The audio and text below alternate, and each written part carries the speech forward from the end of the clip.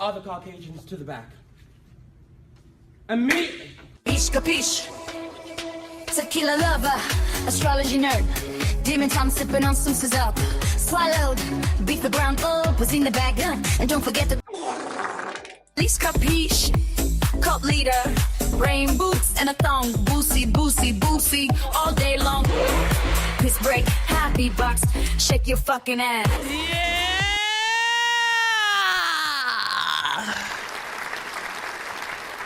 Hey y'all.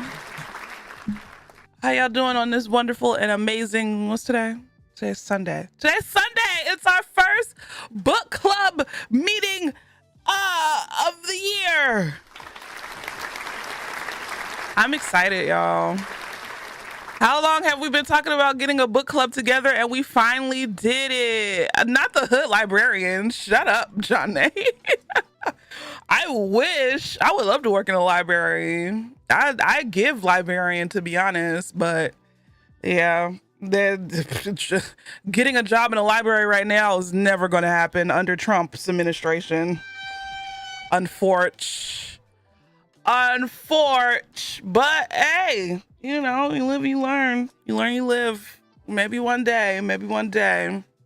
So it took a while, but y'all made it. We finally did it. We finally did it. So shout out to all my YouTubians on YouTube. What's up, Win-Win? What's up, Eliana? What's up, Brent? Not crying in my field. Getting any type of job in this economy is wilding out of this world. So you can't even get a job at goddamn Wendy's right now. They'd be like, yeah, we're hiring. No, they're not. I feel like at this point, it's all a scam. It's all a scam. I need lotion. My hands are dry. Getting a library job, even with a damn graduate degree, is a struggle. Yep, because they're pulling funding. They're pulling funding from everything that matters, except billionaire interests. See, what happened when rich people used to fund the arts and stuff like that? You know, what happened to Renaissance periods? Now we got these fucking nerds and their AI and their technology. Can we have like a resurgence of like of arts and, you know, reading and books and paintings and things like that? Like, all the nerds want to do is fund goddamn technology efforts. Goddamn uncreative ass bastards. Oh dear, a scam just to get your info. Pretty much. So they only fund the arts that they can access, unfortunately. What's up, K Majesty? On the positive side, federal library funding has been small for a long time, so they can't even pull much funding. It's local tax dollars. Well, that's good. The gospel of wealth was a scam because poor people had no autonomy. You're referring to the humanities, which are very important. Well, we need those, goddammit. Get the nerds out of here. Well, speaking of, where's BT? Where's BT? I'm about to go crazy. Where's my emotional support, White? They're all with the tech bros. Oh well. They'll learn. Okay, I thought I already did an ad. What the French toast? Oh, well, GG's. Oh, thank you for the link, Mo, because I was about to... Good, I don't have to type it in myself. I'm sorry I'm a little bit late today. This goddamn... well, no, I have to pull it up anyway. So on Twitch, if you don't know, if you stream on Twitch or whatever, or if you don't, so Twitch has it to where now you can only store 100 hours worth of highlights, not clips, thank God, and not VODs, of course, but highlights. And I've highlighted all of my VODs since, not all of them, but a good majority of my VODs since I started streaming in fucking 2018 or 19. So I had over 900 hours of VOD material. So I had to go through 900 hours, delete all the stuff that I didn't want, then find a way to move all of my VODs over to YouTube. And it's just been a freaking hassle. And then I still have to go back and I still have to delete the ones that I don't want some more, so that way I could get down to 100 hours. Meaning that 24-hour stream that I did, that has to go. And it won't upload to YouTube. So I'm just like, oh, well. There's so much shit. There's so many memories and just so much stuff. Good thing I'm able to get majority of my playthroughs off of there. But yeah, I was surprised because I saw you post 30 videos back to back. My bad, y'all. It was supposed to be on private. For some reason, they posted public, but I fixed it. I mean, can you cut that stream? I could, but I don't know, man. I don't know. So I figured it out, but it's still very tedious, and uploading a whole bunch of videos to YouTube is not a small feat. So these past 2 days have been me just trying to get my shit together. And plus, how I get my clips for social media is I go and I highlight a whole bunch of clips and then I download them. So in order for me to get more content for clips, I have to hurry up and do this shit, or else I won't be able to put more content out. So I'm just Twitch. And the thing is that they implemented this shit, but they didn't give us no easy ass way to export a whole bunch of content over to YouTube. Because if you've ever used the export to YouTube feature on this on Twitch, it freaking sucks.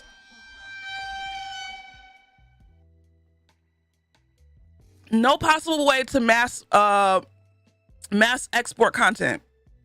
It sucks. Oh Lord. So you were wrong for privatizing them while I was iPad babying on my lunch break. I'm so sorry. I'm sorry, y'all. To be honest and to be fair, some of those playthroughs are already on YouTube. So some of them aren't. But yeah, get a hard drive so you can save everything. Right now I have it saved on a cloud. Most of the playthroughs that I want are already on YouTube. I just got I thought I only had one more batch, but it looks like I have to do another batch because the last batch I didn't even do half of it. It's just, I don't even know. But hey, it is what it is. You know, this is the nature of the business. Everything is always changing. So yeah, you nearly finished your bottle of Crown last night because of this. Wait, Mo, what? At least you have until April. I know, right? Yeah, they gave us a while to do it, but it's still annoying because you got to think because they're like, oh, less than 1% of the people have storage over 100 hours. But I'm like, the people who do have storage, that's the people who've been streaming for a long time, the people who have over 100 hours of storage. So you gonna do this to us? Gosh. And I don't know. What's up, Matrix? I don't know if the downloader I sent helped. I've been downloading the thousands of hours from my channel. That downloader thank you for the downloader, but it took a little too long. Mac, I'm gonna send you what I used. The only thing is you kind of you gotta pay for it, but it's like literal pennies or whatever. And I think you only got to pay for the storage to store your stuff. But once you export it, then you're good. But I think you're downloading all your stuff on your computer. I don't want my stuff on my computer. I just wanted to send it over to YouTube.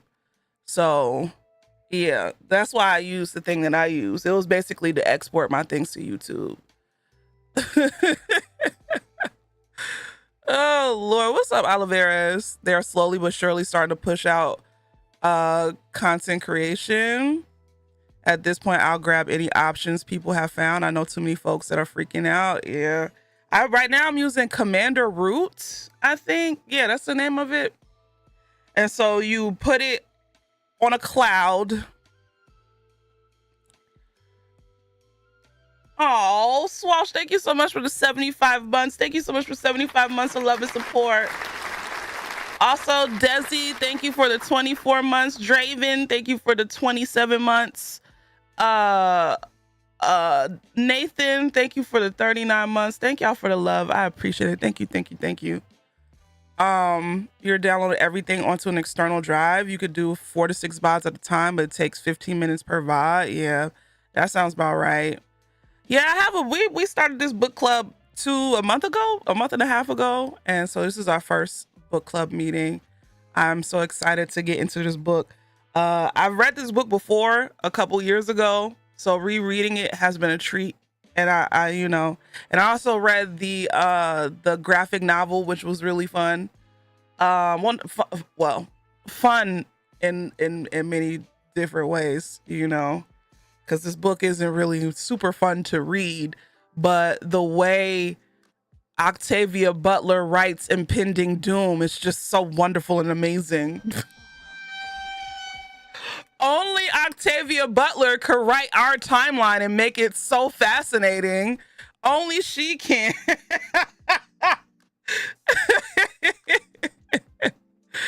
Oh, Lord. So, you love reading as a hobby? I do too. What's up, Steffi? How y'all doing? Hold on, let me pull up my Storygraph app over here. But yeah, I hope everybody's been doing good today. I ain't even gonna lie, I've been in a moody mood for a while. So yesterday I wanted to stream, but I was so pissed off about this whole moving all my shit over. So I was just like, yeah, I'm in a mood. And then y'all know what happened to me earlier this week. So I just been in a moody ass mood. So let me look at there we go. Why are you doing the water command? We can't drink and read. Yeah, we're meeting on stream. You read Kendra in undergrad and always meant to revisit Octavia's works, but then your ADHD came in heavy. So you're glad you read this book now. Hey, good stuff. What happened earlier this week? I had 2 plumbing incidents. One where it was doo-doo water on my bathroom floor, and the second, my freaking garbage disposal fell out from the sink while I was using it, and you know, putting chicken in there. I should have just threw the chicken in the trash, but I didn't want, because the trash was new trash. It was new. That's why I didn't do it. It was new trash. It was like a freshly new trash bag, and I didn't just want chicken in the bottom of the trash can. You know what I'm saying? If it was trash, like if it was already full, then okay, cool. I'll just put the chicken in there. I gotta take out the trash anyway. But it was a new trash bag. So yeah, and it was literally back-to-back days. First day, doodle water. Second day, chicken bits. Not dumpster chicken. What's up, Kevin? I feel you. This week is about to be absolute hell for you, but you're going to pull yourself together and get through it. And when the weekend comes, you're going to celebrate. Listen, we're all going to celebrate. I got some liquor. I went and got liquor yesterday. Couldn't even drink it because I was pissed off. And I hate being mad and drinking because I just get madder. I just get madder and more like, oh God. Oh Lord, you've got a job interview on Monday. Good shit. Part-time, but fingers crossed. Something is better than nothing. Listen, I still ain't hear back from my the job I interviewed for, both of them. But she did say give her some time. The other one I don't want, so I don't care if they don't call me back. But the one that is kind of crazy and only has one manager, I do want it because it's a job I don't mind working, and it's something I don't mind talking to people about. The other job, I really didn't. I went to the interview and I did my best, but I'm pretty sure I gave off like, I'm pretty sure I was a little indifferent. So, and that's fine. You know, that's fine. Anyway, and if you do shit decently, the exhausted manager will appreciate you, right? Have I read Worthy by Jada Pinkett Smith? No, I have not. The only books I like to read are fiction. So, even though I did say that we will eventually read nonfiction in this book club, but I only read fiction as a reader. Because in order for me to enjoy reading, it has to be not of this. I don't want to be reminded of life, my life, or like real life. Yeah.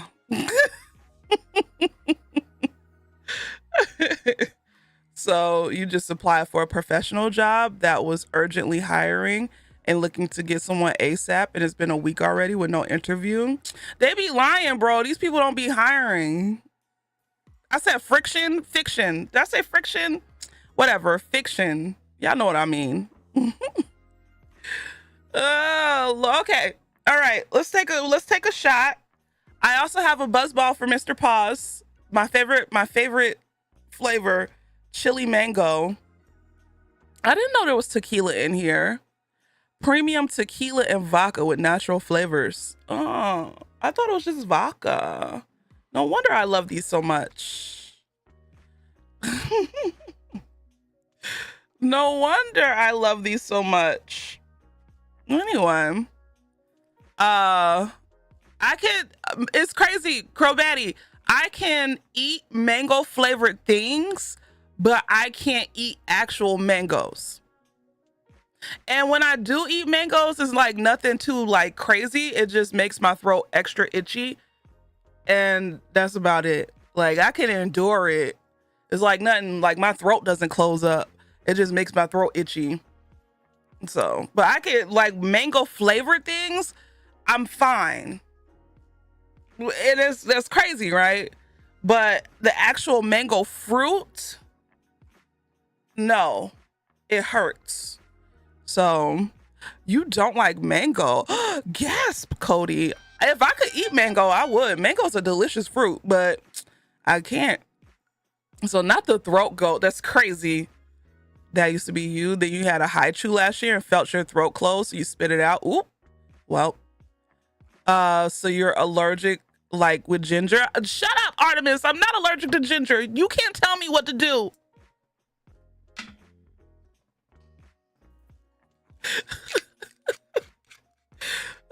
DJC.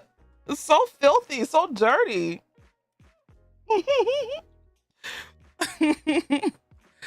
I'm not a massive mango stan. I'll have some of it if it's there, but I don't look for it.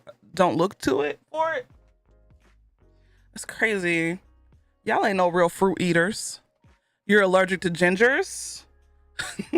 I'ma see Swalsh in person and just start sneezing. Oh Lord. You get the same thing eating apples and pineapples. Oof. I love apples, but pineapples, I feel like pineapples messes with everybody because they eat you. Pineapples will eat you. So everybody has like a reaction to pineapple. So you can drink anything else. So back to tequila and vodka. I love pineapples, worth it. Pears are your go-to. Pears are okay, but I don't go out my way to eat pears. Pineapples are the best, the fruit that bites back. Exactly. You didn't like pineapples until last year. Watermelon buzz balls are really good. What did you just call me, K Majesty? Watermelon? I hate watermelon. For reasons, yes, but watermelon overall is not a good fruit. Yes, I hate watermelon for reasons, but it's still a trash fruit. It's still a very, very, very bad fruit. I hate it. It doesn't have any, even the people who be like, oh my God, this watermelon is so sweet. And then I taste the watermelon. I'm like, it tastes like watermelon. There's no real distinction in a sweet watermelon and a non-sweet watermelon. And even worse, honeydew melons. The only melons I like are titties. And with that, we cheers and we shamana Hondas.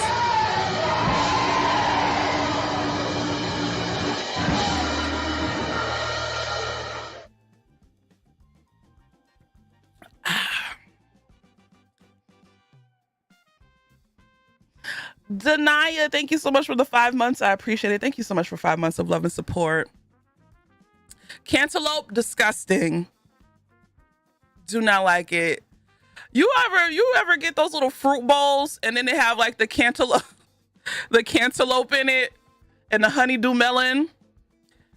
I hate that. Like, why did you just ruin this with the cantaloupe and the honeydew melon? I eat around the cantaloupe and the honeydew melons. Yeah. Disgusting. Not good. I hope your thoughts on books are better than your thoughts on fruits. That's crazy. That's wild. Leash hates fruits. Shut up, Trin. Oh, Lord. But no, honeydew melon and cantaloupe is disgusting. Watermelon's disgusting. How do you feel about, what is that? Jicama? What is that? Cantaloupe and honeydew are extremely healthy and refreshing. Healthy, yes. Refreshing, I beg to differ. I love plums and I love peaches. What is that? Jicama? Oh. What the hell is a jicama? Let me look at this. You know what I want to try? I've never had a jicama. That looks like a rutabaga. I want to try, what's the, shit. I can't even think about it. I don't even know the name and I can't even describe it. It's a fruit, but it looks like a pea pod. And they're supposed to be, is it tamarind? That's what it is. I want to try tamarind. Yeah. Crowbatty, we're here. We are here. Oh my goodness. I want to try tamarind. I've never had tamarind before and I want to try it. So I heard it's like real like sour, but like good, like eating a sour candy. So I want to try tamarind. Plums and peaches remind me of hairy balls. Okay, well, thank you for ruining it for me. No, I've never had tamarind. I want to try it. And what else I want to try? There's another fruit that I've been wanting to try, but I can't think about it. All right, hold on. Let me see what people put in here. We only have three forum posts, but we have a good one with Crowbatty.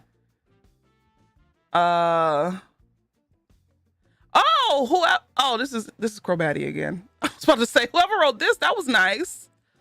If you are in the story graph, make sure you go check out the forums because Crowbatty put some wowzers, some real thought and Jesus Christ, Lord. Yeah, if you go on story graph, there's forums. So I asked people to put questions. I wonder, where's the question part? Storygraph is a little weird sometimes. There is a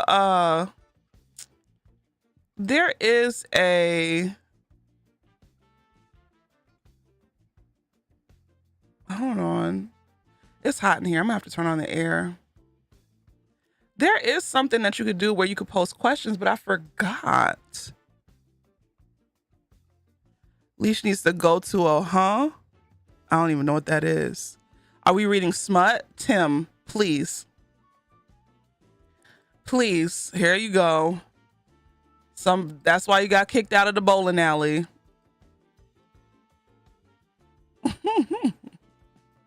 That is exactly why you got kicked out of the bowling alley. How do you get to the question part? I tried to get through the book, but it was a rough second read. A lot of it was really close to home now. And the second book, Parable of the Talents, is, I fear, going to be the book that's really going to hit a lot of us, because that's what we're currently, I feel like that's what we're currently going through right now, is Parable of the Talents. So yeah. Hold on. I have a daughter who could turn on the air. Genesis! Jay! Can you turn on the air? And did you make my French fries? How come you didn't give them to me? Oh, oops. I'm sorry. Did you even go check on them? Talk about they weren't ready. Did you turn on the air? Thank you. What? Why everybody saying wow? Thank you, Mo. Because I was confused. Oh, shit. It's making me sign in. They need to be cooked a little more. Okay, thank you. You know what? Where's Whitney? That's great. She said, wait, I did make an employee. She's an elite employee. You are my employee. Yes, you are. Yes, you are. Hello? Oh, Lord. Making baby Butler work on her day off. She don't get no days off. Okay. Mo, how do you get to the questions? I can't get to the... Oh, here goes. Question bank. Got it. Got it. Okay. All right. There's a union. If she's an employee, we'll teach her how to unionize. I try to ask some questions for book club that folks can answer, even if they didn't read the book too. So please say words. Right. All right. If you would like to talk about the book, get into stream chat, please. Get into stream chat. This is my first time ever why is this acting like this? Okay. This is my first time ever doing this, so I'm gonna learn as I go. But just to give y'all a synopsis, Parable of the Sower, hold on, let me give y'all the actual synopsis, because I'm going to butcher this. But basically, Parable of the Sower is a book about a girl. Her name's Lauren. Mind you, Lauren is a Cancer, just to let you know. Just to let you know, her birthday is July the 20th. That has nothing to do with the story, but has nothing to do with the story. But I mean, I just had to point that out.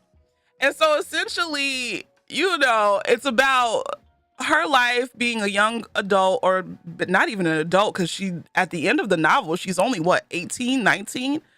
So basically her being a young person navigating a post-apocalyptic kind of Earth where just shit is like, America's broken up into like, not factions, but let's say, for instance, to get from California to Oregon or to Washington State, like all of the states are closed off. There's, you know, America's basically broken into pieces. And other countries are basically trying to buy into America. And there's company towns and just like a whole bunch of a homeless, Christless, houseless crisis.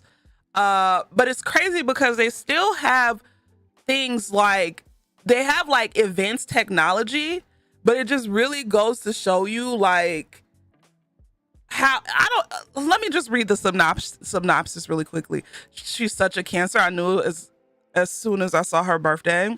Oh, please. Okay, so Parable of the Sower is a 1993 speculative fiction novel by American writer Octavia Butler. It is set in a post-apocalyptic Earth heavily affected by climate change and social inequality. The novel follows Lauren Alamina, a young woman who could feel the pain of others, and becomes displaced from her home. Several characters from various walks of life join her on her journey north and learn of a religion she has envisioned entitled Earthseed.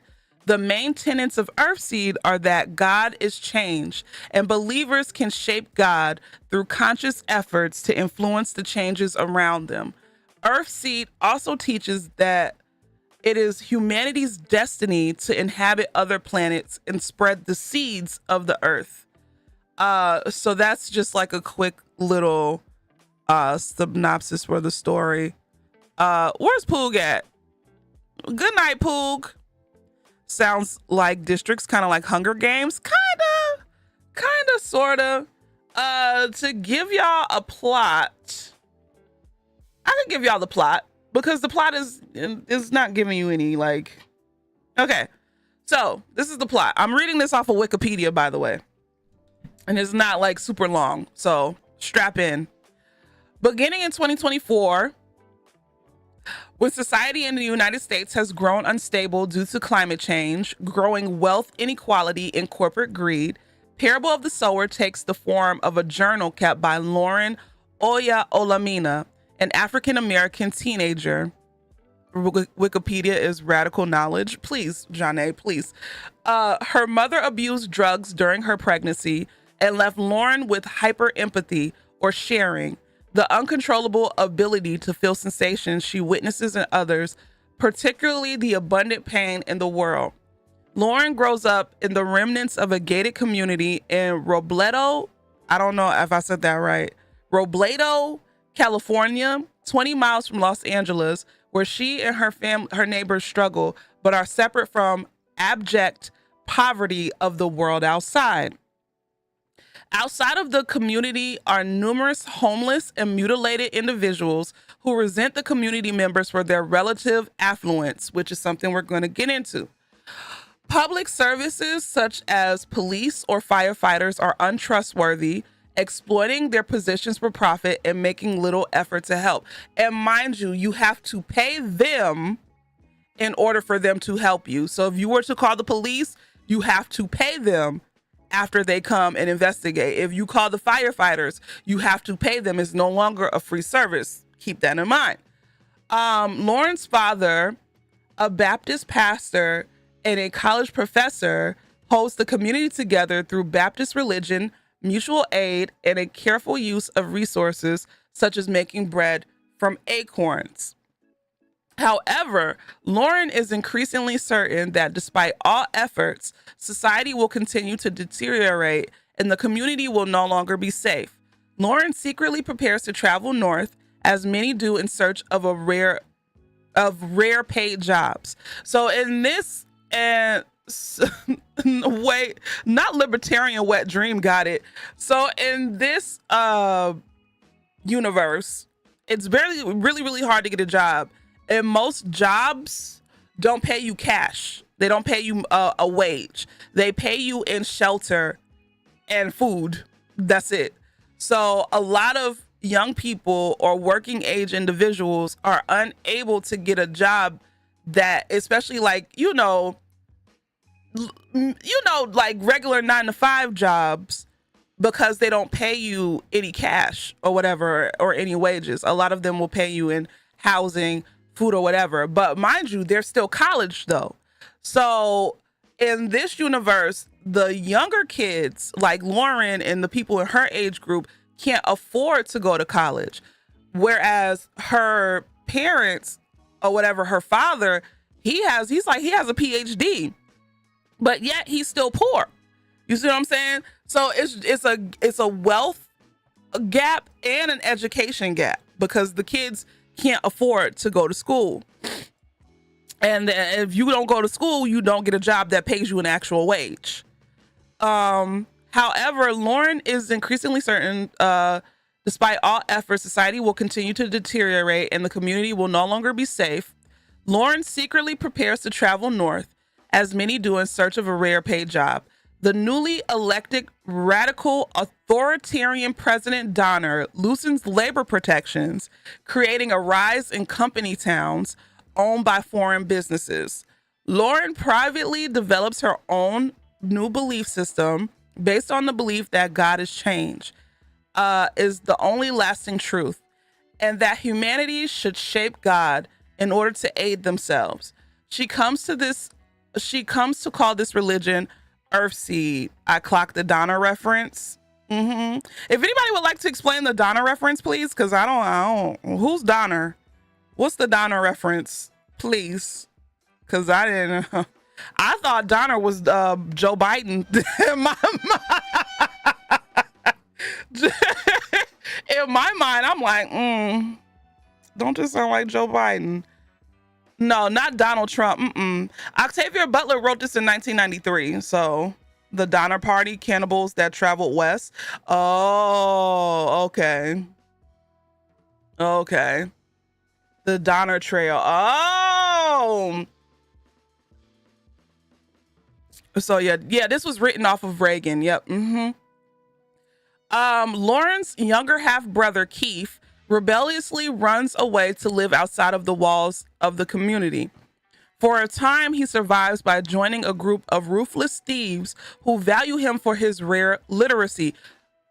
In this universe, only a certain few people read, y'all, just like honestly in this universe as well, the one we live in. It's rare for people to read, and you see it as Lauren is navigating through when she eventually has to leave the walls or whatever. A lot of people that she meets can't read. So Keith was irritating. Oh my God. Keith was irritating. Oh Lord. But Keith represents, because you gotta think, right? Only a certain few read here too. I mean, honestly, really, truly. Keith represents the restless youth. When you grow up, I feel like when you grow up in times like that, you have to grow up a little bit quicker. And so in my mind, I'm like, this baby's only 14. He's only 13, 14. Like, why is he worried about being a man?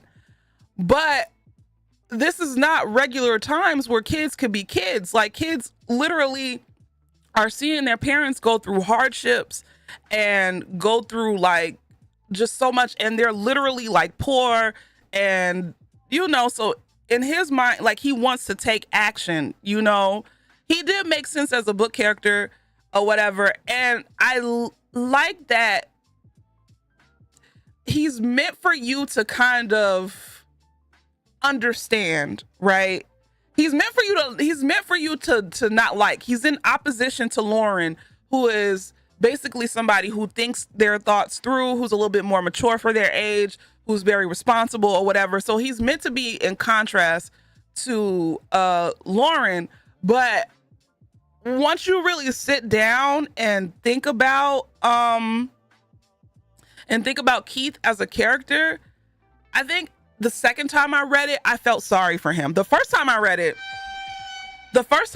I was like, well, play stupid games, win stupid prizes.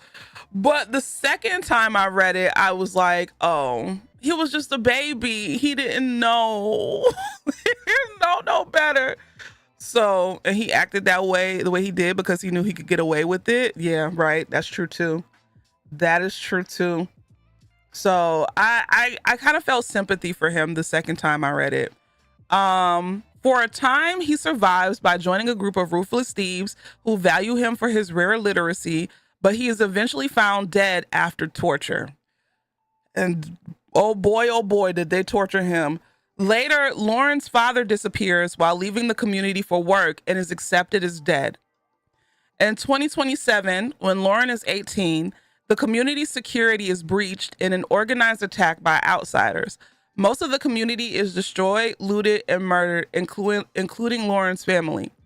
She travels north, disguised as a man with, thank you for the follows, welcome to this mess. She travels north, disguised as a man with Harry Balter and Zara Moss, two survivors from her community. To give you background with Harry Butler, he was essentially like they grew up together, and Lauren's best friend was his girlfriend / cousin. They were cousins and they was dating. Harry Butler and what was Lauren's best friend name? I forgot her name. But yeah. And Zara Moss, her situation is interesting because she was bought by Joanne. That was her name. Her name was Joanne.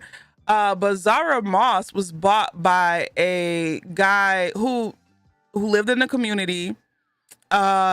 And he essentially bought her from her mother because her mother was poor, and made her one of his wives. She was his third wife. So basically, I forget the guy's name. It was Peter or something like that. I think his name was Peter. Peter worked as an engineer for a water company, and so he had money. So, but he was one of those, definitely gives very much Hotep. Very much Hotep, very much. It gave, what is it called? The Hebrew Israelites. It was Richard. So, yeah. So he ends up having 2 wives, goes out, buys Zara from her mom when she was 15 years old, and made her a wife or whatever. But that was in the, like, I think in the present, in the story, I think she's like 20, 21. So yeah, and worked his wives like slaves. He had like rabbits or whatever. He had a rabbit farm. Everybody had like their own farm where they grew vegetables and fruits and stuff. So yeah, I was like, oh, I know this story as I read it. Being hard by buying into hurting and taking from others. I felt bad. If you're old enough to take from others in a way that kills, you're gonna learn your actions has consequences. In reference to Keith, yep. Society outside the community walls has reverted to chaos due to resource scarcity and poverty. U.S. states have become akin to city-states with strict borders. Money still has value, but travelers constantly fear attacks for resources or by pyromaniac drug users, cannibals, and wild dogs. So to piggyback off of this, money has value, but everything is expensive as shit. These people have thousands upon thousands of dollars on them, but you would think that they only had $20. Like they'll be like, oh, I have $2,000 on me, but that $2,000 goes really quickly. And how basically travelers move from, city to city, they all walk they walk along the interstate. So just imagine, because everything is still going on, right? Everything, like, imagine this world, right, where everything is still going on, but you have like a whole bunch of like just houseless people just trying to go from like one city to another on the highway, right? Because there's still there was like every once in a while they would see a car. Like cars are kind of null and void in this universe, but there's still a lot of trucks. So there's still business going on, but like people are like poor as shit. Like the wealth gap is crazy. You're either really rich or really poor. There's no in between. Maybe you have an electric car if you're lucky, right? Gas is scarce, so driving is almost non-existent. Because if you can't afford water, who the hell buying gasoline? Right. And water is extremely expensive. Water is very scarce, and especially since they live in California, which is known to be a dry ass state, right? So water is expensive. They have like little stations. Okay, so this is the part where they're traveling along the highway. So let me give y'all like a little. So they're traveling along the highway, and they have people who, you have the water stations where you could go and pay money to get fresh water and use like the restroom and like shower and stuff. And then on the side, you have water peddlers whose water isn't good and it's filled with like pesticides and all of that stuff. So you could take a chance by drinking from the water peddlers, but you're gonna probably die. Or you could go and pay a shit ton of money at a water station. But at the water stations, it's very dangerous because of the climate, right? So water's scarce and money's scarce. So if you go into a water station, what do you have on you? Money. You come out of a water station, what do you have on you? Water. So it attracts a lot of people, or a lot of people who want to like rob you or whatever, right? What else was I about to say? Hold on, let me go back to the pyromaniac drug users. So there's this drug called pyro or ro, and essentially if you take the drug, it makes fire it makes looking at fire the same as like having sex, or they say in the book it's better than sex. So essentially you have these people who essentially like paint themselves and like, you know, they shave their heads. So they're all bald. They shave their heads and they paint themselves all over. So in like bright colors, green, red, or whatever. They take the drug and they go set settlements on fire, or just set the woods on fire in dry ass California. So there's like a shit ton of wildfires or whatever. And essentially a lot of people, not that rush to the yayo, hello. Economy for scale, $1,000 in all. We had to tell Emery how little that was. If she were careful and shopped only at the cheapest stores and ate no meat, wheat, or dairy products, it might feed her for 2 weeks. It might feed both her and Tori for a week and a half. So yeah, $1,000 is nothing. $1,000 is akin to what, $100 our time probably. So yeah, so there's these people that go around setting stuff on fire in dry ass California and essentially robbing and assaulting people in many different ways, you know, sexual, physical, whatever, killing. Oh, and so you have to watch out for that. There are cannibals because essentially, you know, lack of food, lack of resources, what is that going to breed? Cannibals. What's up, Tasha Boo? How you doing? My Tasha, I missed you. You finally home? You finally home? Next time when I get a house, Tasha, I hope you come and spend a month with me. Sure. Not sure you're sad. Oh, Tasha. Basically all of the horrors humanity can commit on another is amplified by this pyro drug. Pretty much the situational cannibalism we were warned about. I will, don't play with me. Listen, I get a house, Tasha, you can live with me as long as you want. You cook. Shit. I'll give you a permanent room. So I'm surprised doom preppers haven't been mentioned. Only because TJ, the only reason why I feel like doom preppers haven't been mentioned is because we're talking about like California or whatever. Now, when you get to a certain part, when they get to a certain part of California or whatever, like in the country, everybody's just so poor that they can't afford to doom prep. Now, mind you, I feel like if this had taken place in like the middle America where doom prepping is like a thing or whatever, maybe, but this was written in 1993 as well. So, my face cam keeps swapping to my just chat starting screen. Wait, is it doing it now? Is it doing it now? Low-key Lauren was a doom prepper. She was. What's up, Nine Breaker? Is it doing it now? Crobatson? Hold up. We should read Tender is the Flesh next. Oh my God. I read that book not too long ago. It's still fresh in my mind. Oh, okay. Okay, Crowbatty. Maybe we should do a doom prep stream one day. Oh my goodness. But It's not doing that on YouTube. All right, cool. And wild dogs. Nobody can afford a dog in this universe. If you have a dog, you have money. So essentially there's packs and packs of wild dogs out that'll rip you apart literally.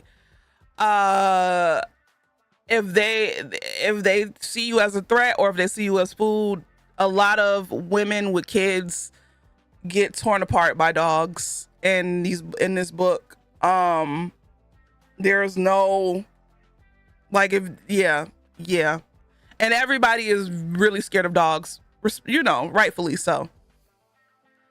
They're all fighting to survive. Exactly. It only takes like one generation of dogs to go feral.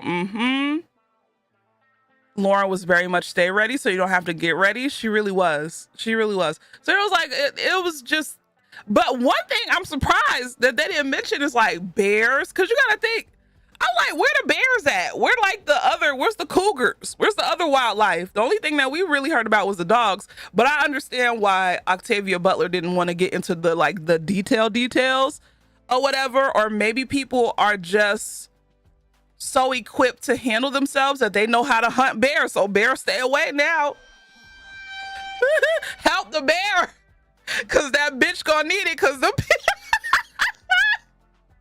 bears and shit, the bears, the cougars and all that shit probably stay away because they're like, these people crazy.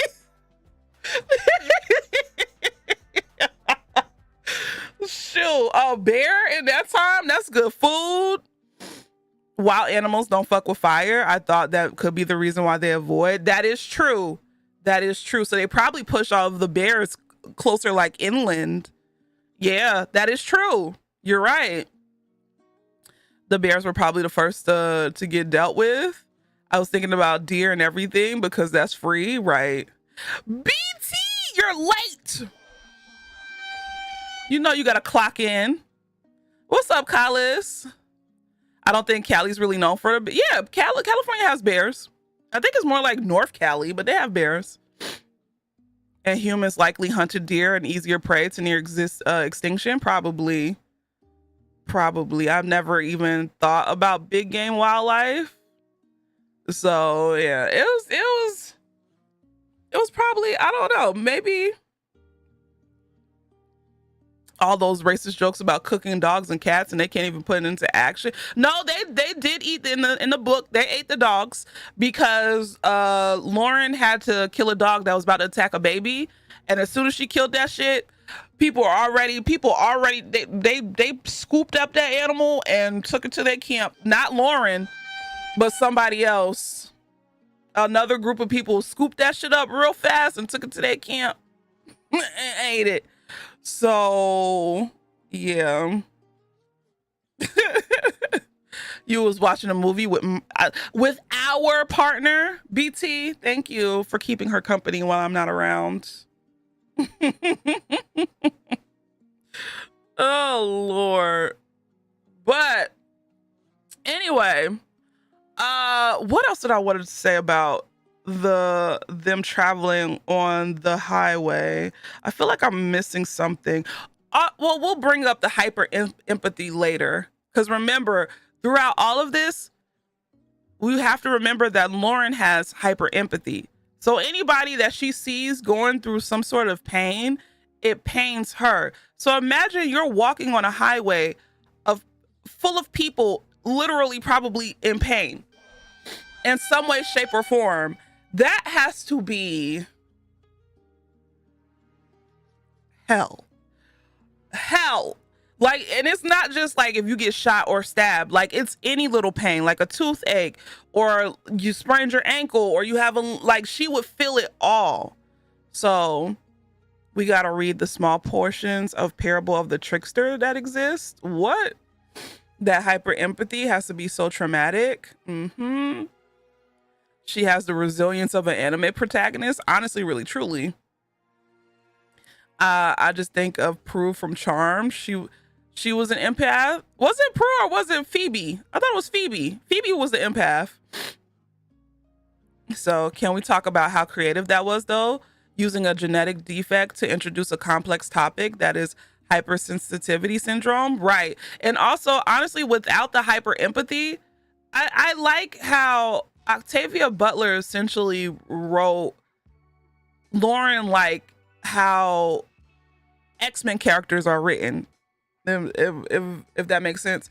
How X-Men characters could be just so strong and resilient and just have like the craziest superpower ever in the world, right? But they're always held back by something really human or something like they could never just be purely powerful. There always has to be a blockage. And with Lauren's hyper empathy, even though I feel like, yeah, empathy is a good thing, but her empathy was so severe that she literally felt everything. So if she had to kill somebody in the book, she would feel them die. And that's crazy. Who's pissed? Who's doing that? Genesis, you made that noise? Jay? Jen? Oh. I thought I heard a noise. I was about to say. So that scared me. I want to have powers from the giver to make people feel emotions. It's the ghost. Shut up. And without using a real disability in a way that was shitty. I got so much to say about hyper empathy in this book. She physically felt them die. Not as you with your witch powers. Very similarly to how Black folks view disability within our families. Lauren's dad refused to give her grace for her hyper empathy. That part, but I also think it was like, yeah, like the way he went about it, it was kind of like fucked up because it's like he didn't really affirm her. But I feel like it was more so of the case because he knew just how cold this world is. And if she was to show her hand with her hyper empathy or to just show her weakness, and I'm putting that in quotes, her weakness with hyper empathy, people would definitely take advantage of that. And if, as we see later in the book, that slaves, because there's literal slaves in the book, and it's not slaves and in how we think of it. It's like it. So in these work towns, in these work company towns or whatever, you essentially live. You have to pay to live there. You have to pay for everything, but they don't pay you enough to cover, you know, your housing, utilities, or whatever. So essentially you end up owing the company. If you end up owing the company, you can never leave the company, right? So you become a slave to the company. You become indebted to the company. So they're slaves. So in the book, it says that these company towns or these people who have slaves, they like when their slaves have hyper empathy. Not so Amazon workers. I mean, we ain't at that part yet, but it seems like we getting there though.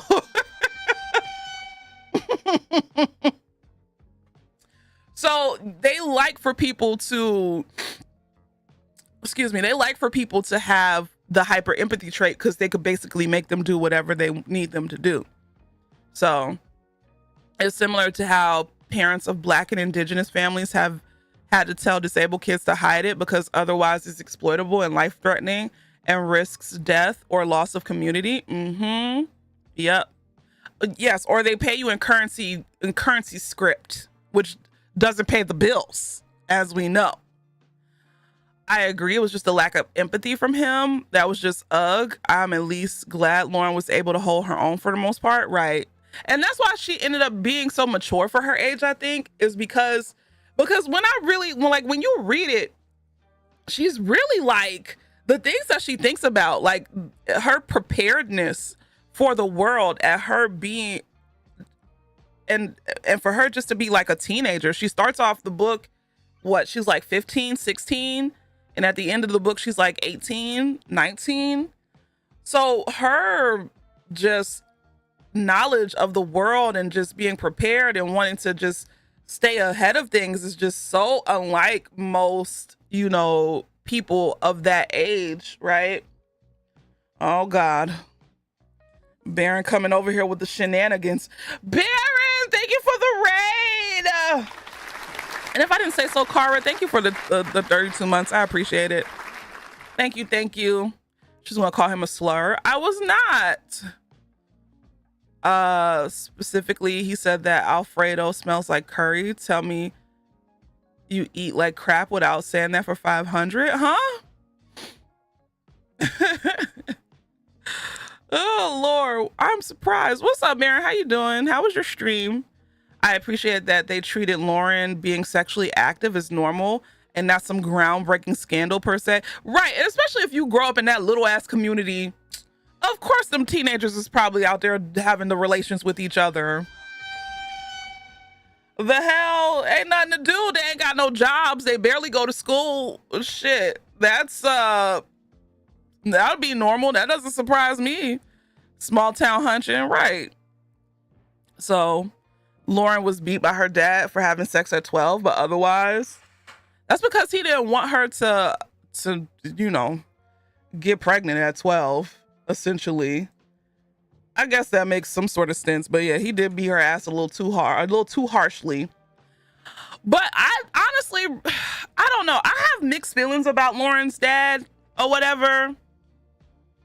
Like, I feel like his heart was in the right place, but he just went about it so terribly. But I mean, you have to think about it in terms of the adults of that era too, because I feel like the adults of that era would be us, right?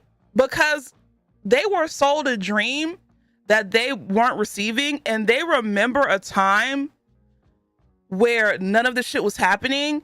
And so it's almost like they have to kind of reprogram themselves in order to live in a harsh ass climate. Like, this is not what they grew up having to see and do and be.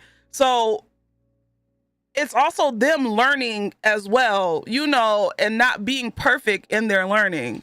So he's a complicated character indeed. Very much so.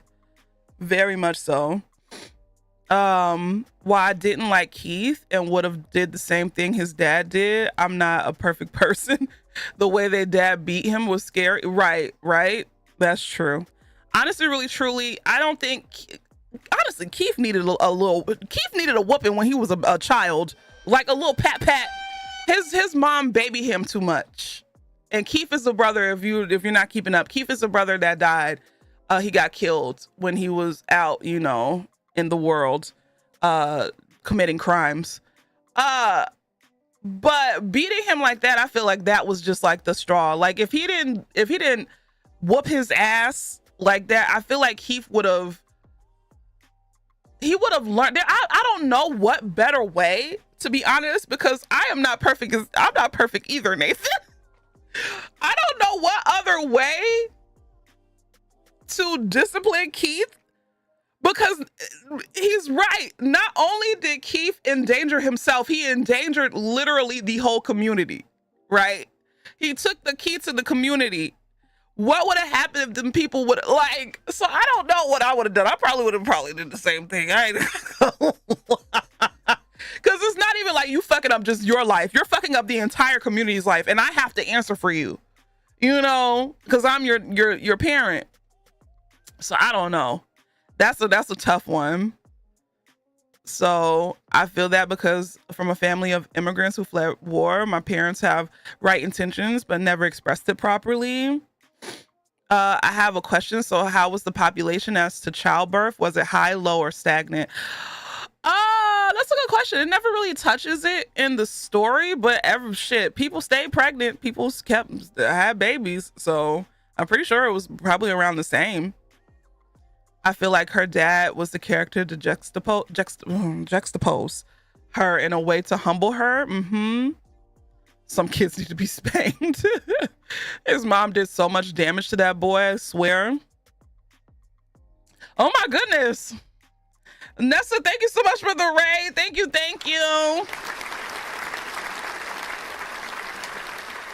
Oh my goodness. If you're new coming in with Nessa, my name's Leash, and Baron, because Baron did raid me. My name's Leash. A variety stream here on Twitch, and we're currently talking about Parable of the Sower. We're doing our first little book club meeting. And I'm basically going through like a synopsis at this point, but we're having like little conversations. Nessa was building. Hey, Nessa's my crafty friend. I hope everything went well.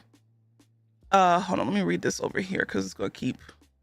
I see Lauren's dad as an accurate portrayal of trying to keep kids and community alive. And historically, we know that Black and Indigenous families did have to choose beating their kids if it meant keeping them out of the hands of white folks trying to kill them or own them. Like in my culture, there's a story about birch trees getting those lines because they got beat for not keeping the fire like they were supposed to. That's crazy. That's wild. What's up, Panda? How you doing? Welcome in. I also felt bad for the dad though, because I can't imagine the burden of being the town minister in a world climate like that with no one reliable to vent to mentally and emotionally. And can we talk about how the wife, because okay, so Lauren and Keith have different mamas, right? Lauren's mom died in childbirth with her, and so the dad ended up marrying what was her name? Corazon. But can we talk about the switch up that the wife did? Thank you. Do we have any oh god, you're so crunchy. I'm sorry, y'all. We got Polynesian sauce. Thank you. Put a little bit more. You're too kind. But yeah, she the switch up, because it's like all her life. This is like book talk, but 10 times better. All her life, that's the only mom that she knew. That's the only mom that Lauren knew was Corey. And as soon as her brother started acting funky, all of a sudden she switched. Oh, if it was your Lauren, you would have been gone and looked for her. I'm like, hello? Okay. All right, girl. I was like, listen, I didn't really feel no feelings when Corey passed away. I ain't even gonna lie. I didn't feel shit. I was just like, oh, well, karma. Even my second time reading it. Because I was like, that's foul. You know? I felt bad about the brothers, yeah. I didn't understand the switch up either. Nobody moved when they died. First of all, Lauren wouldn't have even been in that situation to begin with. And it's crazy. Oh, shit. I'm spitting. It's crazy because even after all of that, Lauren still was helping her out. Like, she still, you know, was being like, you know, mindful and caring about Corey and didn't want to leave until Corey got on her feet with the boys or whatever. She better than me. Cause you only got to show me who you are one time. And she didn't have to be nice. She definitely didn't. As someone with familial adoption, I feel some kind of way about her mama, right? And she left her behind when they were fleeing. I know it was in a panic, but she knew Lauren was a hyper empath. Exactly. She did not. I feel like she was just one of those people who was like accepted the fact that the dad had another kid, but she never really truly loved Lauren like that as much as Lauren loved Corey. So yeah. So what you saying? I could see Corey as that mom that would lie saying her kid would never do this, and he just murdered 20 people. Pretty much, TJ. Pretty much. But yeah, that pissed me off. She was like, I bet if it was your precious Lauren. But I bet the dad was like, Lauren wouldn't do that bullshit.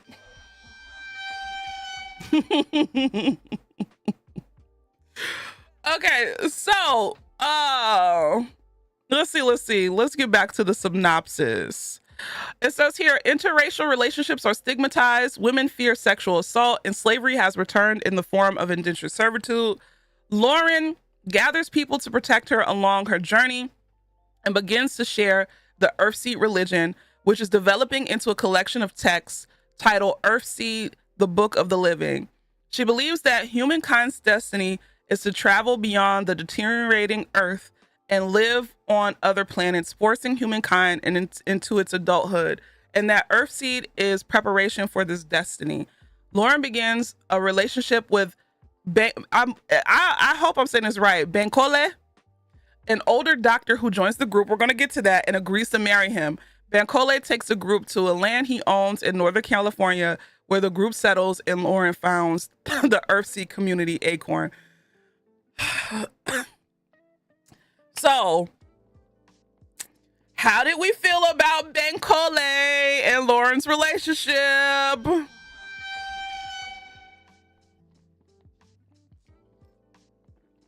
But one thing I did like is that he acknowledged that, yeah, he was like, I'm a child molester.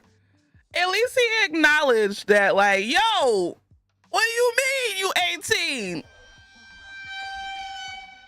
Mind you, Lauren is 18 when she meets Bankole. Bankole is 1 year older than her father. Her father was 56, Bankole is 57. I did like that he acknowledged, like, yo, this is fucked up. But, and then continue. But I guess this is a different world. It's a different world, baby. I had to remind myself the type of world they were living in. Right. Mm-hmm. Earthseed is where I started to lose my footing. I really need to reread. It was real icky how he was like, oh my God, you're so young. And he still chose to do it. Exactly. I'm 27 and cringed when 21-year-olds come near me. Their age gap was crazy. Honestly, I felt like Octavia Butler wrote that in, and this is just my theory. I feel like Octavia Butler wrote that in there as like, I feel like Lauren was kind of looking for a father figure in her own way, even though she was like attracted to Bankole, obviously. But it was more like a substitution for a father figure. You know, I think it was like, you know, she lost everything. She lost her brothers, her dad, or whatever. So it was more like a replacement, more so. Yeah, they probably loved each other or whatever, but it was definitely giving like, I lost my dad, you know. Yeah. So but I'm also like, do we need Freud energy? That's true, but these are traumatizing times though, Crobatson. Traumatizing times. I thought he would be her father figure, not her bedmate. I kind of knew that they were going to get together once she started looking at him and being like, oh, I like the way he looked. Ooh, I like his beard. Ooh. Oh, and then when she went, that little heifer went and bought condoms. He joined up with the group. She went and bought condoms. I said, oh, this heifer about to hunch this old man. Shoot. Now it got too familiar. Deanna, shut up. Oh, Lord. I knew it too. I was like, we didn't need to do this, right? So everything comes back to Freud. Oh Lord, but yeah. That was a little weird. I understand why Octavia did it, but I was just like, damn. I was hoping that Curtis, her little boo back from and whatchamacallit, I was hoping that he would have at least made it or whatever. That would have been cool. But then I feel like that was also more of an incentive for him to essentially invite her to his piece of land, you know, because what if he would have met all of them, teamed up with him? He would have had his own little thing going on and probably would have ended up leaving them. If he had not fallen in love with Lauren, they would have never got that plot of land, unfortunately. So, yeah. In my view, it's intentional of how old he is to reflect how much Lauren has to grow up and mature in a tough time. That could be true as well. Yeah. Who'll hear me out? Who's the villain here? She didn't. They both was. It was consensual. There's no villain. It was both consensual sex, but it's just weird. You know, she's 18. He's 57. I mean,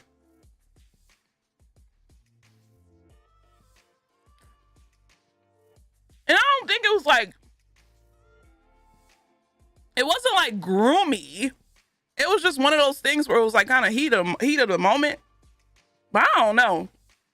It's still weird when he proposed, because these are people, you got to think, y'all, these are people who have literally nothing to lose. They've already lost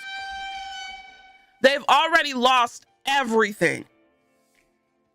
He has nothing to lose. She has nothing to lose. So him proposing makes sense. Her little group is probably the best thing that's happened to him since he's been out on the road. So we're coming from this with people who aren't having to go through like some post-apocalyptic shit. But in that time or whatever, in that situation, it's just like, oh well, yeah. Oh well. I wouldn't do it personally, but yeah. He hunched 4 times and said, let's get married. He had nothing to lose. Listen, he found him a good thing. And he said, you know what? I think I'm gonna stick beside. And it's the same with her. She found her a good thing and she was like, well, listen, shoot, it made me lose my dinner. That part, I wouldn't have done it, but okay, listen. It did tear me up that his sister and kids didn't make it. Yeah. So essentially when they got to the plot of land, his sister and her kids and her husband, the house, somebody burnt down their house or whatever. So that was sad. But that's essentially like the story. Now we could get into, hold on. Cause I have like, I highlighted some things in here. Yeah, I'm sorry. I didn't eat today. I mean, I did eat, but I'm a little hungry. Where are my notes?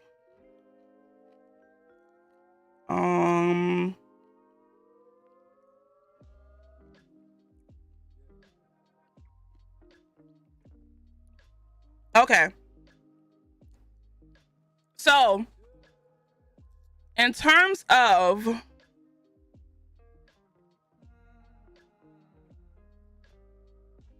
so when we were talking about the hyperempathy, right? I highlighted this part in the book, and it said, he always pretended or perhaps believed that my hyperempathy syndrome was something I could shake off and forget about. The sharing isn't real after all. It isn't some magic or ESP that allows me to share the pain or the pleasure of other people. It's delusional. Even I admit that. My brother Keith used to pretend to be hurt just to trick me into sharing his supposed pain. Once he used red ink as fake blood to make me bleed. I was 11 then, and I still bled through the skin when I saw someone else bleeding. So, my thing is, if she's saying it isn't real, like what, I think the reason why I highlighted this is because I'm like, well, if she's saying it isn't real, it's, you know, delusional, how come she's still able to bleed when she sees somebody else bleeding, right?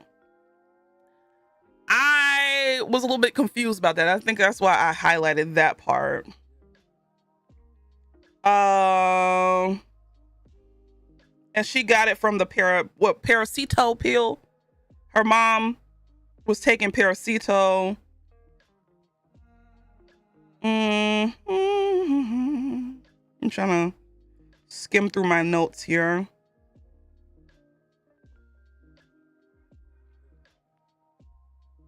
Okay, boom. So,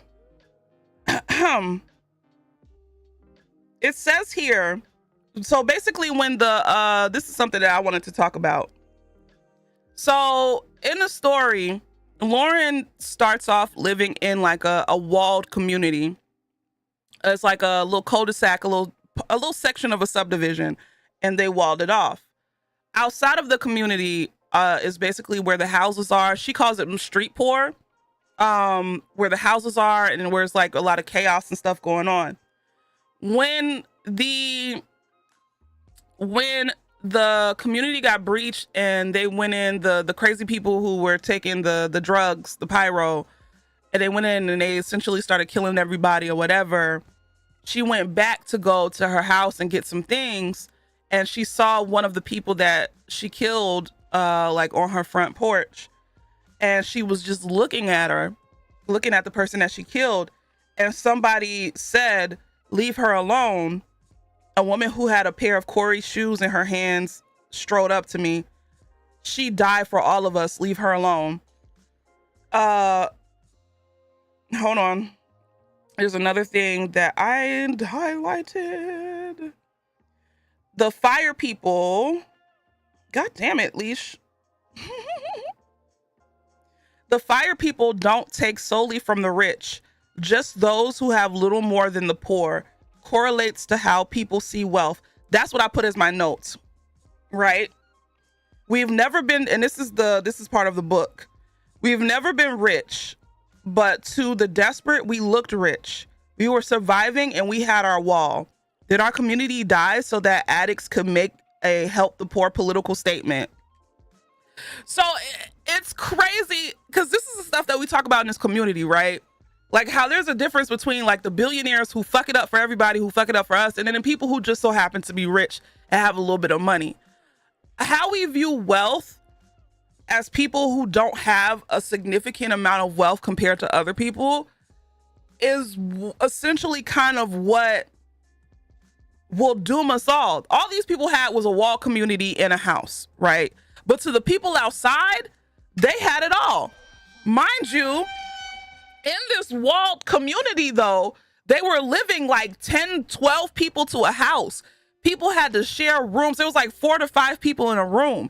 Half of the people that lived in the wall community didn't have jobs and everything like that. They were essentially poor. Like they barely had enough money to get by, right? Everything is relative, right? But for the people who are living outside, they see that they have a home. They have a place they can lay their head when it's raining or when it's too hot outside. They have water, they have food or whatever. I think the wall communities, I feel like everybody's, yes, trying to survive. And there is, I feel like in both situations, there wasn't us versus them mentality, because how Lauren talks about the street poor in the beginning of the book versus how she talks about street poor at the end changes drastically. She condemns a lot of people on the street a lot. She's very judgy in the beginning of the book, right? And then when she gets to the end, she kind of like understands more because she actually has to live in it, right? Because she goes from being mad that, you know, why these people keep stealing our stuff, like I understand, but like why they keep stealing our stuff or whatever, to being the person who has to essentially, once she kills somebody or somebody leaves something, she has to take it. You know what I'm saying? So I feel like, and maybe this is just me being optimistic, I feel like there should have been more of an effort to the wall communities to help out a little bit, at least around the area where they were. You know what I'm saying? Because walling yourself off just makes you a target, but I understand why they did it, for protection. But I don't know. I feel like they could have shared a little something. Best example I can think of is how a friend's baby daddy went to jail because he stole from the rich versus a kid in the same gang who stole from a lower middle class folks. The price for stealing from the rich is always higher, and it's more accessible to steal from people closer to you in wealth. That's capitalism's hierarchy. That's true. That's true. I'm not gonna lie. To me, anything apocalyptic or adjacent to that is horror. To me, and genuinely scares you. If you talk about Lauren's reaction when she comes back to her home after the breach, I think that illustrates her shifting in perspective as well. Then there's that one Earthseed book quote, people who are drowning tend to kill their rescuers. Yep. It definitely was to emphasize us versus them, even though Butler tried to soften Lauren's judgment against them. They probably could have maybe tried to grow crops outside of the gated community, maybe, or even like left baskets of fruit, because I feel like they have more fruit. Like they seem self-sufficient. Like leave like little baskets of fruit outside of the community, or try to go do more community efforts. But I'm thinking in terms of the time I live in now, like, but we have to think about the hellscape that was their community outside of that wall. You know what I'm saying? So I don't know, man. I just feel like it's almost like how, let's say for instance, there was I always remember there was something that was going on, and there was like a riot here somewhere in Atlanta, and one of my, she's not really a friend, she's just somebody I worked with. She owns a store, right? But because she does community work and, you know, she helps out the people around her and like the houses around her, they made sure her store didn't get broken into. Everybody else's store on the block got broken into, but they made sure that her little store was safe. You know what I'm saying? Because she actually does the work. So I think that's what I'm thinking of. But the climate in the book has to be way more harsh, you know. If everyone chose to help everyone, the world would be a better place. But at the same time, when you have barely nothing, you aren't thinking about what you can give, but what you can do to gain. That is true. That is true. The way she changes how she delivers her message as she experienced more of the world reflects that. She goes from not preaching, because she used to be very preachy, very like, and I like that her dad said like, hey, if you want people to join your cause, you can't scare them into it. You have to teach them. Because once you scare them and nothing happens, it's going to be harder for you to tell them what to do the next time, because they're going to just think you crazy. And I mean, he ate with that. He ate with that. So just saying, it's genuinely near impossible to fathom the accumulation of wealth that the richest of us have, it. However, we're all financially are on a different path of the spectrum. Just by living in a more developed nation, we have wealth that people in less developed nations would kill for.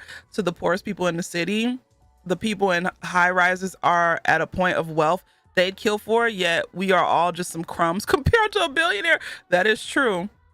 Look at us being academic. This is very college senior seminar. Shut up, Johnny. Oh my goodness.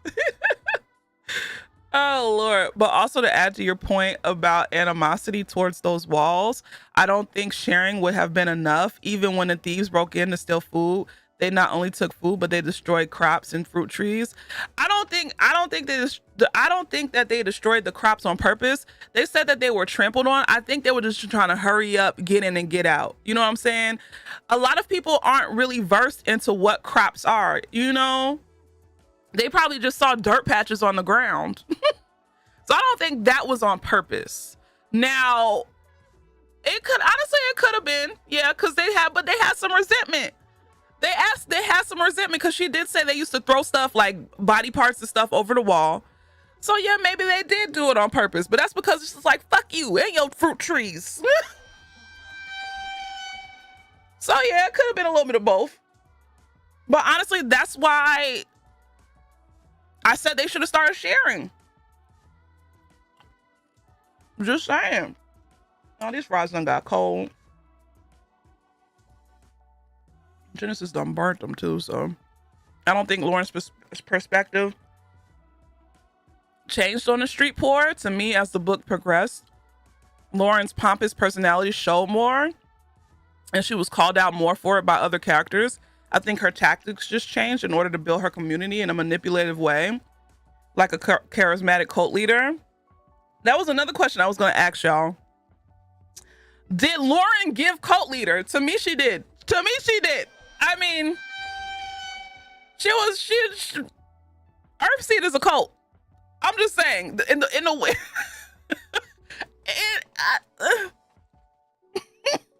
as a person who has watched a lot of cult documentaries, yeah, I don't think that she was pompous, though. In the beginning, yes, she was very self-righteous. Like, oh God, she would stand on a soapbox. But I think as she got to see the world, because if she was pompous and if she really didn't fuck with the street poor, she wouldn't have taken in a lot of the people who ended up joining the group later on. You know, especially what's the other two sharers? She showed a lot of compassion with what's the other two sharers? The lady and her child, the one who ended up in their camp, sleeping in their camp by accident, Emery. She showed a lot of, thank you, Tate. She showed a lot of compassion to Emery and her child. She showed a lot of compassion to the dude and his child, even though he was standoffish or whatever, even before teaching them about Earthseed. So I think, you know, even though she did say, I do have to kind of be like a little bit more, you know, softer if I want more people to join my cause, but it never really gave like, fuck these poors, because she wasn't even taking in Emery. So, Grayson, thank you. Lauren kind of gives cult leader, or at least naive but forceful. I hate how her dad belittled her for being young, but she really shows her youth in being so unbending at times and looking down at people who are understandably scared or skeptical. Even if she's compassionate at times, I still think she has some delusions of grandeur. Oh, definitely. Even the whole concept of, you know, Earthseed is meant to sow our seeds amongst the stars. That part, I'm like, girl, but what about Earth? Like, can we start here first? Her conditions for others to join her was to adopt the Earthseed framework. People are dying, being killed, and enslaved. They don't actually have a choice. But no, she never really said, because the girl, one of them little white girls was like, I ain't about to worship your religion. And she was just like, okay, cool. She never really forced Earthseed on people. Did she speak it? Yes. Or whatever. Did she? But she didn't say, oh, in order to be in this group, you have to learn about Earthseed or whatever. I think she gave people a choice. Manifest destiny. I did like they were grilling her on what Earthseed was. She was fighting for her life to explain. Yeah. But I mean, if you want people to, and what Ben Cole said was true. If you want people to follow this, if you want people to follow this religion of yours that you just think is oh so right, you have to be prepared to answer these questions. Like he was like, all of the things that you are saying are too simple or whatever. God has changed. And what what's his name? Travis? I think his name was Travis. What Travis said, he was like, if God has changed, right? How come people don't worship change? So I did like that they did push back. So it reminds me of Mormon missionaries a bit. Not space colonization. She would have loved Elon. I think she cares to an extent, but her mission is more important and she's using people as a means to an end. Or maybe people just need people out in this hellscape. She probably figures out that you can't survive this shit by yourself, even if they don't want to accept her mission. You know, she sees people by themselves all day, every day, getting taken advantage of. So, I mean, and honestly, really, truly, anybody in a group is using the other people in the group as protection. So, yes and no, people are allowed to leave and there isn't brainwashing in the same way. She let people disagree or not engage with Earthseed. But like Nathan said, trusting people with kids because they're vulnerable, double-edged sword. And is it choosing to follow if she's saving lives and keeping people alive with food? Reminds me of, hello, why is AVG on? Hello, stop. What is this? And is it choosing to follow if she's saving lives and keeping people alive with food? Reminds me of how churches came to Indian reservations around boarding school days, because in many ways there was not much choice to get kids fed. but she didn't force the religion to be practiced endlessly. So there is wiggle room, and I think that it makes it a really interesting question of how hard is it to navigate a scenario like this with power, and what religion can and how could it do it, and how could it hurt. I don't know. Like I get it, right? Do I think that her intentions were 100% like just pure? No, I don't. Because she saw more power in having a group. And I mean, at the end of the day, she has a religion and a community that she wants to build. Definitely. I get it. But am I going to sit up here and say that, you know, she didn't soften up a little bit? No, I think she did. You know, she's community based, but there's a spiritual aspect behind her motivations. Because faith and hope are powerful things during an apocalypse, also dangerous things. Exactly. So she does kind of give cult leader. Yeah. You know, I'm not one, but if I were one, hold on, because I highlighted something. Yep, there it goes. So when we talk about the pushing back, when Travis, she said, I took a chance. I told Travis about destiny. He asked me what the point of Earthseed is. Why personified change by calling it God? Since change is just an idea, why not call it that? Just say change is important. Because after a while, it won't be important, I told him. People forget ideas. They're more likely to remember God, especially when they're scared or desperate. Whoop. I mean, giving, yeah. Like she didn't create the scarcity, and her intentions are likely good and genuine. I like her. I was glad she was helping people. I see a lot of indigenous teachings in her behavior, and that religion aspect makes it complicated. This may have just been me overanalyzing things, but I also found it a little fake that Lauren started becoming more friendly and welcoming to strangers after Harry was getting distant. Also, his distrust of Lauren when she revealed her sharing was giving me PTSD of when white people discovered POC code switch. Oh my goodness. I feel like, how do I put it? Lauren and Harry needed to be like, Harry was too trusting. Lauren was too reserved. I feel like they needed each other to balance each other, and they learned from each other.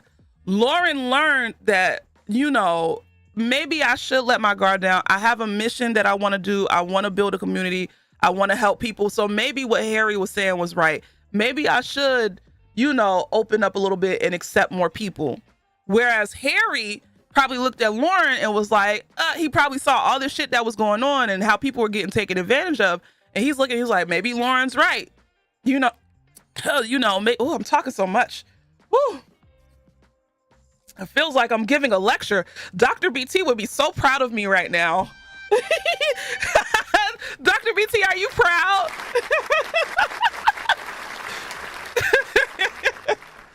Oh my goodness. But Harry, thank you, BT. But Harry needed to like not be as trusting. He saw the world for what it was. And yeah, he was raised in the walls of his community. So he was, you know, taught to kind of help other people out. But once he saw people going crazy and doing the things that they do, he was like, you know what, let me step back a little bit. And then on top of that, a big reason for Harry, I believe him being a little bit more reserved, is because he saw that his love, Zara, could she's an easy target. So he had to be a little bit more, you know, tough and reserved and kind of distant, because if he isn't, then he could potentially lose Zara. Think about it. How many times did Zara get snatched up in that damn book? She was always getting snatched up by somebody. What's up, stank face? So he learned real quick, like, all right now, yeah, maybe Lauren was right. So what are we talking? We're talking about Parable of the Sower. Yeah, let's take a shot break. I'm not gonna eat these fries. They're cold. I didn't think of it as meant insecurity. I started to think Zara ain't want to be safe. Not Princess Peach. Oh my goodness. She really was. She was always getting snatched up. Something that was also interesting to me is Lauren's concept of God and Earthseed as an egregore rather than an omnipotent, omniscient, all-powerful being, ultimately stating that people are the ones that give power to God, not the other way around.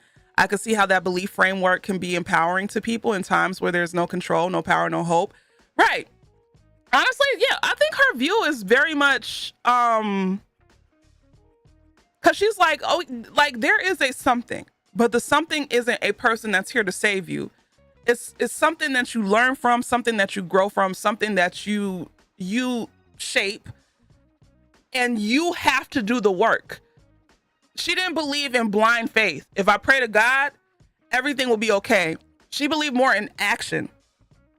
They're the only thing, and honestly, really, truly, I could get behind that belief because the only constant thing in this life is change. The only thing that we could depend on in this life to happen is something gonna change. As much as I hate it, it's the truth. So hold on. Cheers to Shaman Hondas.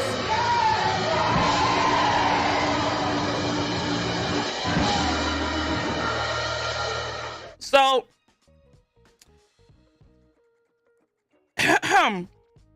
it says here, God is power, infinite, irresistible, exorable,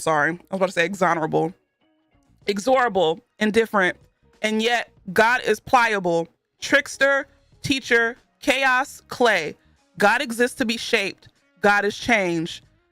God can't be resisted or stopped, but can be shaped and focused. This means that God is not prayed to. Prayers only help the person doing the praying, and then only if they strengthen and focus that person's resolve. If they're used that way, they can help us in our only real relationship with God. They help us to shape God and to accept and work with the shapes that God imposes on us. God is power, and in the end, God prevails. But we can rig the game in our own favor if we understand that God exists to be shaped and will be shaped with or without our forethought, with or without our intent. Well, honestly, I ain't even gonna lie. She ate with that one. She ate with that. I mean, there's a lot of things that she has said in this book that I'm just like, all right, girl. But she ate with that one. Hold on, let me read what you said, Crow Batty. Full-Time brought up how Lauren wanted faith as an anchor to her community, and I said that makes sense because her dad was literally a pastor and he held that community together. She might have seen it as things were falling apart once my dad died, so it makes a ton of sense that Lauren built a religion. That is true. Yeah, that is true. Seems like she believed God had given them the tools and they just needed to figure out the rest. Yep. I could believe in God and still take actionable steps for my betterment. Yep. Every time I read Lauren explaining God is change, I just kept remembering faith without works is dead. And the constant debates of why does God let bad things happen. Yep. So let me find an IRL Earthseed church, please. It's got some similarities to my culture's religion idea of creator simply is. But there are also leaders and people teaching lessons and tools. My favorite verse in the Bible, well, is not verse, but is Exodus 3:14. I am that I am God. That's literally, I am that I am. I am God. I forgot who it was that asked, what's God? Basically, somebody asked God, what's your name? And God said, I am. And honestly, I always interpreted that part. That will be your favorite. Oh, hush, Crobatson, you don't know me.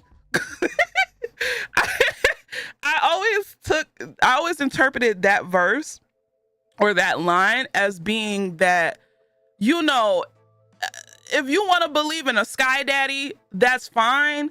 But at the end of the day, like, you are, like, anything that you, like, you are you. Like, I am.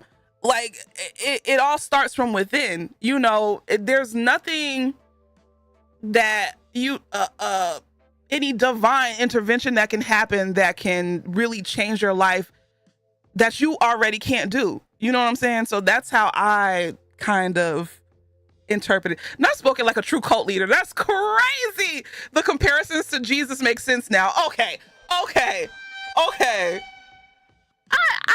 I didn't mean it like that. Like, I'm not being conceited. I'm just saying, like, it all starts with you.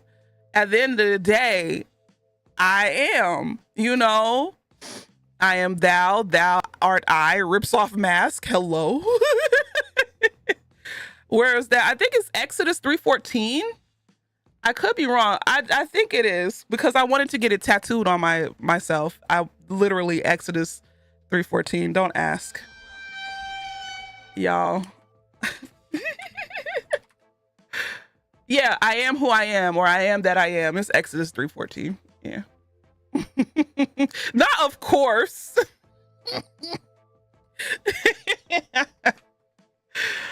Oh Lord. Not like when a drug addict hits rock bottom and they have to pull themselves out of the gutter. It suits you, it's deep, but at first glance, someone might read that as ego. Pretty much. Yeah, I get it. Pretty much. I would expect that tattoo on a Leo, but you listen. I am a Leo Venus and a Leo Mars. So in sidereal astrology, I'm a Leo rising. It makes sense. That's just so you leash. Well, shut up. Just know you are sad. Just kidding. Love you, Swalsh. You're not sad today. What else did I want to talk about? There was something else that I wanted to talk about. I actually wrote notes, y'all. Well, I highlighted stuff. So the original. So I want to know how y'all feel about this. I'm full of things to talk about with hyperempathy. I know. We're going to get to hyperempathy. But I want to know how y'all feel about the original Earthseed passage, right? You're evil, the devil. Oh, Lord. So here we go. All that you touch, you change. All that you change changes you. The only lasting truth is change. God is change. How did y'all feel when y'all first read that line for the first time?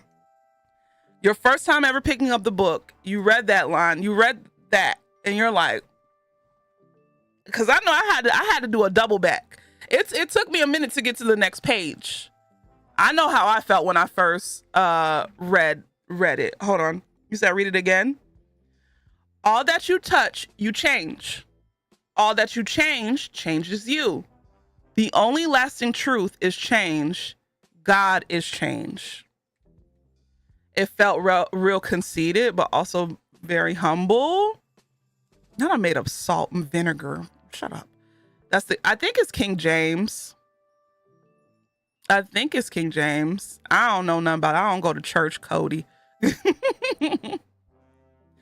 I liked it. I wrote it in my little journal. I said she's spitting. Can I just say, while I'm not participating in the convo at all, I really love listening to it in the background and hearing everyone's thoughts. Appreciate the warm and cozy vibe. Oh, thank you, Mio. I was like, why is this book similar to my notes app, please?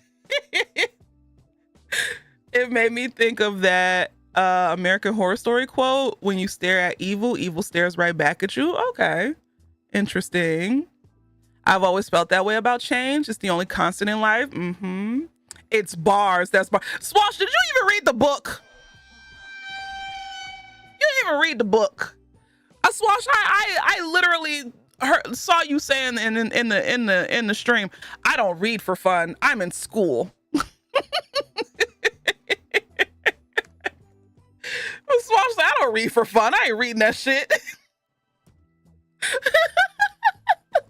No, that's true though. That's fair. That's why I didn't really get on him. But you know, I get it. Thank you for the follow. Welcome to this mess. Okay, you want me to say it again, Moon Lady? It says, all that you touch, you change. All that you change changes you. The only lasting truth is change. God is change. Not me too, Swalsh. Even as a godly family, they learn to ignore the stuff around them and not help as a way to save themselves from the same fate. I literally wrote, he's too busy. I know he's busy. I literally wrote, we will change ourselves, the world will change us, and we can change the world together. And your notes app a few years ago.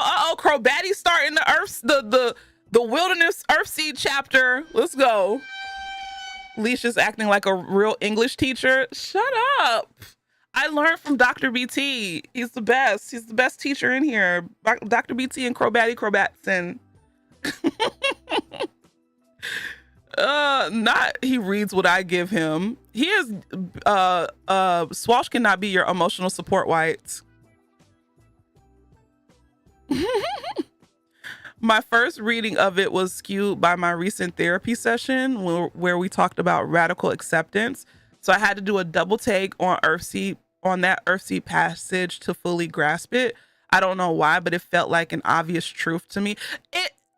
I like that you brought that up. It seems like an obvious truth, but looking at it for the first time in word form, you're like, what? Because when you really think about it, even if you look at the Bible, the God from the Old Testament is not the same God from the New Testament, right? The God from the Old Testament is like fire and brimstone. Oh, you fuck with me? Oh, I'm about to smite the fuck out of you. Whereas the God in New Testament, we literally, if you look at the Bible, we literally see God grow. And I think in terms of like from adolescent to teenager to young adult to regular adult to elder, we literally see the different stages of God, where we get to the New Testament and he's a little bit more forgiving and he's already learned the lessons and not even learned but whatever. If we look at God that way, right? And he's just like, you know what? These people gonna do what they want to do. You know what I'm saying? So that's why I'm like, it's an obvious truth, but like just looking at it in word form, you're like, damn, shit, okay. The blicky is on the dresser, Old Testament, exactly. Everyone should write a 200-word reflection after book club. No, no writing. My wilder seed, don't get God involved. It's fine. I think it coincides with the idea that people may not remember you, but they'll remember how you made them feel. This reminds me of 1984, War is Peace, Freedom is Slavery, Ignorance is Strength. The passage I kept going back to is actually the page before the one you read. All right, hold on, let me see. I have my book up. All right, here it goes. This is the one. Prodigy is, at its essence, adaptability and persistent, positive obsession. Without persistence, what remains is enthusiasm of the moment. Without adaptability, what remains may be channeled into destructive fanaticism. Without positive obsession, there is nothing at all. Shit. And it's crazy that this comes from Lauren, because not everyone get on Canvas.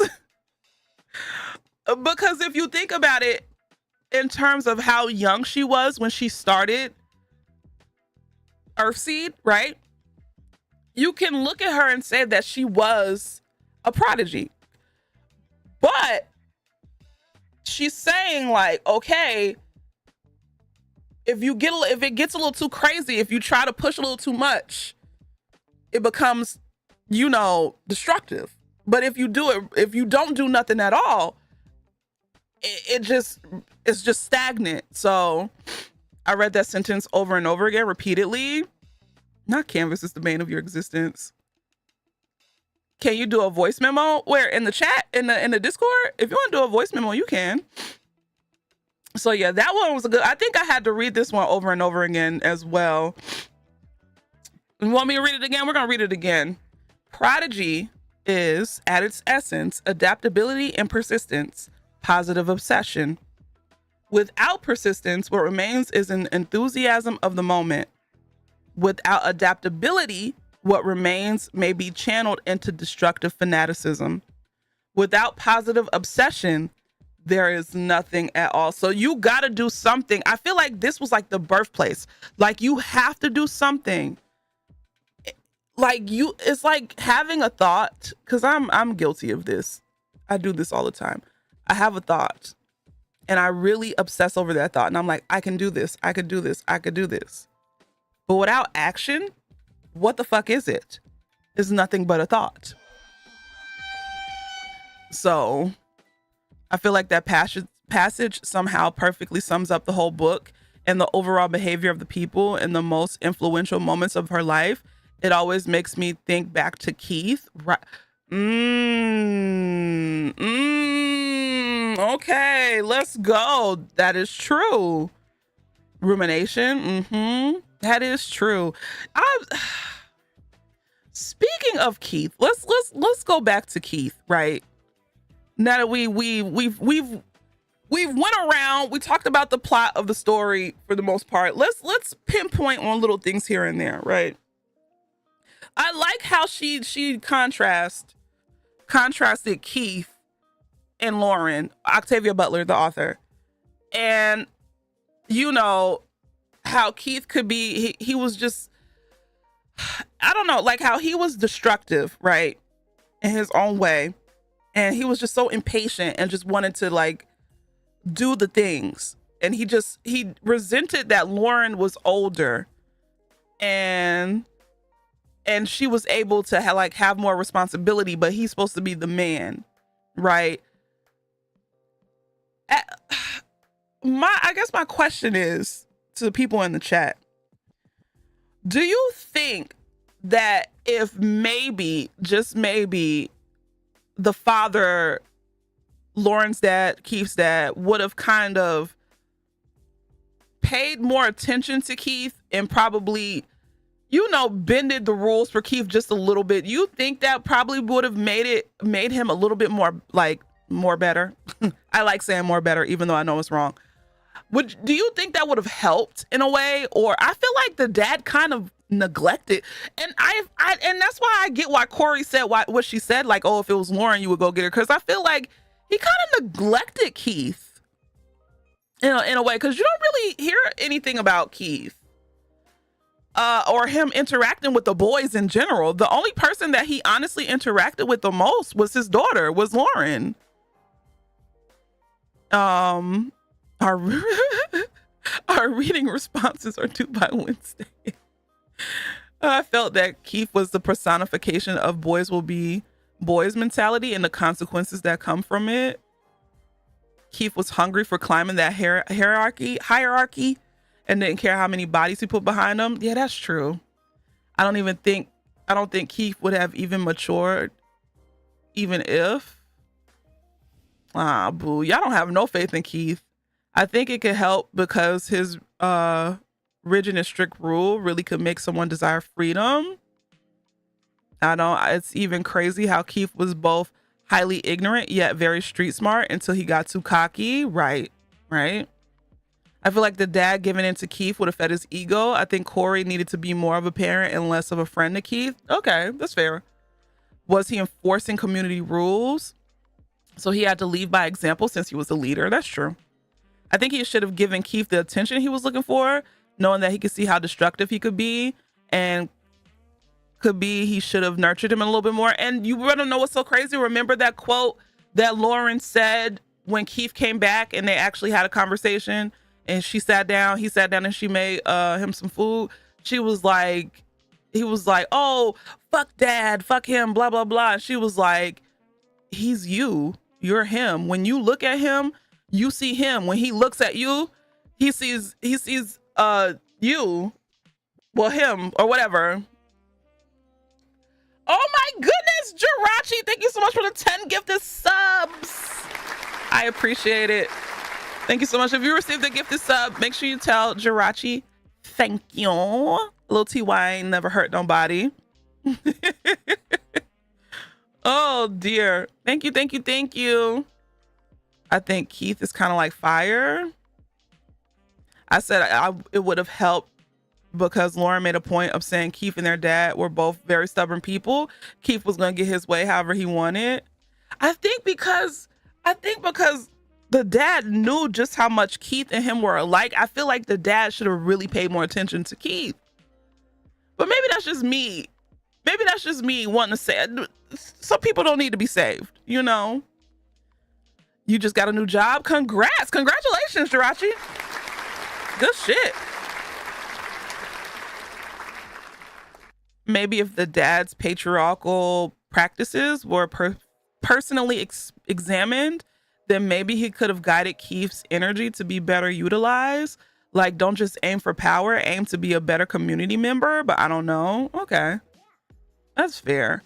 Like, he tried to teach him, but I feel like he could have done a little bit more, you know? But he already had like the community resting like on his shoulders and all of that. So I get why the father was, you know, how he was, but it's very so much overworked parents, so neglects children at times. Right. That part. If maybe Keith had been given other responsibilities, it could have helped, but I think he was so focused on the guns. He just wanted to protect, you know. Keith is the question that most parents stress about. Keith needs to be helped at the root, where Keith learned that I'm a man and gender binary ideas from. That's part of the rebellion. I think it's more so, you want to know what it is? I think it's because he had an older sister, and the older sister was allowed to do the things that men do. And he probably saw other people like the older kids, the men in the community. He's like, that's not fair. I think that's exactly what it is. I feel like if Keith didn't have Lauren as an older sister, he probably would have been okay, you know, but he got to see Lauren go out and shoot guns and essentially be the father's right-hand man because she was just the oldest. She just so happened to be the oldest. So I agree, though, Leash and Corey shouldn't have babied him. I agree, though, Leash. I'm like, Leash and Corey. I agree, though, Leash. Corey shouldn't have babied him so much. They should have been a united front when dealing with Keith. What irked me about Keith the most was his yearning for a gun, that he only had to wait a few more years. The whole community followed the same age guideline. And it's crazy because they even gave him a BB gun. So it's like, hello, you still get to learn how to shoot, but you ain't got a real pew-pew. The world didn't scare Keith, and that was what allowed Keith to become a monster. He fears his father, but he doesn't have fear of guns or violence or strangers, and thus became a sociopath and became sociopathic in the restrictive community environment. Yeah, that's true. That sounds like a him problem. Eliza. Older sister who was highly intelligent, and him being the oldest boy with no special privileges. And because of Corey, who enforced many traditional views in contrast of Lauren. I don't know if this makes sense. Yeah, that is true. He attributed power and wealth to being a man. I think Keith was on that stuff. I'm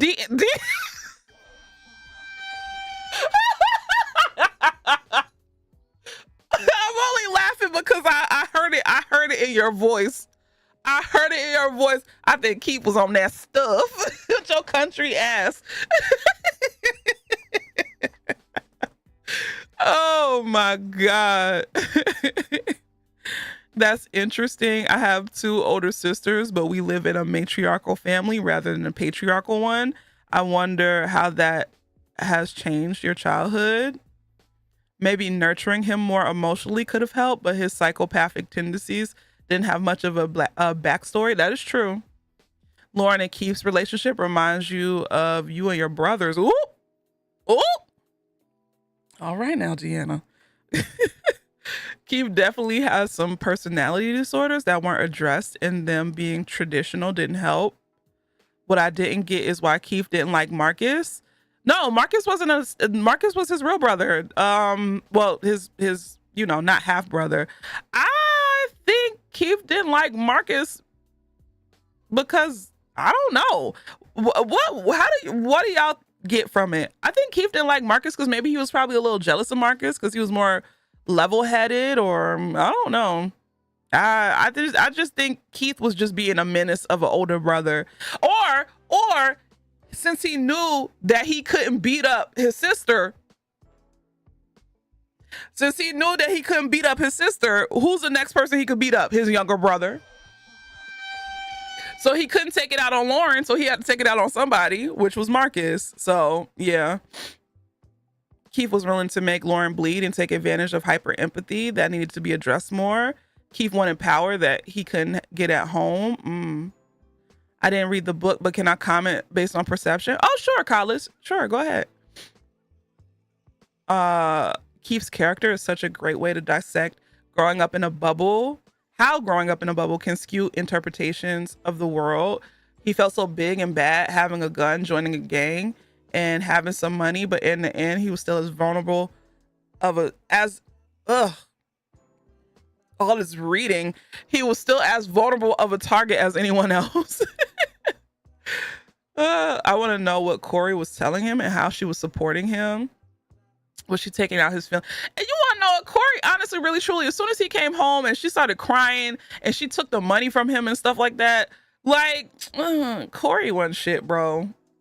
Honestly, I despise Corey more so than I do Keith.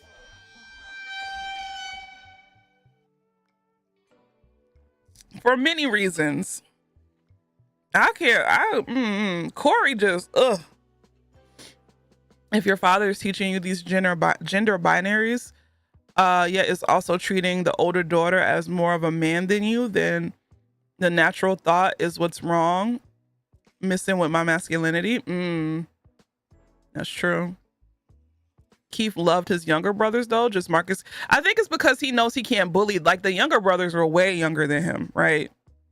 I think him and Marcus was only like a year apart, maybe.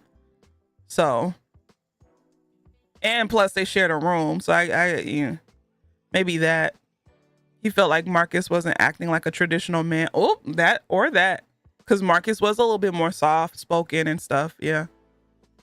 Corey and Joanne. I didn't mind Joanne because Joanne was a kid, but Corey, Corazon, oh, she catch his hands.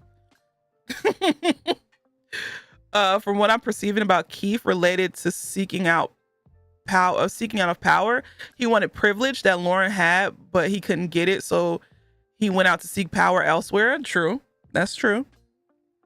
Not Corey was a beach ash hoe. It was his father's job to explain that there are other forms of power and influence, possibly by being a scholar or a leader in a different way, which is crazy because his father literally had a PhD. So yeah, there's so many oldest daughter tropes. If you like the discussion, you should probably go like the stream. Yeah, go like the stream on YouTube. Yeah, we have it. BT, where you at? You're supposed to be telling people to like the stream on YouTube. Thank you, Mio.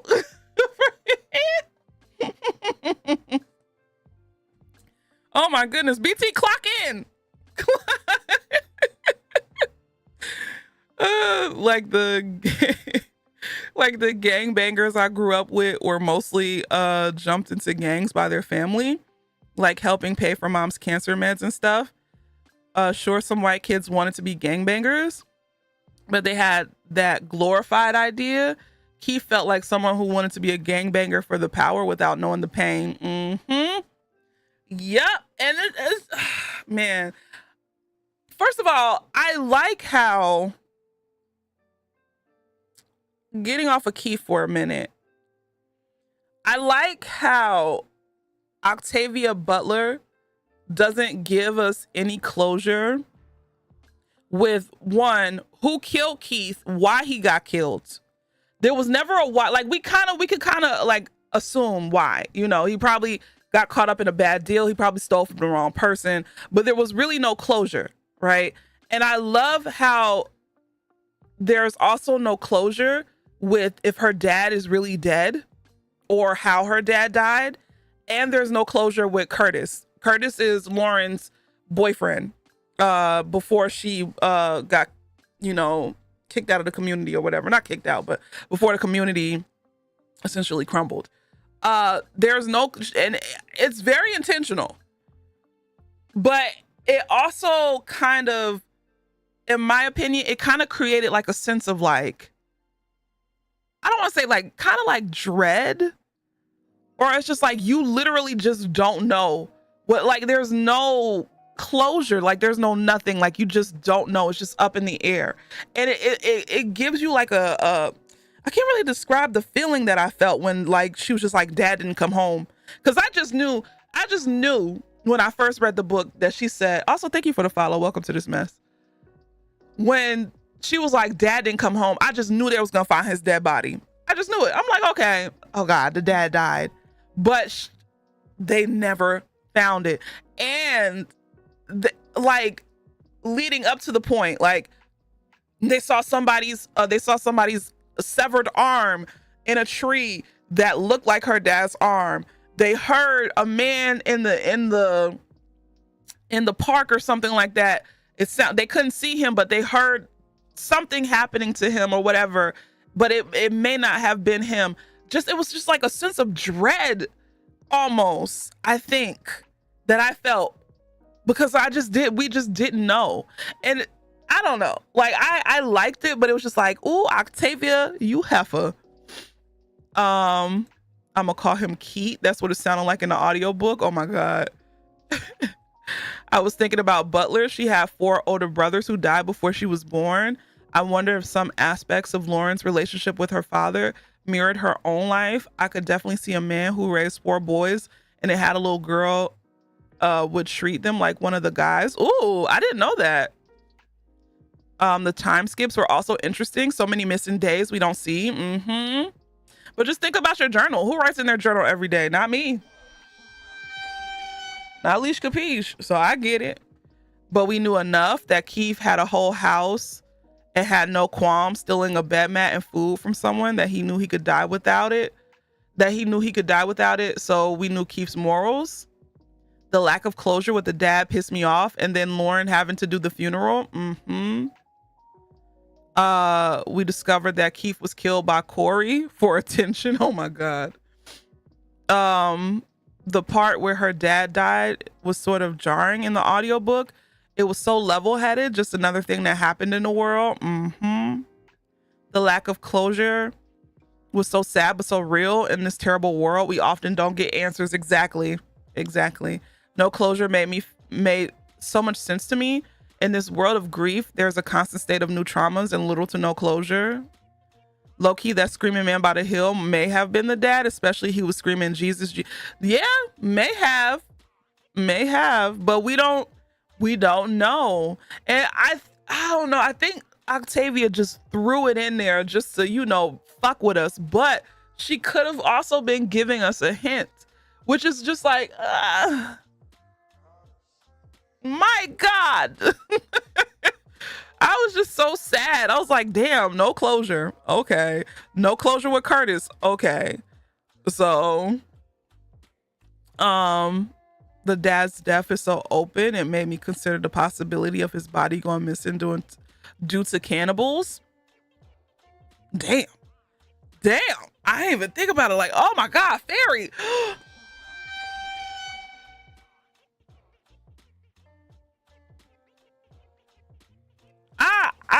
I need a shot. Hold up. Damn, I didn't even think about it. That wasn't even my first thought. Like, oh, Cannibals, because there's definitely cannibals. There's definitely cannibals. But shit. Because they literally said, no, it's okay, Star. It's okay, Star. Because they literally said they could not find his body anywhere. Anywhere. Like they searched and searched and they could not find his body anywhere. Oh.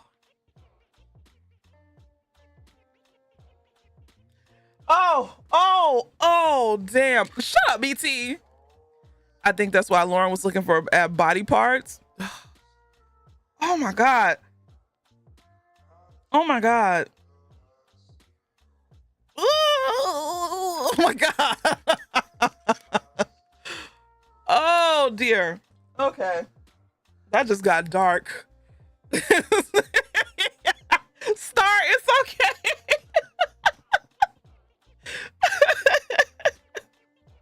But it's crazy that I never, maybe that's because at that point dogs were a bigger worry to Lauren than cannibals were.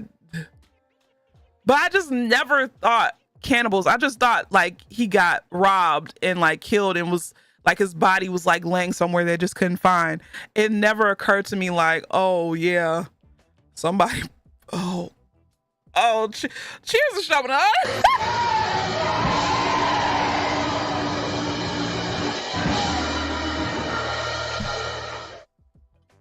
That never crossed my mind.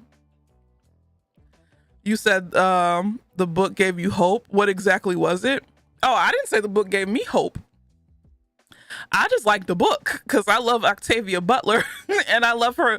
She's literally my favorite author. So do you think they ate him unseasoned? Oh, probably. Some seasoning cost money. Oh, that's what I wanted to bring up. Okay, so in the book, thank you. Oh, my memory is working. So in the book, you know how like when they have to stop at have I tried out Human Torch on no, not yet. What's up, Chris? Y'all know how when they have to stop at the store, that kind of, let's just call it the Walmart, their Walmart in the book, and it's heavily armed and guarded. Tell me why that jarred me a little bit. Because it really made me think of life is literally going on. Yes, this is a post-apocalyptic society in a way, but think of it as think of it like this. Nobody right now is like, I guess we would essentially be the people who have, and then think of like the have-nots. And there's literally, I don't know how to put it, but like, there's literally people, going through hardships, but yet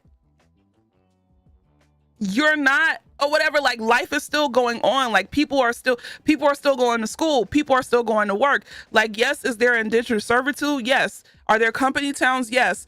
Are there mass murders? Yes. Are there people walking on highways? Yes. Are there homeless encampments? Yes. But life is still going on. Like, it's not an event where people are just like, and that's the part that's like really scary to me, I guess. They got maids doing their grocery shopping. No, not like that. The grocery store is guarded. It's guarded with like armed guards and everything. That ain't even different from the present. Life goes on for rich people while everyone else is fighting to live. That's true. But that's just the part. I'm just like, damn, shit. But that part just fucked me over. Just imagine if there's like armed guards in Walmart and shit. And if you've read because I read the book and then immediately after I read the graphic novel, right? And you should have seen their Walmart in the store, not in the store, in the book. It had like barbed wire and shit, metal detectors or whatever, just to go to the store and buy shit. I was like, damn, that was a little scary to me. I don't know why, but it kind of jarred. I was like, whoa, hey, That's how I felt when the earthquake happened. Like, wow, the earth really does keep doing what it does, no matter if we're civilized or not. I had to deal with this crisis at like age 7 with your anxiety disorder, but I'll talk about that more when we talk about hyperempathy later. We live in a Truman Show episode. It was sort of interesting that Lauren had never been there. It made me think about us in the US while people in Palestine are probably living a life close to that and close to what's in the book. Yep. There are already armed guards in a lot of stores, private security, and even actual police. That's true. Sounds like people's high schools. That's true. That is true. It made me think about apartheid heavily. Like maybe this is what it would be like if extremists form in the US. Yeah.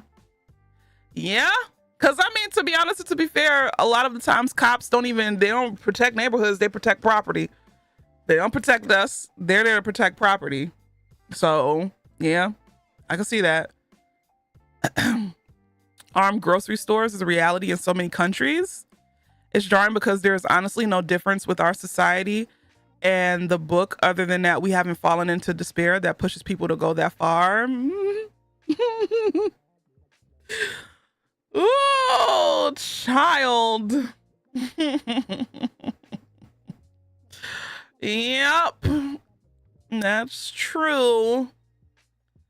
So I don't know. That really, like, I was just like, damn.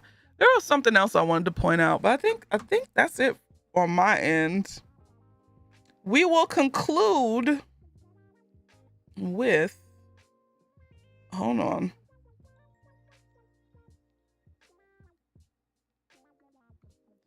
I will end this part with the end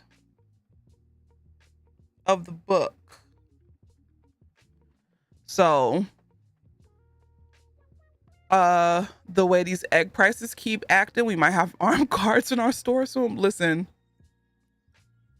eggs are now $6 at Aldi.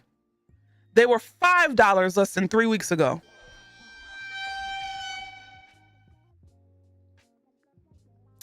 I said, oh, okay. All right, this is what y'all want to do? Okay. I'm about to start putting eggs under my titties. I do think it's interesting that this counts as fiction for you, Leash, because aside from the handful of details, a lot of this is, I know it's not fiction. Okay. I know it's not fiction. I know a lot of the stuff that, especially with Octavia Butler, a lot of good authors pull from history or whatever they see going on. It's just more so like, how do I put it? Like, I'm not oblivious to the fact that like this shit is happening now, and not if not in America, and definitely in other countries.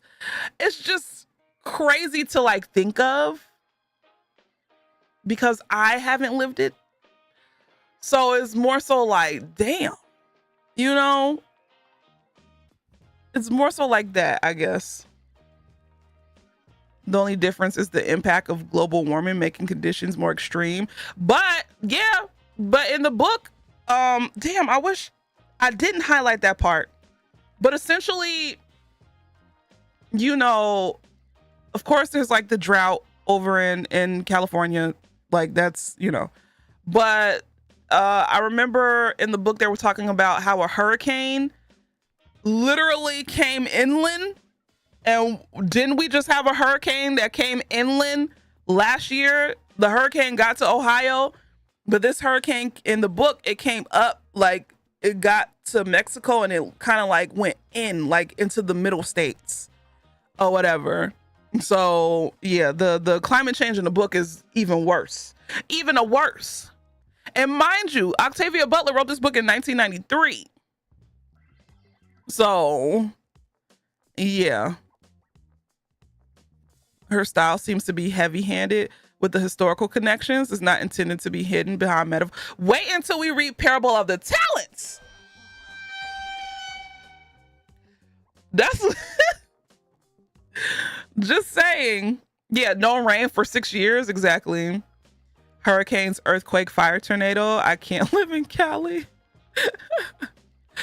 We had a hurricane nearly come inland in California too, so much so it was humid afterwards. I went to the store and eggs were like $15 to $20. Oh God, please, I want to throw up. I want to throw up. All right, so I'm gonna read the last Earthseed, the Books of the Living passage that's in the book from chapter 25. And it says, create no images of God except the images that God has provided. They are everywhere and everything. God is change, seed to tree, tree to forest, rain to river, river to sea, grubs to bees, bees to swarm, from one, many, from many, one, forever uniting, growing, dissolving, forever changing. The universe is God's self-portrait.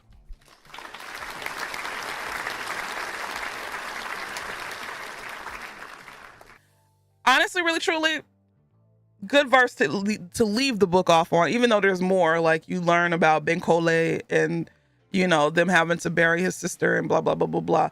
But why'd I get sent a contract? Hello? Now I'm gonna fight God. BT, please. Part of the reason I have hope is related to how many similar events have happened in America recently and how communities have responded have been so different in a good way. Do you need to read the first book for Parable of the yes, you do. Kind of, yeah. So you could get it, I guess, so you can understand it. I would suggest that you read the first book. If you just want like a quick synopsis, honestly, read the graphic novel. It's not as like intensive. Well, it's not as, you know, it's a quicker read, of course, because it's a graphic novel. But yeah, if you want to read Parable of the Talents, definitely read Parable of the Sower. But yeah, overall, like I said, that's the reason why I picked this book, and we're gonna go straight into Parable of the Talents after this. So that's gonna be the next book that we do. So just to get y'all ready. But the reason why I picked this is because it mirrors the society that we're in today. Scarily so. And this shit was predicted. Not even predicted. Basically, everything that went on in Octavia Butler's lifetime in 1993 is the shit that's going on today. All right? History is cyclical. All right? There's nothing new under the sun. History repeats itself, essentially. Because when we get into Parable of the Talents, I'm gonna let you know. I'm gonna just spoil a little bit of it for you. So going into it, you kind of know what you're getting yourself into. So there's gonna be a presidential election. And one of the presidents that are running, his literal slogan is "Make America Great Again." Mind you, Octavia Butler wrote these books back in the 90s. And we all know "Make America Great Again" is not a new slogan. It was used before. But yeah. So just letting you know, that's why I picked these two books to kind of start off our book club. Because one, it's more so to kind of, when Apples used like, how do you have hope after reading this? It's more so like, I feel like people have been through this shit before. You know what I'm saying? And people have always come out of the bullshit, either better or worse, but we always come out of the bullshit. Bullshit happens, but then bullshit ends, you know, eventually. So it's more so I have hope in, like, yeah, these next couple of these 4 to 10, 4 to 8, these next 4 to 8 years are going to be wild and out of this world, interesting in bad ways, and some good. but there's never a case where bullshit is allowed to reign supreme. Let's just say that.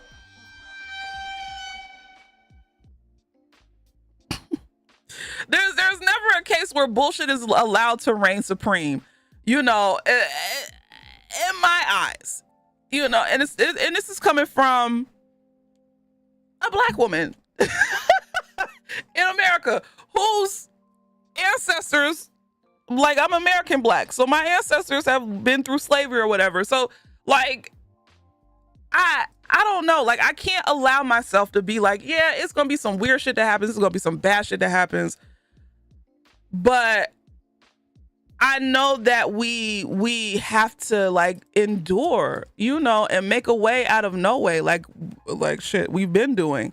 And the only thing that is constant is change. God is change. And a lot of our comforts and comfortability is going to probably leave. But it's never going to be forever, You know what I'm saying? This is like a major inconvenience, you know? And I'm saying inconvenience is a very light way to put it, but it sucks that we have to go through this shit, but we can't allow this shit to, like, define our lives. You know what I'm saying? And that's why I always try to be like, you have to find joy in spite, because these MFers want you to, like, feel depressed and, like, down and, like, lose hope and lose faith. But at the end of the day, your joy is pushback. You know, you have to have joy in spite, or find little bits and pockets of joy and happiness in spite of all this shit, because Elon Musk and Donald Trump and all they little MAGA idiots, they want you to feel, you know, depressed and down, and, you know, like, you just don't want to be here no more or whatever. But none of that shit don't let that shit get to you, because one, we have to outlive these motherfuckers. Mitch McConnell's still alive, y'all. Like, just like, we gotta outlive this bullshit. Like, I refuse to be sad about, and I could, like, yeah, I'm sad, I'm mad or whatever, but I just refuse to let that be my whole existence for 4 to 8 years, maybe 10. Like, no, I'm not gonna allow it. So hope is revolutionary. Exactly. We have to live out of spite. Exactly. Just saying. So that's why I chose this book, because when we read the parable of the talents, it's going to become more like, you know, you're going to get a little bit more why I chose these 2 books to read at first. But yeah, y'all, people have been going through bullshit their whole lives. This is just our time to go through bullshit. But I promise you, we'll make it out in the end. Like, it's annoying, but it is what it is. And there has been some pushback, you know. I'm not sure if it's really going to help, but people have been pushing back in their own ways. So we'll see. What's up, Tavares? Girl, you manifest on accident? Stop saying 8 to 10. I don't know, y'all. I don't know. The only thing good that can happen is if old dude passes away from natural causes. I said natural causes, so don't put me on a list. Natural causes. That's the only good thing that can happen, because the Republican Party has tied themselves to Donald Trump. So without him, honestly, they're lost in the sauce. So here's some manifesting natural causes.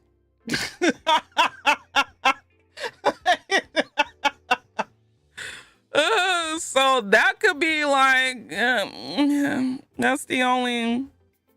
Now I'm saying, listen, Swash, you're saying however it happens. I'm saying natural causes because I'm not trying to be on a list, okay?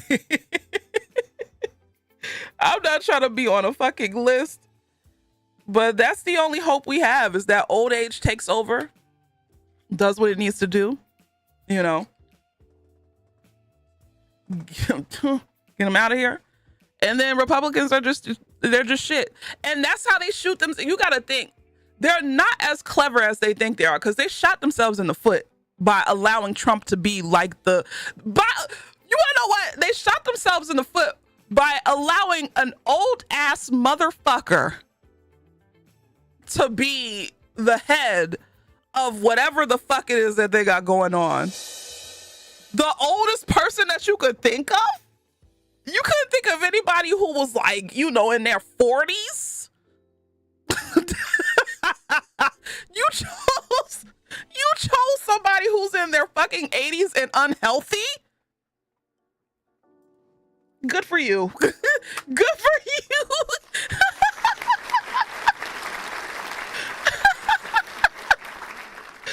So yeah, good on them. They never thought big, right? Octavia Butler was writing this after the 1992 LA riots and all of the civil unrest protests. I'm sure that time felt like a dystopia too, and the effects of those LA protests are still being felt and were felt for years afterwards. This book isn't predicting the future, it's telling the story of the past. So in a way that's comforting, because we've come out of those dystopias before. Thank you, BT. Exactly.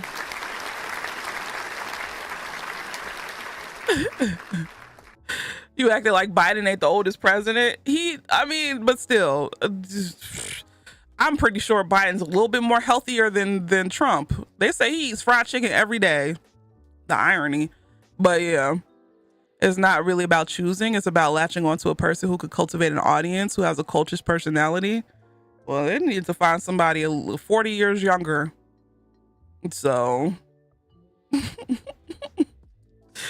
listen, 40 years, maybe 30, 40 years younger, because Jesus Christ. Let that be change. God be a blood clot in his arteries. Lord Jesus. Biden looks like he could name at least 5 vegetables. That's crazy.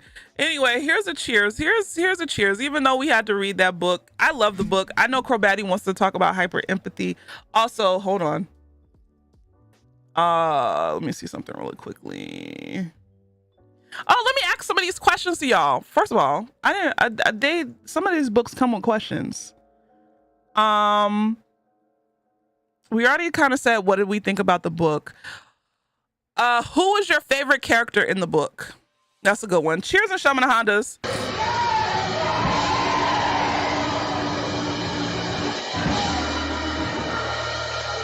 JD Vance has the personality of a wet mop. And as much as I can't stand Donald Trump, I will say that Donald Trump is an entertainer, and he's actually very entertaining to watch, unfortunately. Before he became the Donald Trump that we know today, the evil whatever, his memes were amazing. JD Vance doesn't even have a crumb of the personality that Donald Trump has. So no. Zara was your favorite character? No favorite characters here except God is Change. When Minneapolis burned and the KKK walked the streets, fire trucks were held back by the B-ass mayor. When the KKK blew up gas stations and police didn't come, communities helped protect and care for each other. When cops forced people to watch as buildings burn and didn't put the fire out, people wanted our things to burn, community rebuilt it. JD Vance looks like an anxious, I can't even say it, an anxious pot of glue. Yeah, JD Vance is boring. Trump is a Gemini. Of course he's entertaining. We're the best zodiac. Anyway, so my favorite character in the book was... I think it was probably Zara too. Honestly, really, truly, if it wasn't for Zara, they wouldn't have survived outside, to be honest and to be fair. So my favorite character was Zara. Not who said that. Similarly, my brother and his boyfriend live less than a mile from one of the LA fires. The whole community came together to put those fires out and help folks and stay safe. Exactly. At the end of the day, community is what matters, y'all. Try to go outside and meet people and shake hands and talk to your neighbors, please. That's gonna be your best bet. I know all my neighbors. Do you know your neighbors? I know I could knock on my neighbor's door and they'll be like, hey. I don't know one of my neighbors' name, but I say hi every time she's outside. Another question is, what event in the book impacted you the most? That's a good question. JD Vance looks like that fucked up elephant from Barbie, the Island Princess. Please. I don't know one. I don't, but one of them accidentally got my burger last night. Hello? I'll eat my neighbor if the price of eggs keeps going up. Oh God. Keep running away. Nobody else is gonna answer the questions. When Keith ran away, I damn near threw the book. The dad going missing, that was mine. The dad going missing, and when the community finally crumbled because of the people doing pyro. Jill dying while saving a kid, it hurt, but they really did care about other folks. Oh, the question was, Tape, what event in the book impacted you the most?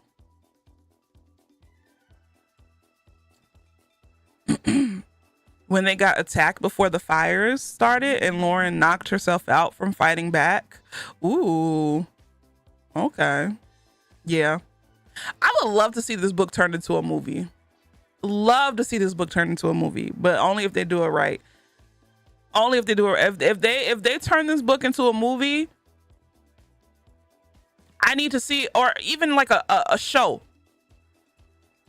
HBO has to produce it, because one thing about it, two things for sure, HBO is not afraid to show some dark shit. It has to be like, if they turned it into like into a show, it had like, I need it to be an HBO thing, because they ain't never scared. HBO, they're willing to push the envelope. So I need it to be on Max, please. And it better be a unionized cast. Exactly. It's not as big, but the thing with the stepmom was very upsetting. Oh, that's fair. That's fair. Not Game of Sowers. Probably when their community in Robledo was infiltrated, and to see Lauren immediately jump into action. She really did that. She did. If it's on HBO, we're going to see somebody eating a penis kebab. Honestly, really, truly. That's why I say HBO. At the end of the book, how did you feel? Only because I kind of remember I don't remember Parable of the Talents as much as I did The Sower, surprisingly. Only because I know some of Parable of the Talents. I felt a little sad. I ain't even gonna lie. I remember some of Parable of the Talents. So at the end of the book, my second time reading it, I was like, damn, I feel sad now. So yeah. You didn't get to the end yet? Hurry up, Johnny. We're gonna go right over to Parable of the Talents after this. Netflix be wild and bold too. I haven't seen Sandman. I've seen Black Mirror though. It made me not want to read the next one because I felt like everyone was gonna die. Oh, full tizzle. Oh. I don't know. I need to just read I'm surprised you didn't read the book, Dr. BT. I feel like you could have read I read this book in literally a day. Well, a day and a half. You better turn on your smarty pants self and read this book so we can read Parable of the Talents. Not Apple TV Plus, get it together. You'll probably read it tomorrow. Thank you. What's up, Big Mix? Oh, Big Mix. I don't know if you heard, but we all think you got a girlfriend because on Valentine's Day, you weren't here. And so we were like, Big Mix got a girlfriend. I don't know if I told you or not, but no. BT ready to time out Big Mix. Look at him. I remember more of talents than Sower, and knowing what I know, all that hope and ambition Lauren has is bittersweet. Ooh, child. Yeah. I won't say no more, but yeah, talents was, but I gotta reread it because I don't remember most of it. So, not gasp, Big Mix, is that true? I wasn't looking for Big Mix. Oh, you was in a hospital? Oh shit. I'm so sorry, Big Mix. What the fuck? What the fuck? Are you okay? Not cancel leash. BT. Whoop. Trying to shut my mouth up.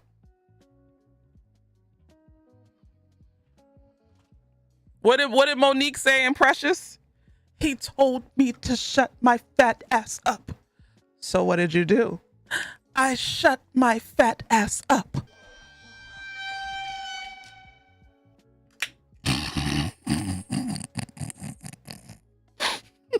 I hope you feel better, Big Mix. Oh my dear. Big Mix told us Friday. You're back home now? Okay, good. Good. Damn. You just getting back home? God damn. I apologize, Big Mix. Well, you missed my boobies. They were out. That's all I have to say. I'm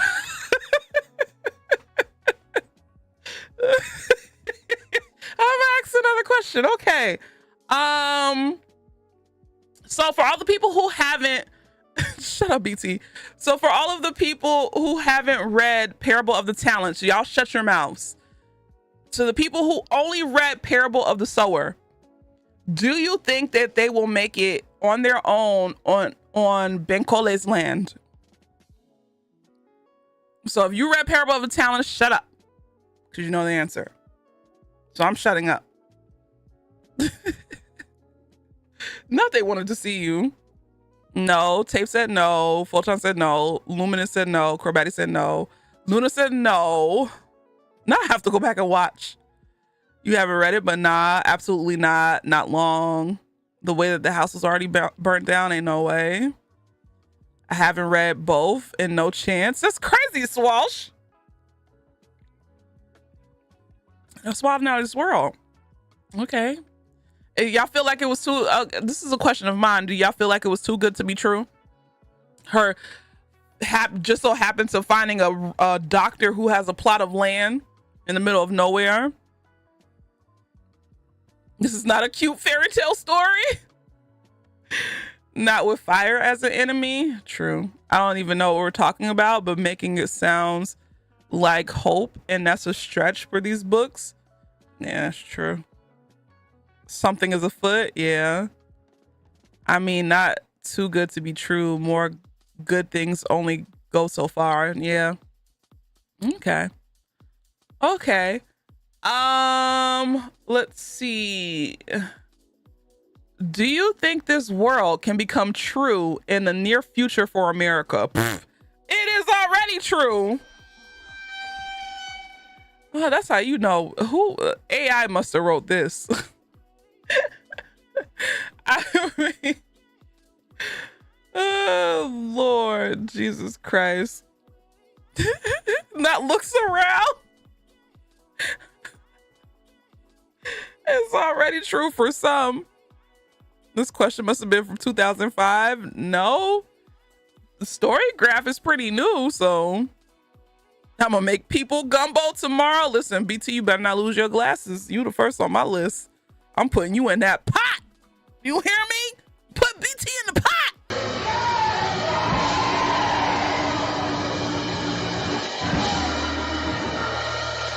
Make nerd gumbo.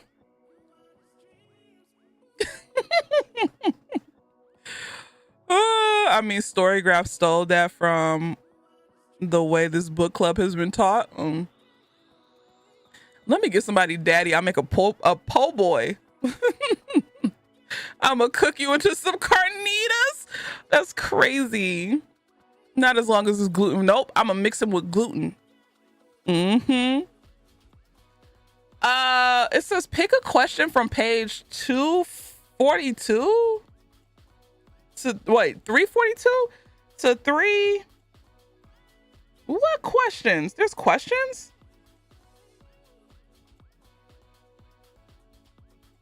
342 to 340.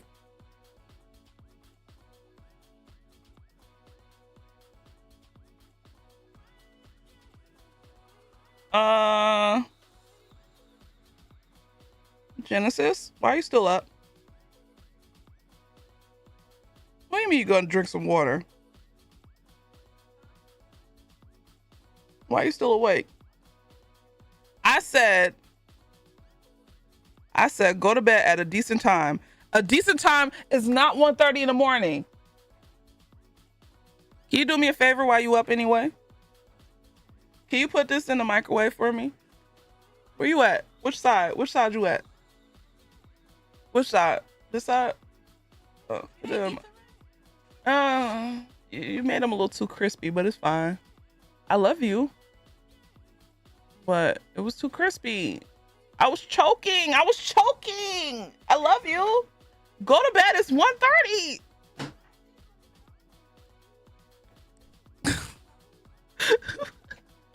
What's up, Ari? Oh dear. There are no questions. Oh, there's questions for Octavia Butler, but those are not the questions. Okay, whatever. And let's look at Crobatson's. I think Crobatson wrote some stuff in the forum, so I'm about to go look at what they wrote really quickly. Crobatty, thank you so much for being a librarian.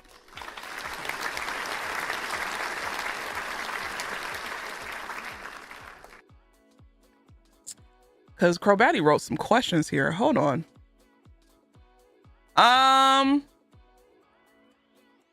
What? Oh, this is a good one. What is one skill you practice or want to learn related to reducing, reusing, repairing, and recycling things? This is my first time reading these questions. I'm sorry. Crobatty, to be honest and to be fair, I've had a week. So I love you and I appreciate you, but Jesus Christ. Not cooking people dying. Wow. Okay.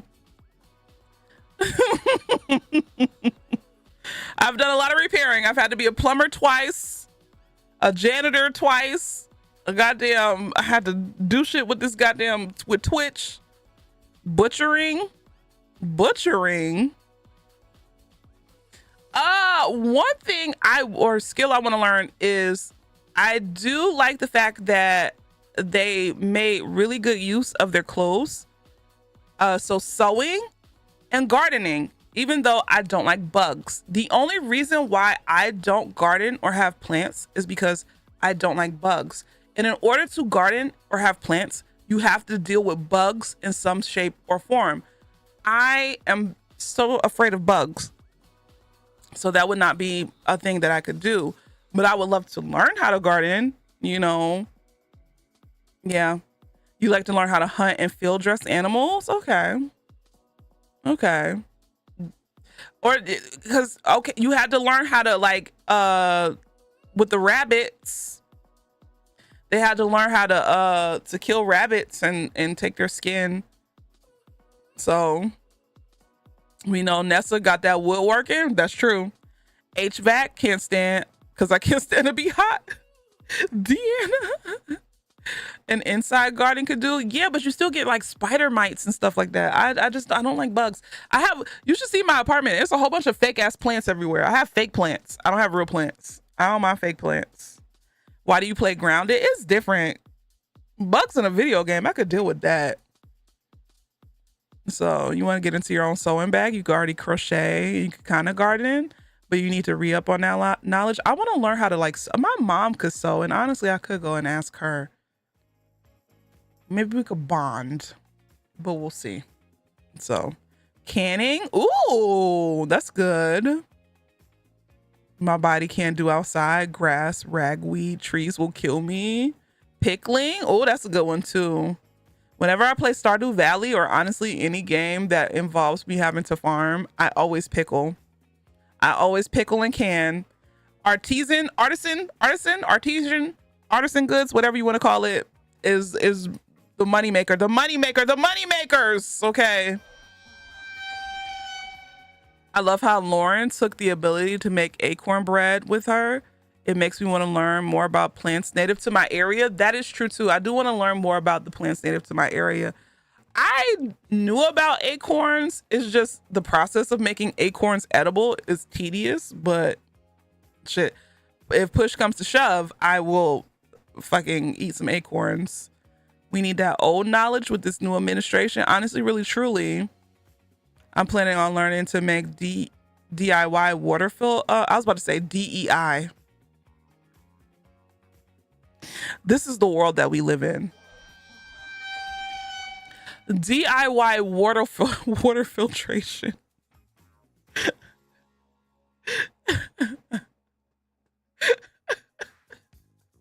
This is the world that we live in. God damn it. God damn it. Alicia's gonna be chomping on a pine cone. Shut up, BT. Oh Lord, Jesus Christ. Okay, let me see. Oh, okay, this one is good, but I feel like we're all gonna have the same answer. So Crobatson asked, what characters, settings, quotes, relationships, or metaphors made you feel something positive, negative, or confusion?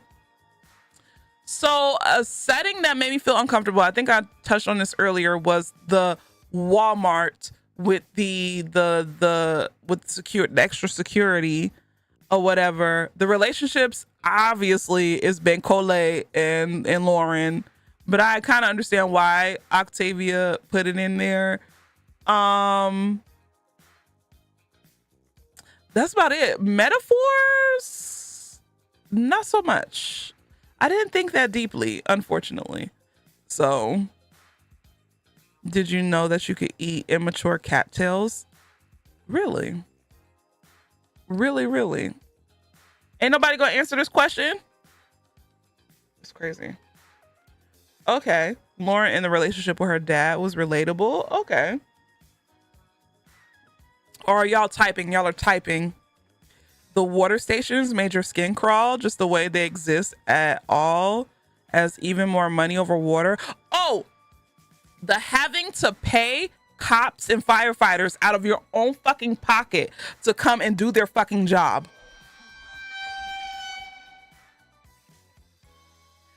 It was literally whoever called the cops, whoever called the firefighters, they're the ones who had to pay. This is literally your job. You should be getting paid from the fucking government or whatever the hell. That pissed me off. Yeah. The collars, you hated the collars. Oof. Oof. Yeah, that made me very uncomfortable. Like, damn, don't y'all already get paid? Hello? Let me see. I'm gonna skim some of this.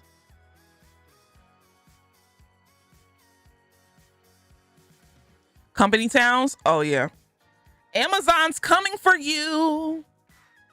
Amazon, come out to play.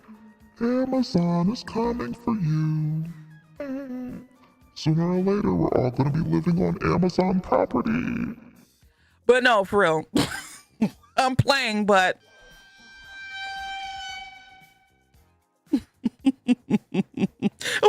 Wait, BT perfect.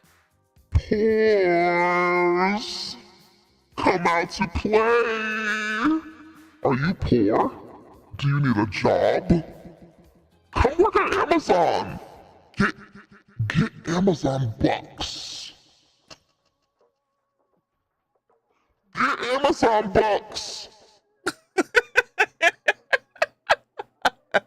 Nah, hush up, you accidents. They're actually already making, they're buying land for houses and apartments. It's already happening, Allie. It's already happening. I'm sorry. Living on Amazon property and my package is still late or stolen. Listen. Not you unionize everybody. That's me when I see people without a tequila bottle complaining. Shut up, BT. They're actively buying land. Elon Musty, he already bought land in some place for Tesla workers and they hate it there. Could have told them that was gonna be the case. And shit.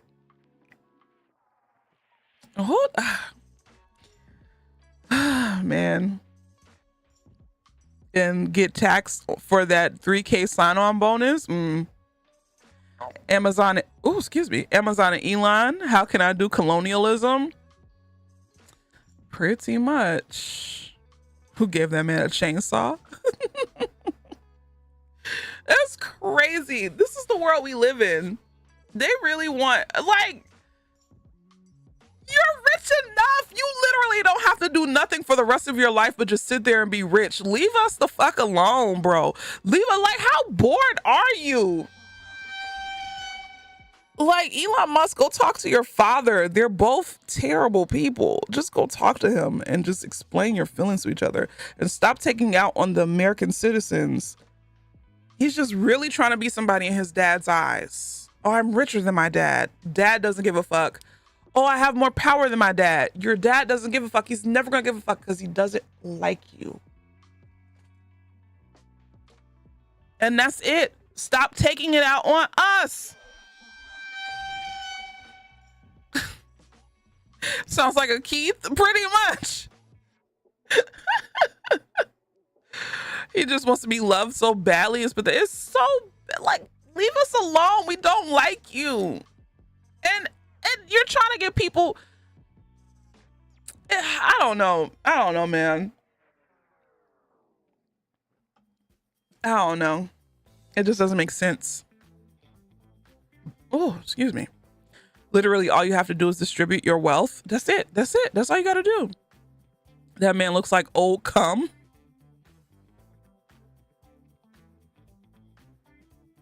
Old Milsery.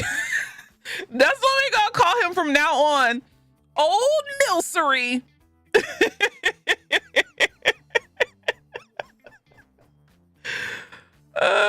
When people were correcting him on Twitter, he was losing it like a spoiled child.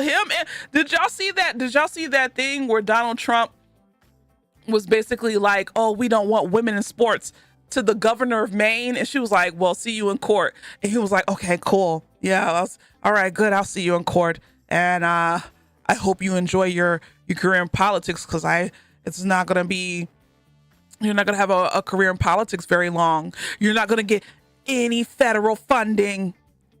You're not going to get any federal funding. None of your funding's going to be federal. Get the fuck out of here. Spoiled ass brats, bro. Spoiled children. He was so mad.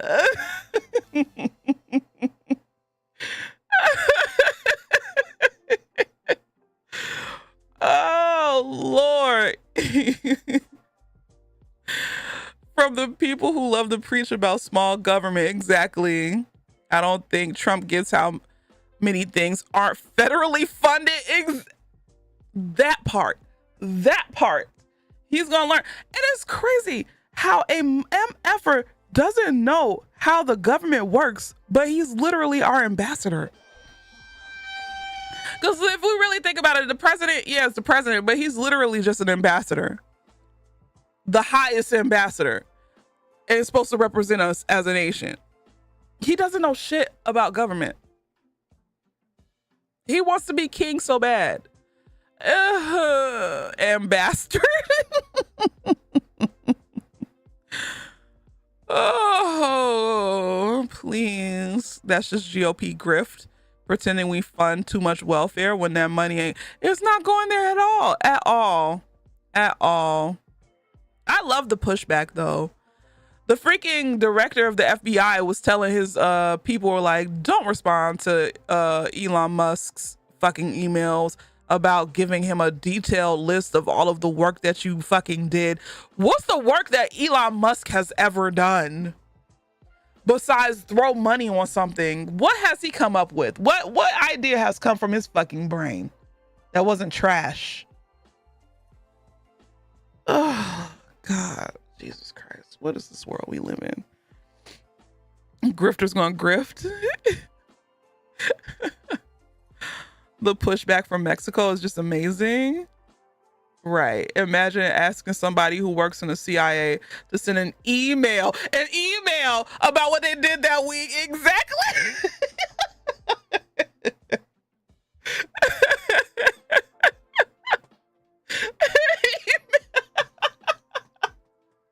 Like, yeah, so today I just spied on our enemy of 20 fucking years in an email.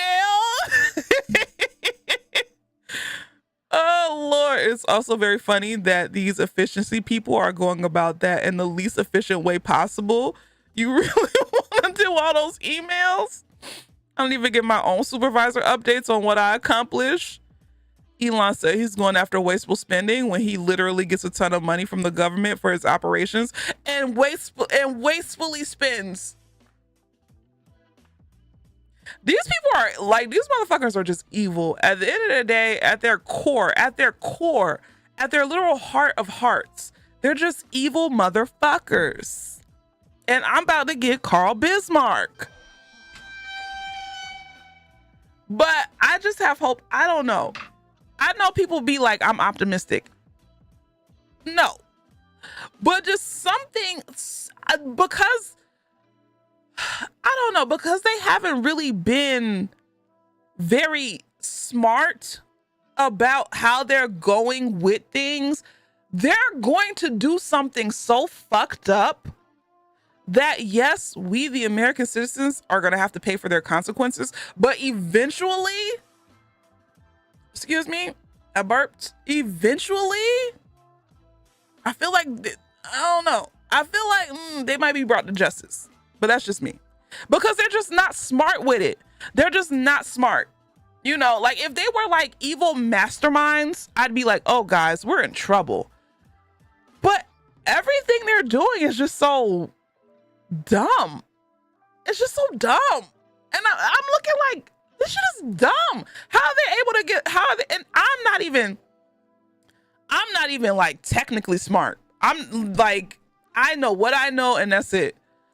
But I'm just looking at the shit that they're doing and I'm just like, how did you think you was gonna get away with that? Like, what the fuck, bro? So, I don't know, man. Good night, Johnny. They're pissing off military. That doesn't go well. Exactly. Donald going to the Super Bowl or the Daytona 500 to go around the track a few times. Just spending our tax-paying dollars on nonsense. So that's wishful thinking. I already said that I could see Musk possibly facing repercussions if and or when Trump gets tired of him. I don't know. I just feel like they're just not. And I didn't even. You want to know what Swash? It's not even if, it's when, because we know how Trump is. Trump has no allegiance to anybody but himself. He doesn't even have an allegiance to his children. So it's definitely an if. And then we know that Elon is essentially looking for a father figure.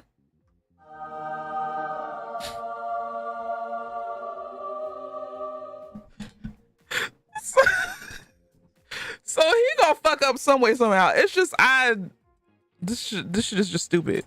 It's stupid. It's stupidity. Now we all know you a nerd. I'm not that much of a nerd. He has major daddy issues. I mean, and I get it because his dad is terrible. It's not like his dad is the best person in the world, but even still. Yeah. Oh, well. all that money and he decides to take his daddy issues out on us instead of going, like, go back to your I was about to say go back to your country, but honestly, really, truly, like, why are you messing with us? You're not even from here. You worried about us wasting money. Go back to where you're not even from here. Go back to Africa. What the fuck? It's the truth.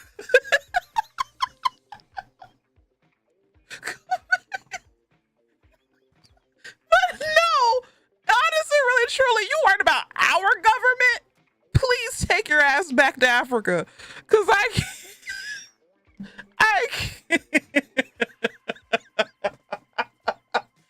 can't. I'm sorry. The South Africans said they don't want him back. Shit. Oh well. Let's send his ass back. There's another Twitter thread.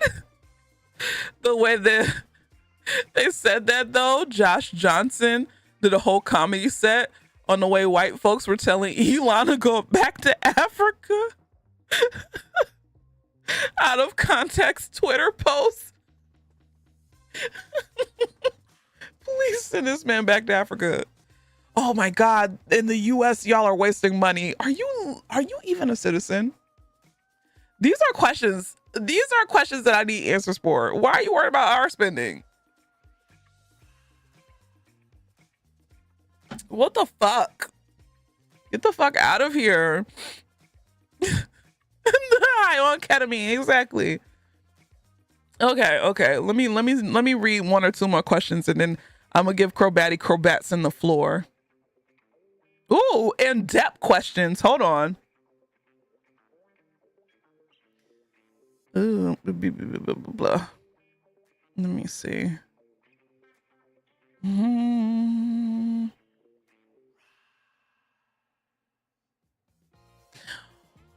Okay.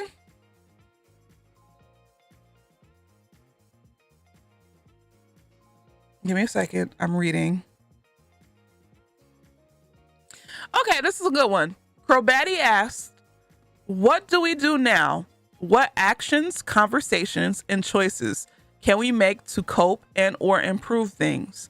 How have our ancestors already done some of this for us? If you would like to answer. He might be, but he probably isn't. Technically, yes. He lied on immigration papers, so no. He's from apartheid South Africa. Is looking for a strong author. I know what you're saying. Oligarchy in America.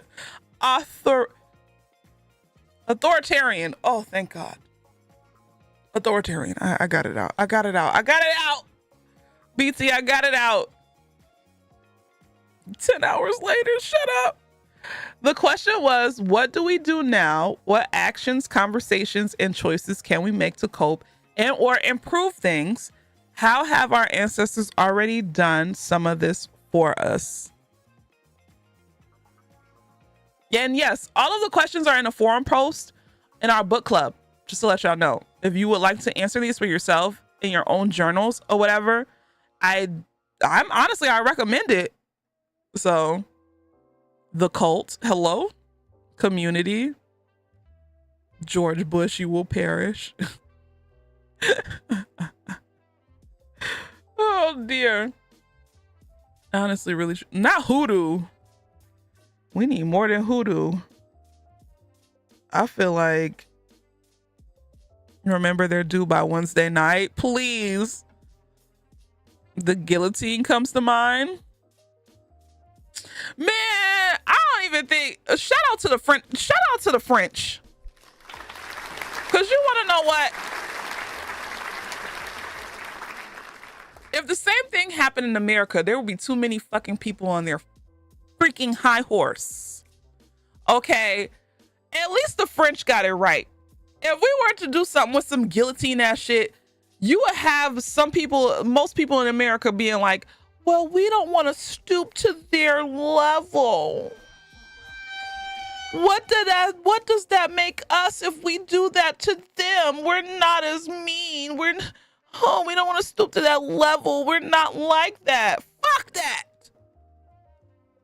Hell no. People in America want to be on it. Listen, they want a virtue signal. And that's why people want to go to space, because guillotines need gravity. Listen, Cole Beasington.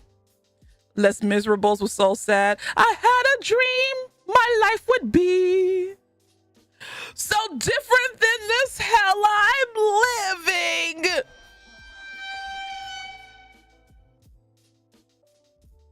That part.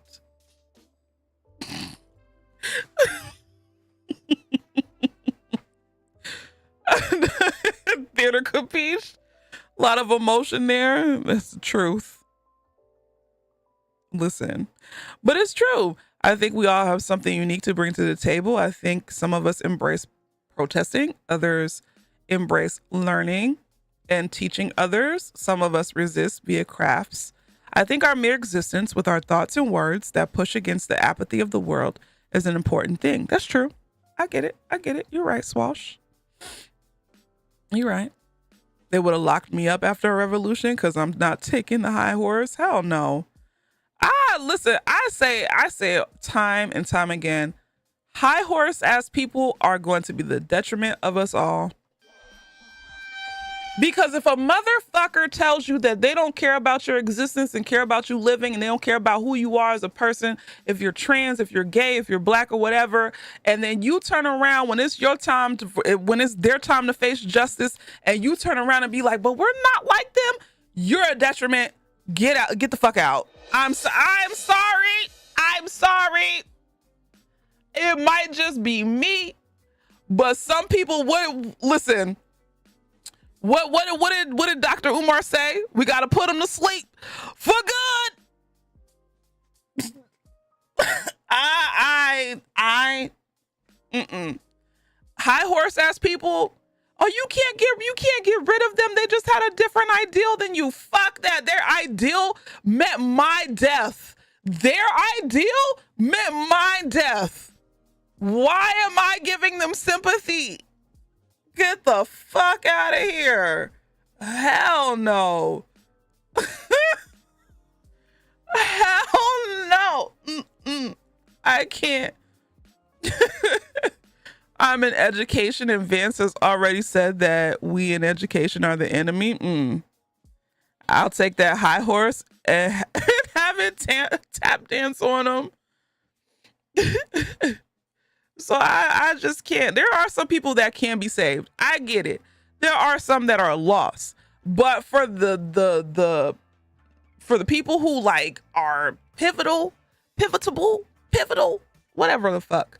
In whatever in the moment, in the movement, they gotta go, bro. I cannot. So I've never been on a high horse. Send them all to the guillotine, to be honest, to be fair. In the game. Because I'm not trying to be on a list. Start small. You don't need to change the world. Just talk about it and resist and bring your community with you. Honestly, really, truly. We need to draw a line. Even people who deprogram cult survivors don't force folks who refuse to talk to anyone. Some just need patience, empathy, and world experience. Others need to see their end. Exactly. I want to work out more. I know that's what's going to fuck me over. I need to outlive MFers, live out of spite. Exactly. But yeah, listen, there are some bad people who are just bad. And that's why I'm like, it's okay to be happy that an objectively bad person dies. Mitch McConnell finally meets his maker and croaks of old age. Oh, we partying up in this bitch. Because he's an objectively bad person. He's a bad person. He could have used his powers for good, but he decided to use them for evil. Literally, I feel like, and this might be a little extreme, but in the world that we live in, there would be some people who would be like, if it was for that man with the mustache, I'm not gonna say his name, if it came down to it, some people would find some motherfucking sympathy with him. And if you found sympathy with him, you got to go. That's how that's how people are. Like, oh well, we don't want to be as bad as him by sending him to the guillotine.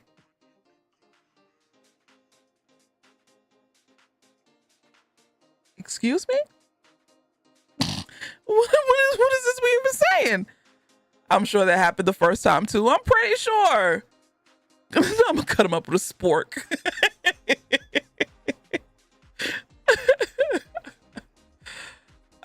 Listen, if they're making money and taking positions of power to spew hate, that's not really salvageable. Exactly.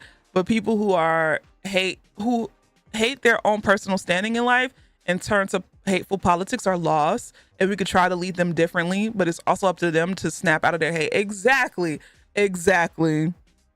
So violence is not inherently evil. I'm tired of people acting like killing one person is that's ready to kill millions is evil. Exactly. So when my parents told me that CEO, oh, he had a child, he had a wife, I said he didn't give a fuck about other people with children and wives when he used to goddamn push his fucking policies to kill them because he wouldn't give them money for fucking insurance that they paid for.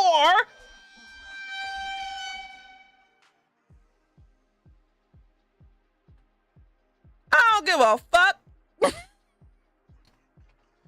Hello, and he knew they would die. Like, get the fuck out of here. His kid will be all right. Like, I don't believe in all that. Like, oh, he had a wife, he had a child.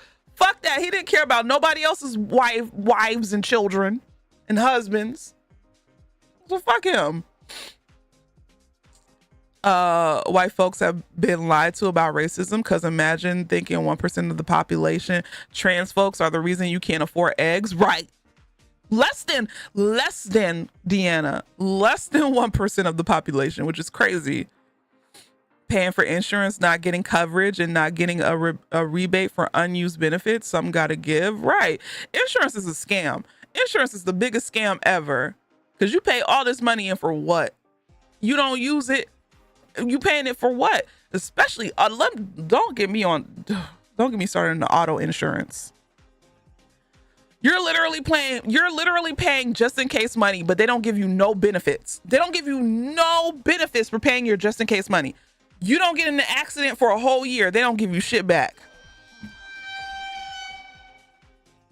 I don't understand it.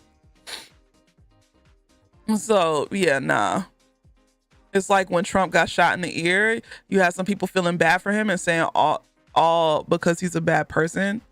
Because, I mean, doesn't mean we should wish death upon him. Right. Shit. Fuck that. I think that there's value in any life, but I also understand the conditions that create political violence. I understand resistance movements, and I believe that they're taking actions that are defendable. He chose to enact violence against others. If he cared about his wife and kids, he wouldn't put himself in that position. That part. Insurance is a scam. My 92-year-old great grandmother, nearly last words. And the fact that you can negotiate costs of the doctor procedures. Like, hello, negotiate that shit to zero. What's up, y'all? Oh my God. After watching a Vice interview of an anonymous healthcare insurance worker, it was wild, the stories that they had and the disgusting things they do to make money. I think we're incentivized to do it too. That doesn't surprise me. It doesn't. You could be okay with someone's death and still acknowledge that he's a person at the same time, but that he's a human doesn't mean the convo ends there. Right. He's a human, but that did this, and this. Because at the same time, they don't view people's or human lives as equally as you view human lives. And honestly, really, truly, let's be real. Sympathizing with evil people or objectively bad people does not make you a good person or a better person than anybody else. In my opinion, in my humble opinion, it just makes you dumb. But it doesn't make you better or more morally sound than anybody else. It just makes you somebody who sympathizes with objectively bad people and evil people. So, just saying. Didn't they say that doctors hate United Healthcare? Yep, I've heard that. Insert soapbox about humanizing people, but not at the expense of humanity. He's a human that let other humans die on a regular basis for his bottom line and shareholders. His hands are bloody too. We just pretend he doesn't. Makes you a bootlicker? Full tissel. I work at auto claims. It's heartbreaking, some of the stuff you hear. Right. And it's not like we ain't paying these MFers. I would understand if it's like, oh, we all automatically get insurance because we just so happen to live in the United States of America. But no, we're literally giving our hard-earned dollars to people, and they still find ways to not pay us. The biggest fucking scam. This is literally a scam. If you were to take capitalism out of it and you were to explain certain insurance or to people taking capitalism out of it, they'd be like, what the fuck? Hello? It's a scam. Oh, God. You notice all those insurance company owners were all scared. We saw a glimpse of something good there. Make these fuckers scared again. Honestly, really, truly. A place that isn't real gets the healthcare we deserve. Ooh. Well, yeah. The paradox of tolerance be whooping people's asses too. How you don't understand that to truly have a tolerant world, you must stamp out intolerance and show no mercy. I don't know. Some people just, I don't know. I get why some people are just like, but some people can be saved. Some people can be saved. And I do agree. But then some people cannot. And they show us that they cannot time and time and time again. It's not even like these are people who do something one time or two times. It's just like they're trying to figure themselves out. These are people who are actively making life worse for people who they don't see as people or deem as worthy. And then, yeah. Good night, Star. They don't want to be saved. I'm about to down the rest of this buzzball. Where's Mr. Pause? After I down the rest of this buzzball, I'm going to go take a piss. When I come back, I'm going to have Crobats and talk about hyper empathy. They don't want to be saved. They don't want to be saved. She don't want to be saved. Mr. Pause, are you ready? I need more people to retire their Save a Hole capes and maybe we'll get somewhere. Listen. Also, no, let me not get into that because I remember there was like a whole conversation of, even though I haven't seen the end of Attack on Titan, but there was a whole conversation of whether or not Eren was right or whatever. I'm not going to give my answer because honestly, I get it. Eren took his anger out on the wrong motherfuckers. I get it. He took his anger out on people who didn't know any better. His attack should have been more direct. I understand. But if you saw your mama and your friends and all the people that you love die at the hands of a society or whatever, and yeah, ain't no compassion. I'm sorry.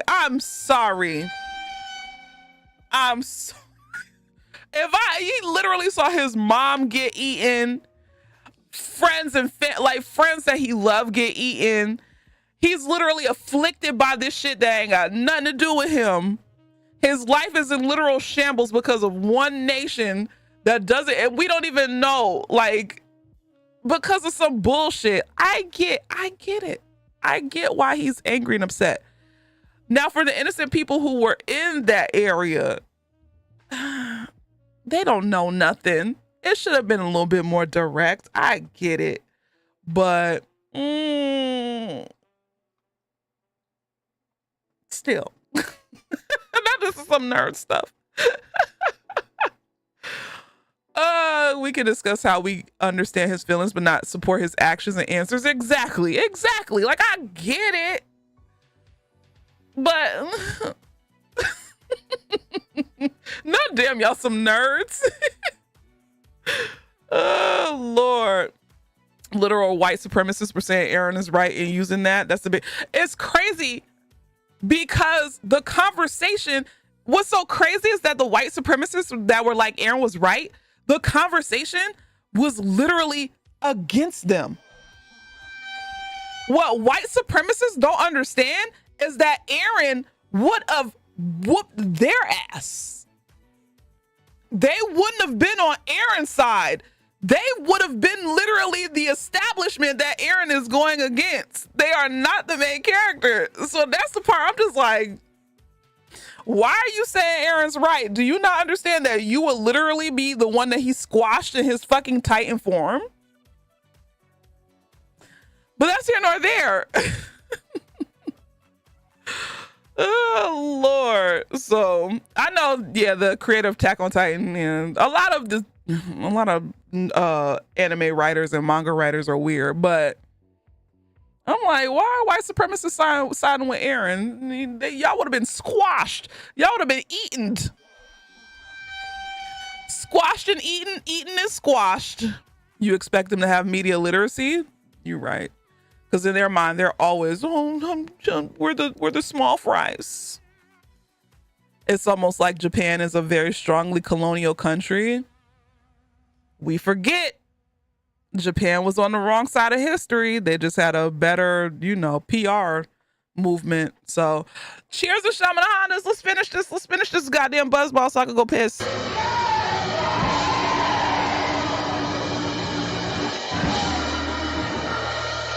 All right. Let me use the restroom. I'll be right back.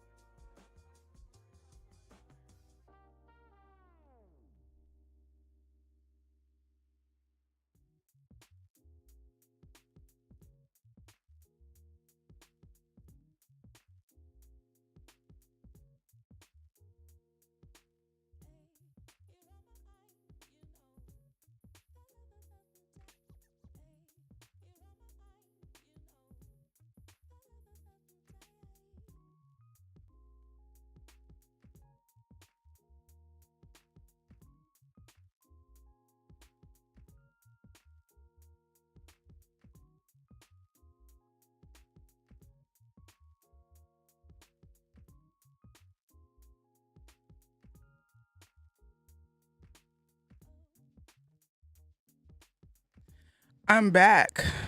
Oopsie. Oops. I'm back. I don't fall into the toilet. Boo almost gave me a heart attack because he closed himself in my bathroom. And so I opened up the door and he's right there by the door and I almost tripped up and fucking hit my head on the bathroom sink. But I'm alive. All right. Crobatson, if you like to get in here and talk about hyperempathy. Come one, come all. Boo said boo. He really did. Let me make sure I turn off the stream so I don't get confused with... I've done this before. I'm like, why is there an echo? Oh, it's because I forgot how technology works. I don't use flushable wipes. I use toilet tissue. Okay, Majesty. My daughter tried to use flushable wipes, and that's... Single ply. Yeah. That's the real horror here. Single ply is wonderful and amazing. Thank you so much. That actually would make me lose my shit if in this story it'd been like, and now the toilet paper was single ply. I'd be like, Imagine in this universe, that's all you have. That's all you can afford is single ply toilet tissue. I would learn how to clean myself using the... Well, no, because water is a fucking... You see, I would be dead already. I literally need medication to survive, so you know what? That's not my problem. Enjoy, y'all. That's not my crazy. BT said he'd end it. Too far. Y'all don't like one. This is a good parallel of talking about disability, because Octavia Butler, you know, grew up with a disability. And I feel like a lot of people don't know. I didn't know. Because so she has, not dyscalculia, that's my disability. Brain. Let me actually read the words that I wrote down with my fucking broken ass. I think most people have dyscalculia, except BT. Dyscalculia is the math one. She has the letters one. Fuck, why can't I remember what words are? She's dyslexic. That one, yes. Like You're up with dyslexia. Yes.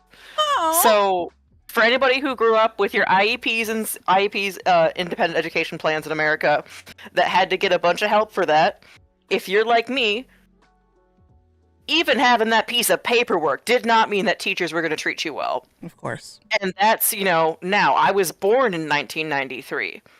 Oh, dear. Octavia Butler was born back when there was no legal laws that made schools even accept disabled students, much less disabled Black students, disabled Indigenous students. Mm-hmm. There was no anything. American with Disabilities Act was passed in 1990. Damn. Meaning... Yeah, so growing up, Octavia Butler and many other people having a learning disability did not mean that you were allowed to get help, that you were going to get even the very not great and minimal support that a lot of folks receive now, especially if you are not super, super wealthy. Like, I think a lot of people forget that the reason Helen Keller had any of the support that she had in her life is because she was white. And was able to get a private tutor and have her family afford a bunch of stuff. And even then, that was still incredibly rare. So comparatively, a lot of the stuff, like I think about my great aunt Peggy, an Indigenous American woman, bless her, who had cognitive disabilities and other different things where they tried to tell my great grandmother that she should be institutionalized, and like a proud Ojibwe woman, she just kind of looked at them as just like, excuse me? That's not happening. You can teach my baby. I don't understand what you think your problem is. Like, that's crazy. But that's not uncommon. That was incredibly common. So even when I look at stuff like this, and also being somebody who's, you know, done disability studies as well as disability activism for a lot of my life, like, to me, all the things in this case with hyperempathy syndrome are not a literal thing, but on a personal level, like as a hyper anxious child, when I saw a missing pet poster when I was a small kid, I would sob uncontrollably. Like, it was genuinely, like, it was bad. Unlike a lot of people who were able to have like grounding for a lot of things, when I was little, when my family left, I would literally throw up out of anxiety because I thought they were going to die in a car crash once I was old enough to understand that that was even a possibility. Jesus so like age Christ. 5-ish. So in some ways, like,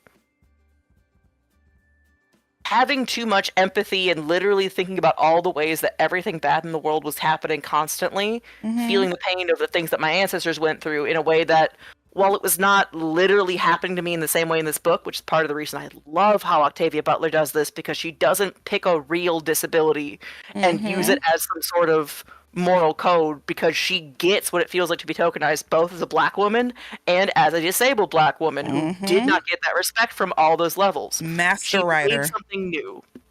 Exactly. Like, in a way that a lot of people aren't able to do. Like, I have additional citations and stuff in the Storygraph post that includes some people, a wonderful black scholar, talking about how she portrays disability and more depth into that angle as well on top throughout her whole series even. But one of the things that while reading like this and Hyperempathy Syndrome, like, I have vivid memories of being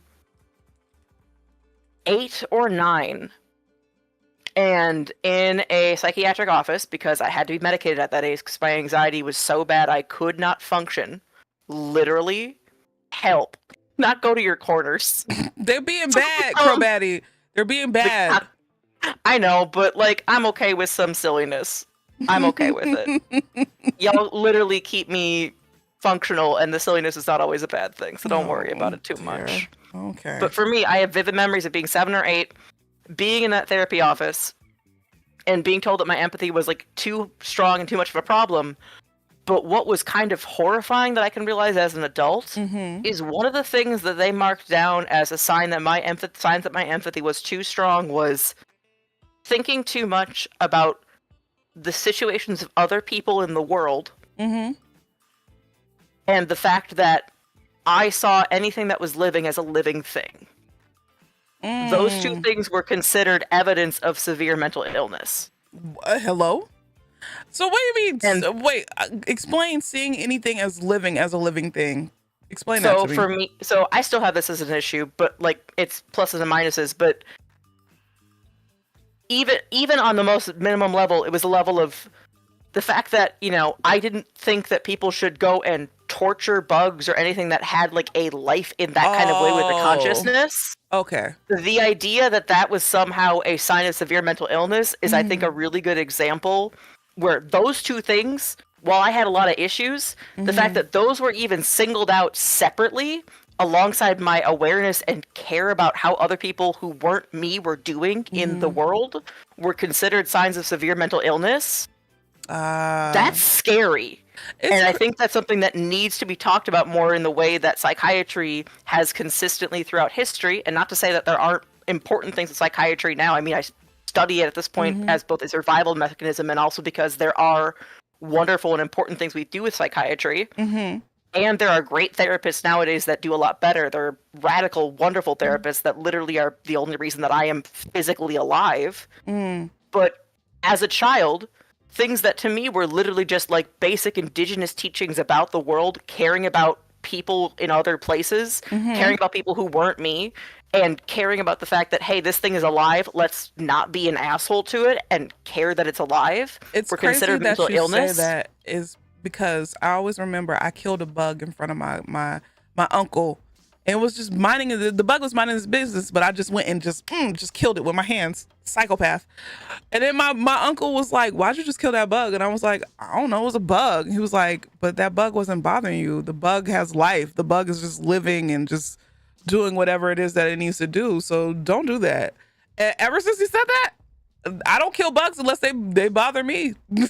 That's why I let But spiders. that's a very big difference, and that's not a default. Yeah. There are lots of people, and I mean, to be fair, like in this case, high empathy, like I'm the kind of person where I had to deal with a cockroach infestation for the first time in my life recently, and that was really rough. But not for the reason that a lot of people think. For me, it was the fact that I had to kill a bunch of creatures that I knew at the end of the day were literally just trying to survive and live, and were only in my position because somebody else did things, and also humanity has done things to mean that certain breeds like German cockroaches have to breed at a significantly higher rate just to try to survive now. Like, it's one of those things where, to me, seeing all those things at once is just how my brain works.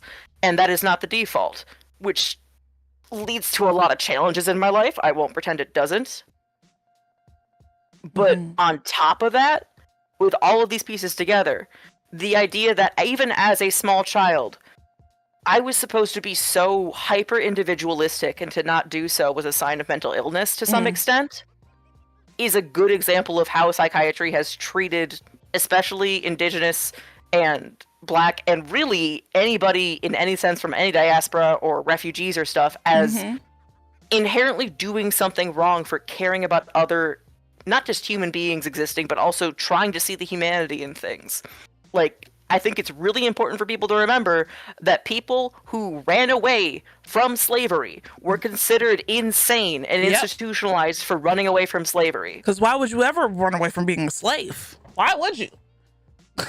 What is counted as disability in any given society is partially a reflection of what is not given and what is not supported on a basic level from a human rights perspective of disability, which is also a little bit of the social model of disability. So it's both those things together. And I think when we see something like this in a dystopia, actually having a disabled main character in this way, where I think is almost easier for a lot of people to approach, because unlike somebody who'd see someone like me who maybe would just start sobbing at knowing something horrible is happening to people out in this world and having to learn how to cope with that emotionally as a person and grow and still, for me, not lose that kindness is a very different transformation, but it's not easy to show. Versus having a character that literally feels the physical pain of people if you watch it. And I think that's also part of the reason that kind of creates this difference between Lauren and somebody who was just a cult leader, if that makes sense, partially as well. Yeah, that's what you're saying. Because she's not just looking and seeing pain or trying to... She's feeling it. She's feeling it and genuinely caring. Like, that scene, the other scene that really got me was the, hey, don't be mean, like, these people did this to save us, basically. When she came and returned to her family's home after the gate had been broken by people with that truck. And literally at that point, she hadn't known her family was basically all dead. But still, the fact that in that moment, she could feel that sincerity from somebody, even though that person was likely somebody who was literally on like the pyro drugs that were causing so much pain. Like, and she gave the apricot to the little boy. Who was, a lot of lesser authors would not have taken that moment.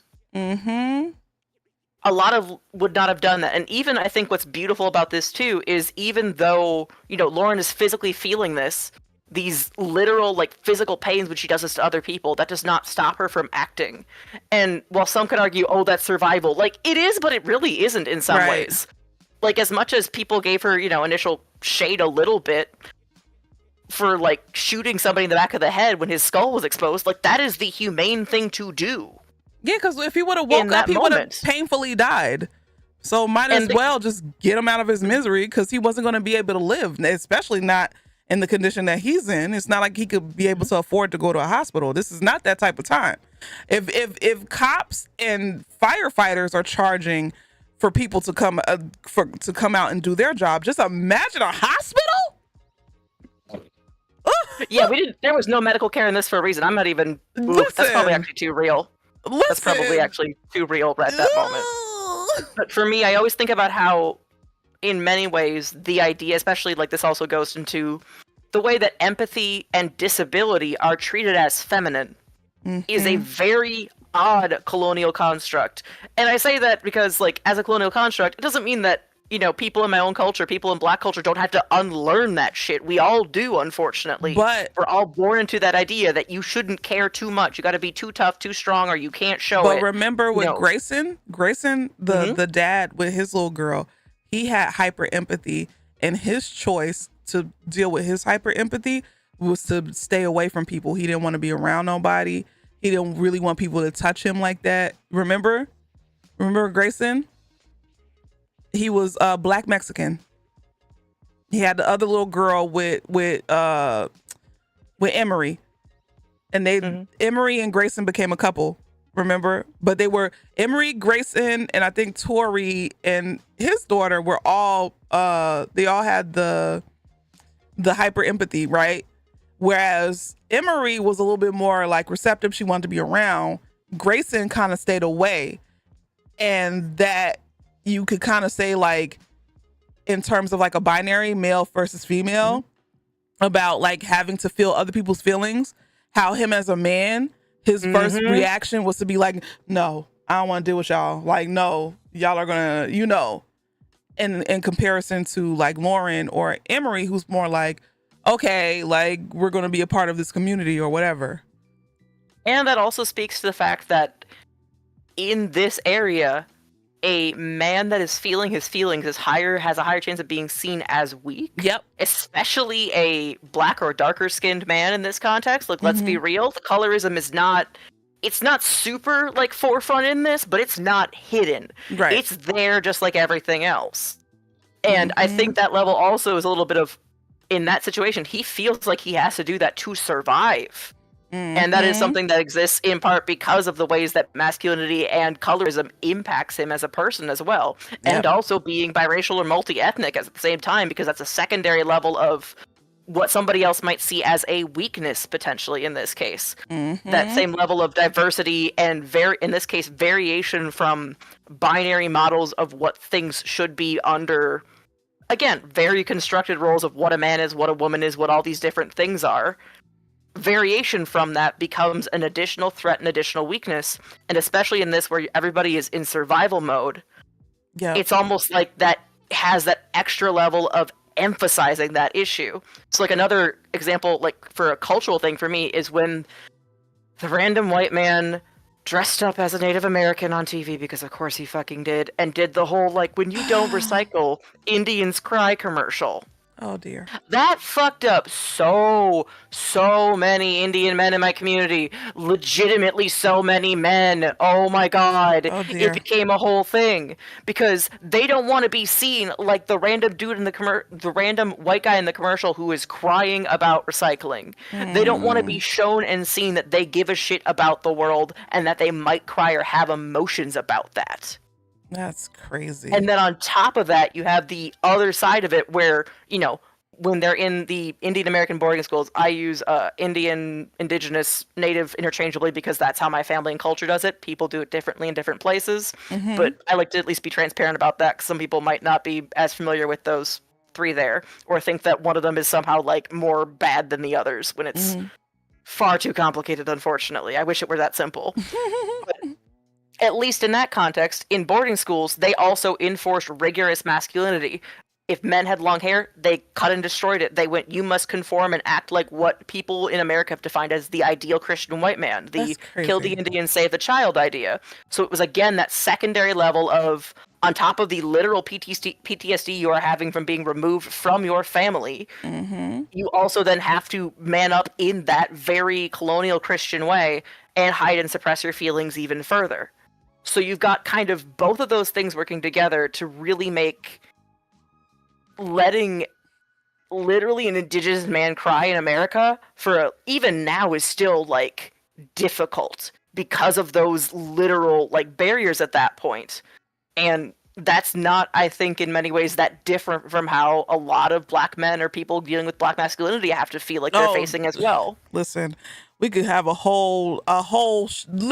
could literally do one stream of 5 hours talking about black men and masculinity and nothing but that, because that's a whole nother thing. Because them being like, basically like their masculinity being tested through and through from just being like from white people or whatever, and just them overcompensating from the fact of, it's just too much.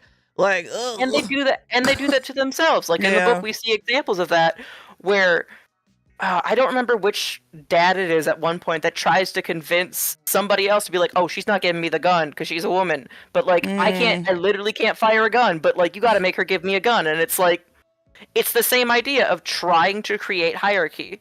Yep. And as like Zem is saying, like empathy and independence almost go together oftentimes, because there are two parents that end up together. One that doesn't understand you emotional and isn't connected, and the one that is emotionally chaotic and you don't know which version you're getting. You really learn to observation, deal with the emotional chaos, which becomes empathy. You also learn to do things on your own because of the interest of this other adult, only when as far as I provided for your basic needs and anything else doesn't matter. Yeah. All right, Zim. Sometimes you're not. You come through with your degree and everything. Literal qualifications in psychiatry. That was Grayson.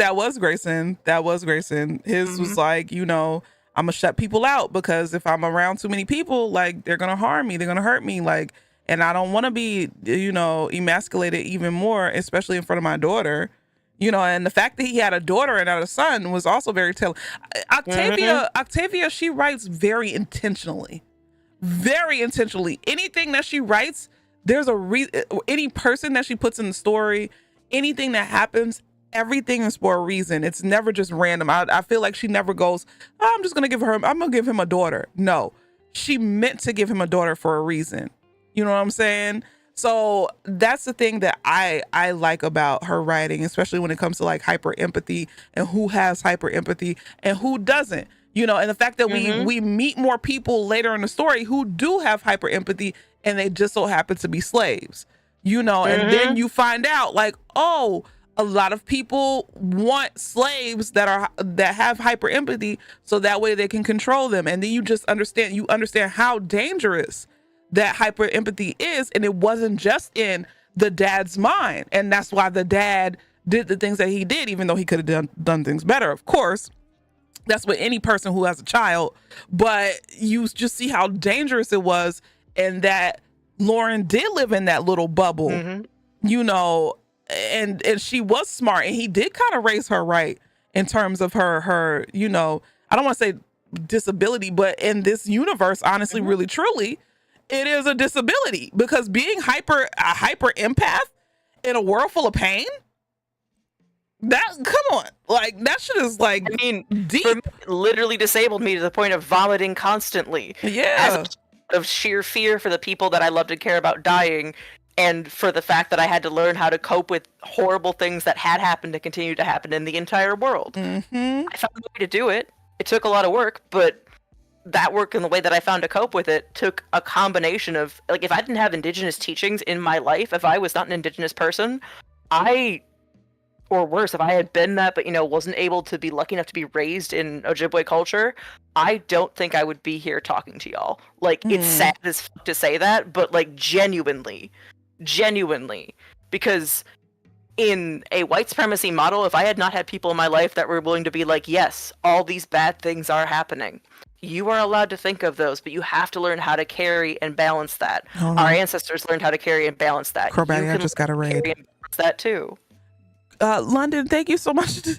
Thank you so much for the raid. I appreciate it. Thank you. Thank you for the follows. Sower, so it's a little heavy, but it's good. Yeah, we're doing our book club meeting. Hello. Hi, I hope your stream went well. We're talking about Parable of the Sower. If you haven't read it, it's by Octavia Butler, one of my favorite books. And I decided I wanted to do a book club with my community, and we did it. And I'm proud of us because we've been talking about this for how long, Crowbatty? Like a year or two?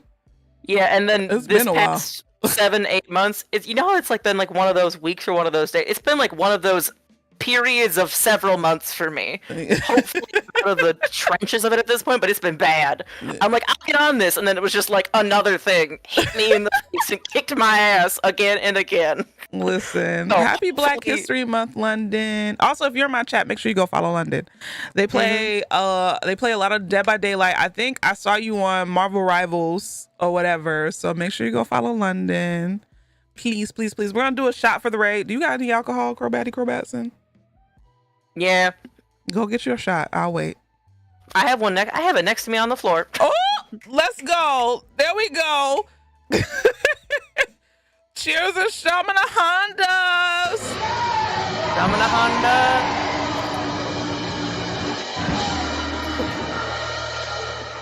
Oh, that got stuck in the back of my throat for a sec. We're good.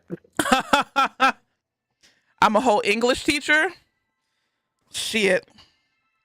I'm just somebody who likes books. Make it two. I'm doing one for now. I need it. Yeah, I'll do one for now. Mo, Jesus Christ. You need a hug? I get it though, Mo. After the time that Mo has also been going through it, like. Yeah. It's Yeah, one of those things, like, I will I look know. and be on the stream or like looking around and be like almost waving and just like exhaustion mutually because it's been too damn much. I know. I know. We've all been going through it in this goddamn community, but we have each other. So whenever the shit happens, just come to Atlanta and then we'll figure out what to do then. For empathy, you learn that you need to prioritize your own needs with the same energy that you feel for others.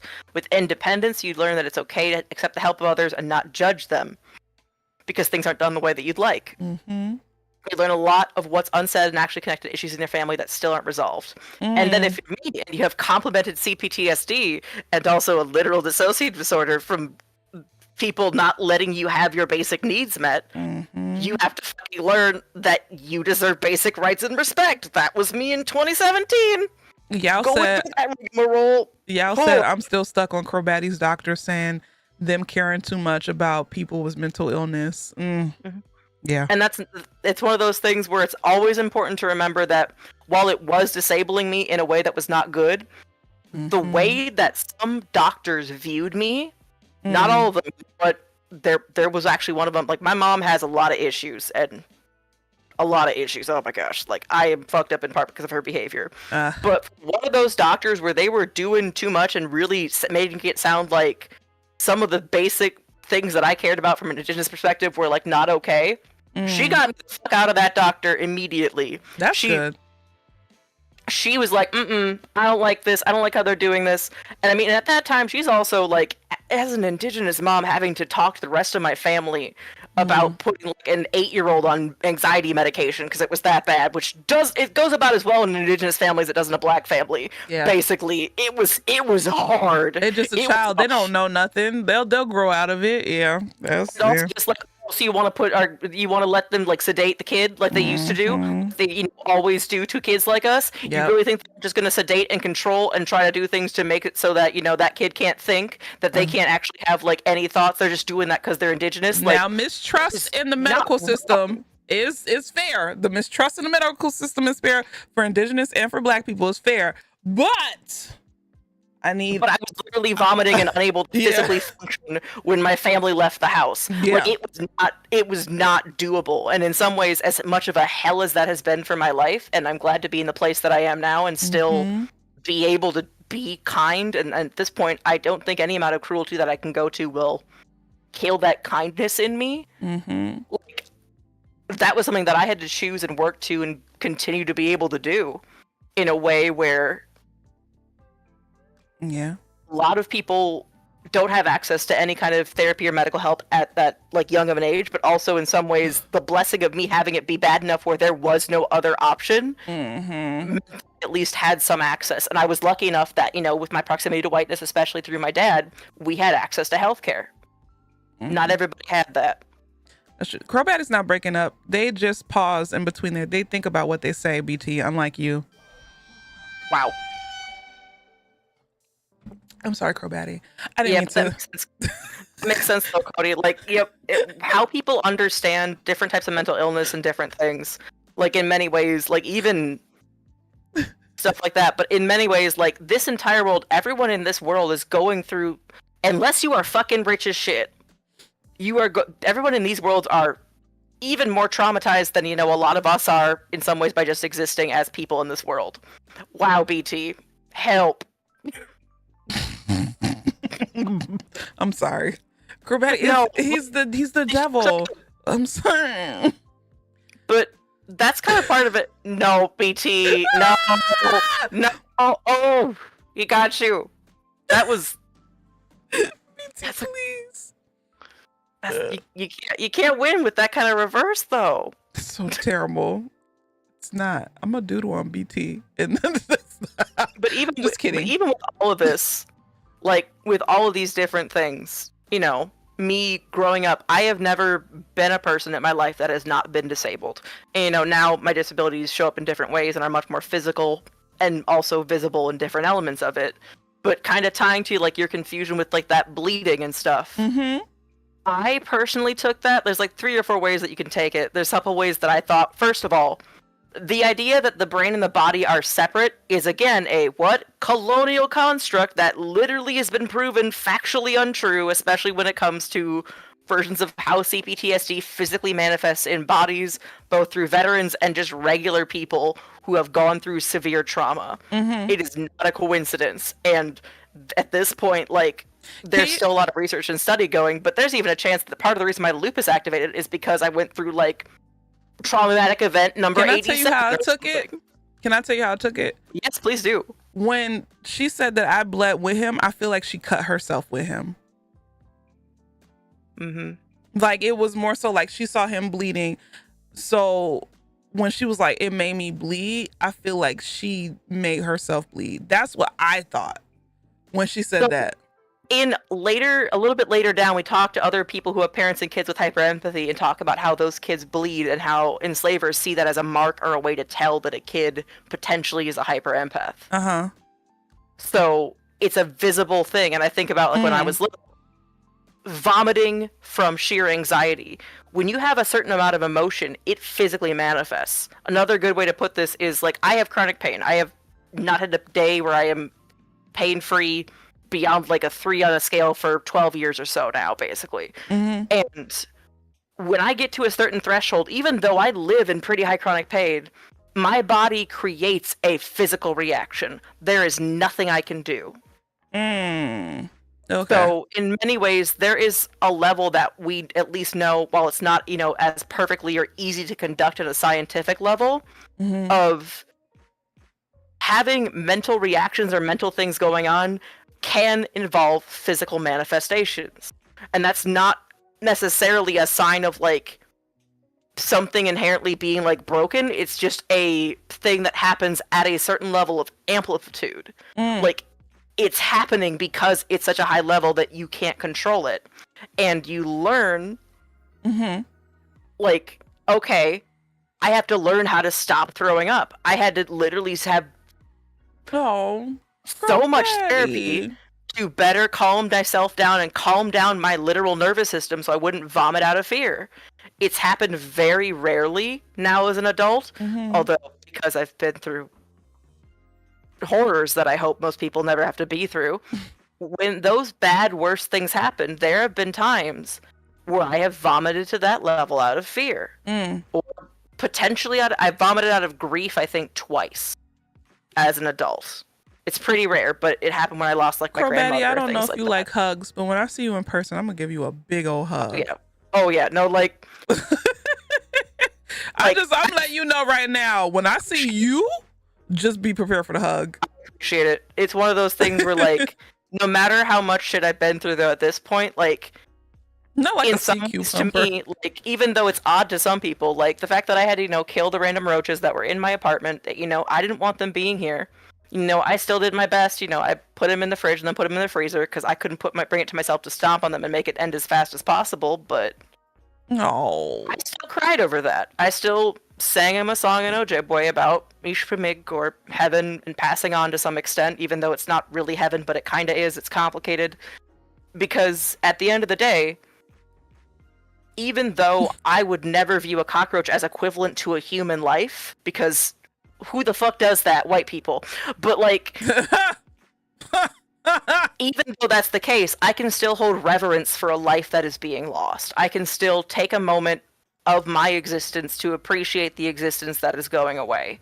And does it mean that I'm able to do that every single time in my life? No, I'm not perfect by any means. I still have even some OCD parts of me that come out, actually. Like, when I was younger and learning how to drive, I had to actually take time to learn how to not do an OCD trigger that I have effectively of doing, like, signs of the cross, even though I'm not Catholic, but my dad is, so I learned that when I was a kid. Because the OCD part of my brain goes, if I don't do that, maybe that thing won't get to the afterworld or won't find its way there. So I had to find ways to control even that part of me. I need you to talk Not to my because mother. I thought it was special, but because I was like, if there's something I could be doing to make things better. I really need you to talk to my mother because she's extremely anxious, and I see it. Listen, if she will not go get help, and I'm like, woman, you are anxious as hell. I've done it for other people. If she's willing to talk to somebody who gets it, even though, you know, I am not black in that way, but I can talk about it from an indigenous perspective and explain all the ways that it gets scary and also how you can find ancestral and cultural ways to cope with it in a way that doesn't feel like you're hearing some weird shit. Her anxiety is She doesn't throw up, thank God, but she gets to the point where she gets so anxious and mean that she says mean things, you know. She can't control between thought versus word versus that's almost like it becomes a verbal fight versus a flight. Yes, because she was raised as a middle child, and she was the darkest, and you know colorism. So she was the darkest out of her sisters. There was 5 girls. She was the darkest, right? Oh no, that's not. I really hate to say this, but I've never known a person in my life that has had a good answer to the end of that story. Listen, I wish I did. Middle child, 5 girls, and she's the darkest. So I get why she does the things that she does, but it's also like, you're grown now, mommy. You don't have to do this. You don't have to be like this. You don't have to. Not every disagreement is a fight. We're not arguing. We just are having a disagreement. I don't agree with what you're saying, but that doesn't mean that I'm mad at you or we're fighting and I'm not going to talk to you anymore. So it's yeah, Jesus with Christ. my mom, although part of it for her is that for whatever reason, to me, I'm the family op to some extent. Like, she loves me dearly, and also like I am the reason that things go badly also in a weird way. There's people, different things that gotta unpack. Like this, she's one of those people that have not unpacked the way that her father was. Yes, my grandfather was a menace. He was abusive to not only his wife but his daughters, and he pit them against each other. Family to family. Yeah. He pit the lightest one against the darkest one. And mind you, my grandma looks like a white woman. So he pit her against my mom. Like it was bad. And it's literally, at that point, unfortunately, it's like, it's very old, but it still is such a frustrating thing because we're so used to fucking seeing it. And in my family, like, my grandfather is the person that's, you know, why I have my connection to Ojibwe, and the one that basically was adopted. And then he wasn't shit, but my great-grandmother was like, well, fuck that, man, I don't care. Like, she didn't say that. She would never say that. She was a strong matriarch woman, but she was not a swearer. She was like, okay, then we're gonna raise you. We're gonna take care of you. Like, she and other parts of my family, and unfortunately not actually having even I didn't really even have any masculine Ojibwe family members growing up. Yeah, that was bad. Why I need to seek therapy? Hold on. Deanna said leash seek therapy. My grandma looks like a white woman. Why I gotta seek therapy because my grandma look like a white woman? It ain't my fault. I love my white woman grandma. I saw her literally earlier this year. No, but like I get it though, because in some ways, like, the things that white people say to you when they think that you are like the same as them. Like, yeah, my grandma that looks like a white lady, she do not like white people. And I don't blame her for that, because I had a little phase before I was really against it too, because the way that some of these folks, the way that they say when they don't know that you're stealth, like, it's not that it's surprising, but it's just like, wow, do white people see human beings as human beings? And like, having to work and cope through that emotional part of it is like a real long journey. And like, in some to my grandmas talk about white people, great, like, ooh, makes me uncomfortable. I'd be like, grandma. I'm kind of like, goddamn, excuse me. Say, I'm not gonna fucking do the whole appeal to white supremacy bullshit. And like, I get it. There's different ways to show that, and I think there are some ways that are less productive. But like, I get it, because that is one of those things that for me, like, part of the reason I struggle to take up space sometimes is because I know that my whiteness makes me more appealing to some people than somebody who has an actual look of a much more Ojibwe person. At the end of the day, sure, I deal with discrimination and stuff on visual things, but that's almost entirely disability related in every aspect. Like, it's a very different experience than, and knowing, like, within yourself that, like, people would pick you over other people based on that first glance at you, and wanting to make sure that people in your family and people that you love and you care about know that you are never gonna fucking do that to them, because that is not just horrible, but it's also just, like, to me, it's killing a part of yourself, quite frankly. Like, it's saying, I don't care about, and the thing is, like, I know people in my life or people who I are friends with that have, like, a sibling or someone else that decided to choose whiteness, and sometimes even pretend that they weren't, you know, what they are, and, like, And not in like a like edgy like middle school like phase or something. Like I definitely had a little bit where I was like but also like because I had self-esteem issues of like maybe I'm not enough or not this or whatever. Like my middle schoolish I era. feel like we all went through self-esteem issues in middle school. We were all adults that literally will go, I can pass for white, so I'm gonna play it and believe it and do it. And unfortunately, that's not fucking uncommon. Yeah. Y'all said you where get she comes older from. and realize how fucked up POC families are. My grandma was absolutely horrible to most of her kids. My mom joined the army because she got into an argument with my grandma, and my grandma wrapped a chain around her neck. Ooh. Yep. And some of that is also, intergenerational trauma Jesus. stuff. Look, I'll pull out I've done a presentation on healing intergenerational trauma before. I'll pull it out for some time for the wilderness. We will do it. I don't know if this year is the year to do that work. Like, I love y'all, but like, Oh no, we'll wait until 8 years from now. I think at this point, it's waiting until the proverbial fires have died down, because the literal Pretty ones much. are going to be doing what they're doing. Maybe the end of this year. Unfortunately. End of this year, we'll wait, because right now I'm here for a good time. I'm here to get drunk and have fun for right now, because what the fuck? Part of it is like, as much as this, like, I'm going to circle back to hope, because I think that's one of the most important things from this, because BT, even shut though up. this is intense and heavy reads, Oh. I love that Moon Lady, but like, I even know- though these are really intense and heavy reads, we are not in this world. Like, in some ways, I read this and my first thought was, I know countries where this is happening. I know this country where this is happening. Like, for me, because my anxiety and the way that I think and the way that I listen to people, and quite frankly, at this point, the way that I've been doing disability activism and stuff for the past decade or so means that, like, there is not something that somebody can tell me that they've been through that will shake me enough to make me be unable to listen to them. Which sucks, but, like, it's a good thing at least. Yeah. I got a pee Crobatty. Will you hold it down while I go pee pee? Mm-hmm. Okay. BRB! Yes. But hope is a thing that we get to have, and we are not in this world. There are parts of the world that are dealing with almost everything in this book. Like, I really wish it were different, but almost everything in this book is happening, aside from the literal hyperempathy syndrome, and there was like one other thing that wasn't literally happening. Just dogs going around and doing stuff, happening in places. I mean, the water stuff isn't quite that bad in this kind of scale, which is good, but also, like, that, I think that's one of the reasons that actually did get to my skin, because I was like, ooh, that's a little new. I hate that. I hate that a lot.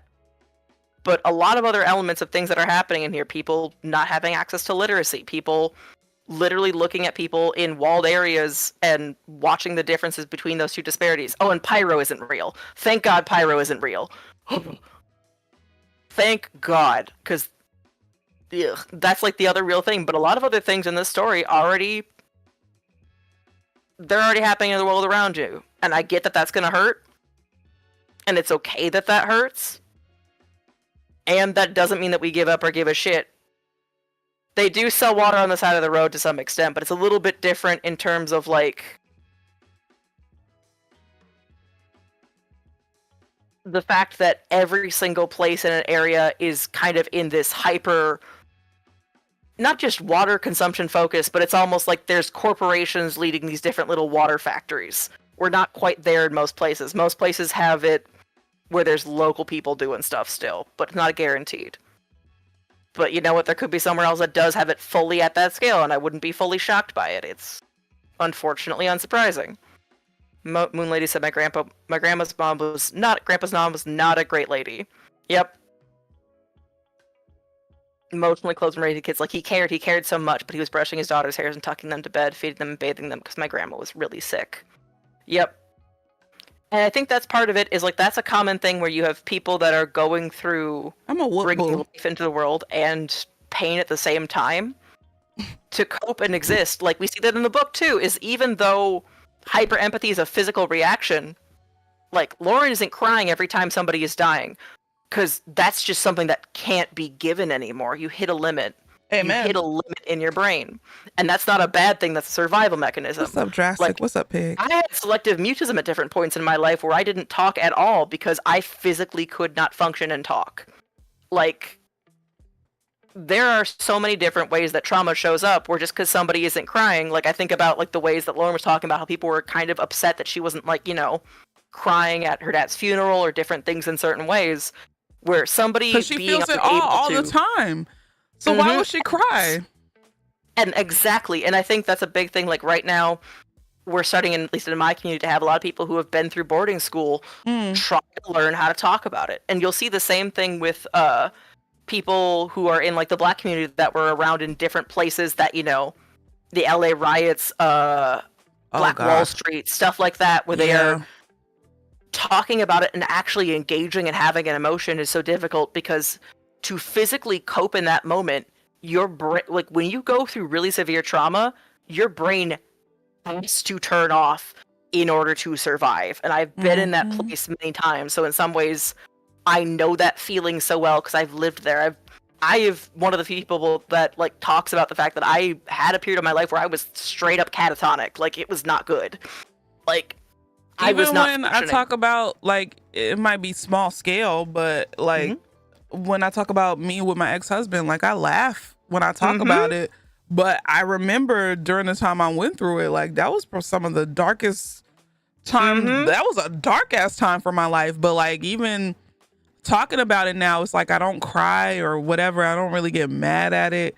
It's more so like it happened. It's a thing that happened. You kind of get like desensitized to it in a way because it's like levels of desensitization and that kind of stuff. Like, think about what I've been through, like with my abuser. In some ways, like unfortunately, it's similarities in that realm. Like there are times where you cry and you process through it. I'm a whoop Swash. I'm sorry, because he said, "Damn, the only laughs he be getting." Go through, you process through that pain and that trauma, and for some stuff in your life, there's always gonna be times where that hits again. Like I've got a traumaversary that when it comes up, even now after like almost 8 years of being free from my abuser, there's still that day where that's one of the few days where I will cry because it just gets me.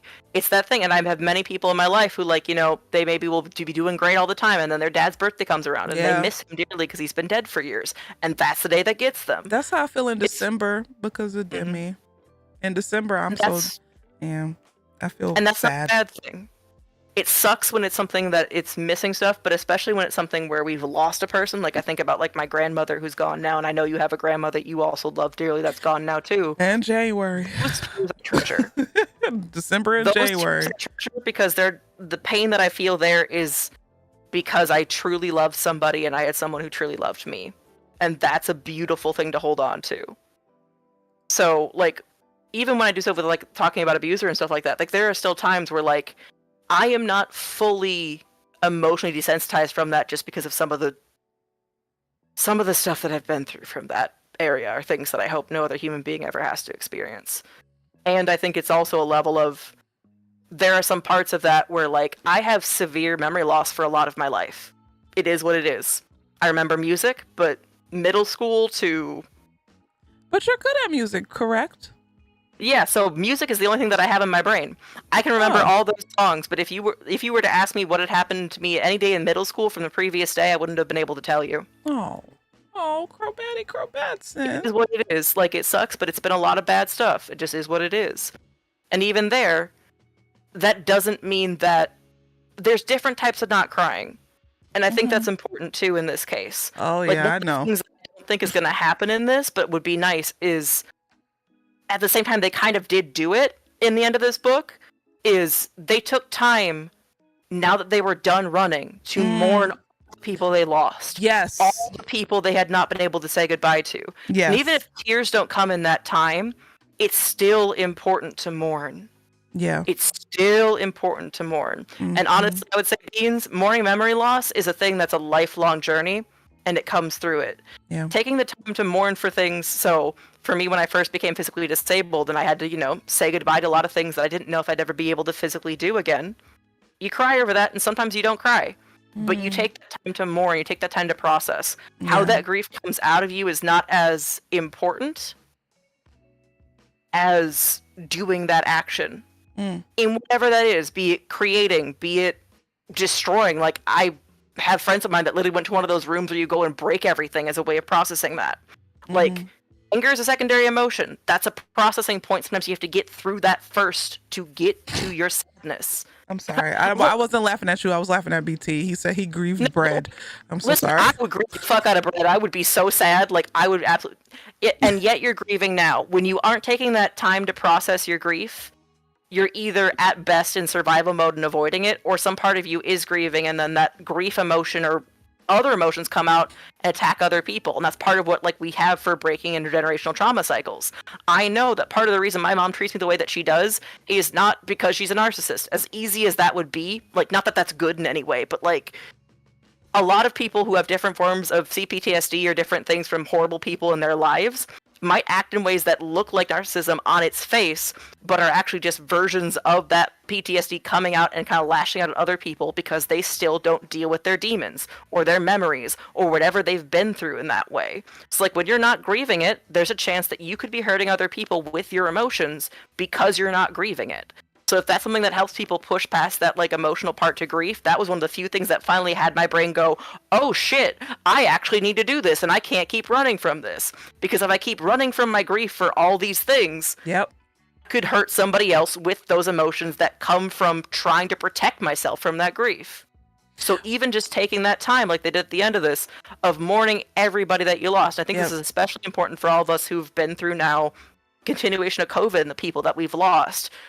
Even if your families aren't doing it in the way that it should be, doing it for you, doing it for anything else, whether or not you believe in a heaven, a future, a beyond, or anything. Right. Grieving that to any extent and sitting in that grief instead of running from it, which I know is hard. It isn't something you have to do all the time. Hell, if you can only sit in it for 5 minutes, you have to set a timer, do that. But I'm grieving. Is how we get through.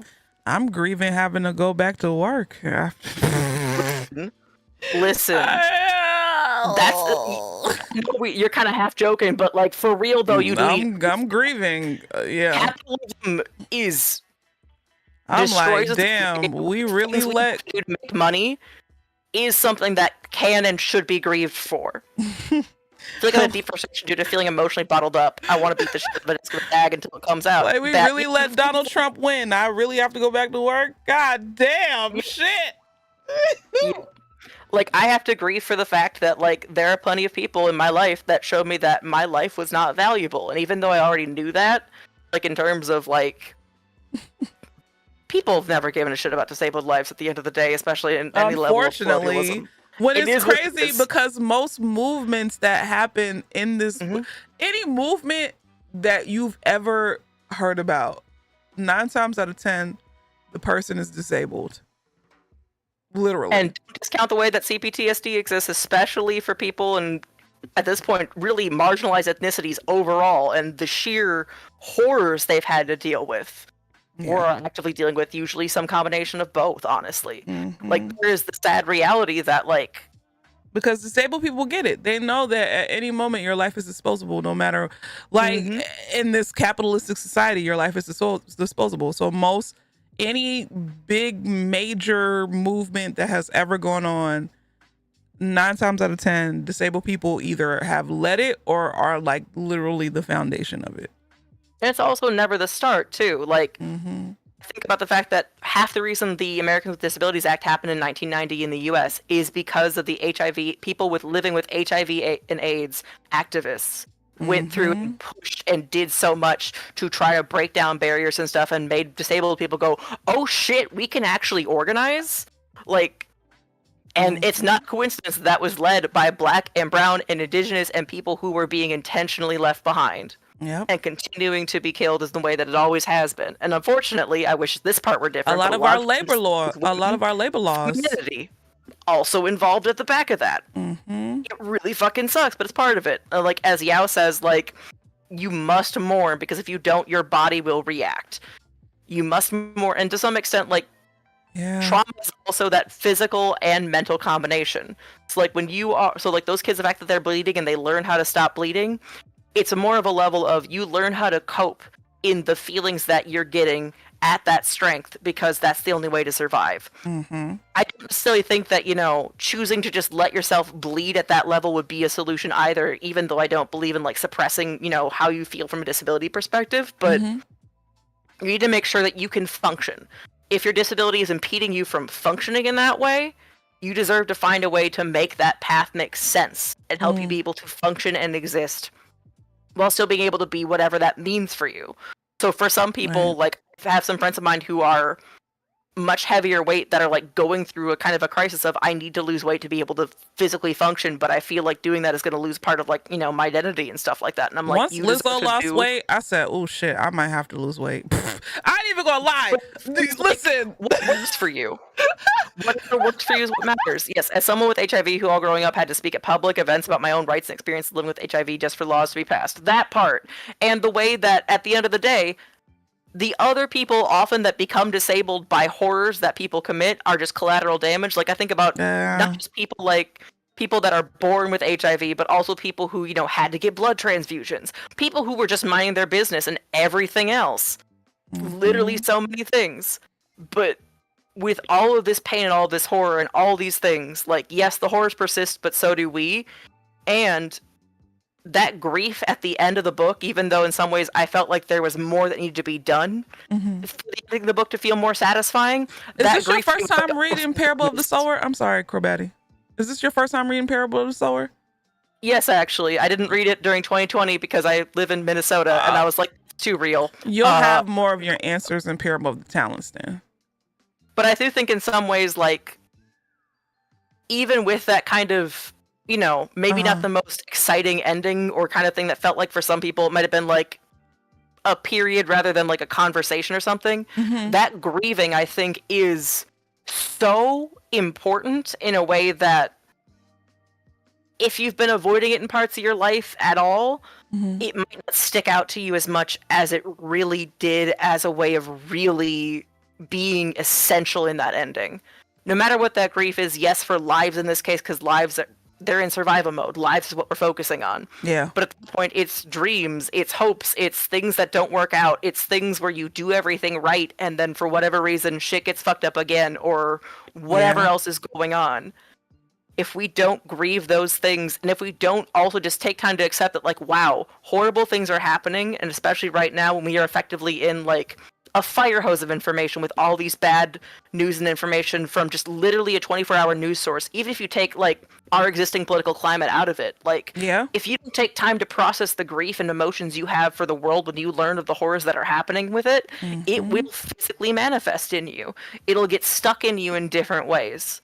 That's why one of the things that, like, you'll hear a lot of therapists talk about is, like, yes, you heal something, but you need to put something else in its place. For me, in my life, I've found hope, or I've found looking at the ways that... Or spite. It's not just that thing. Or spite. Literally whatever you need to do. Like, if you're doing what you need to do to survive, I'm not fucking judging you. One of my best friends is still living on spite, and I'm so glad she's still here. Like, do what you have to do.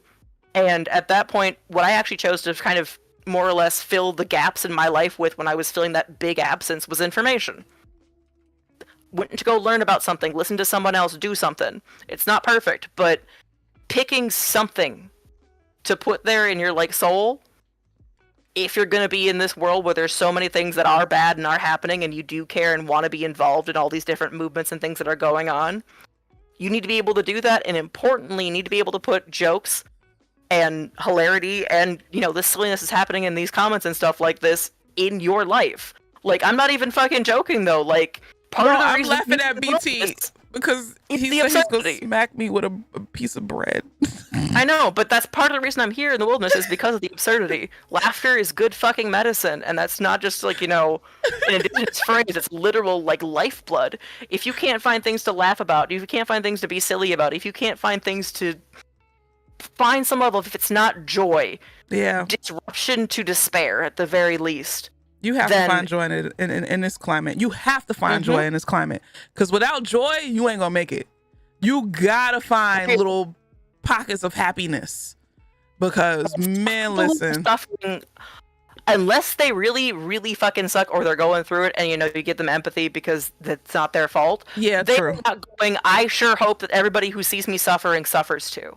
That's not a thing that most people do. Yeah. That is a weird white supremacy construct where they are like, well, you're going to do the same thing to us as we did to you. It's like, Right. no, actually, we're not fucking horrible. We just wanna and be left see alone. human beings as humans.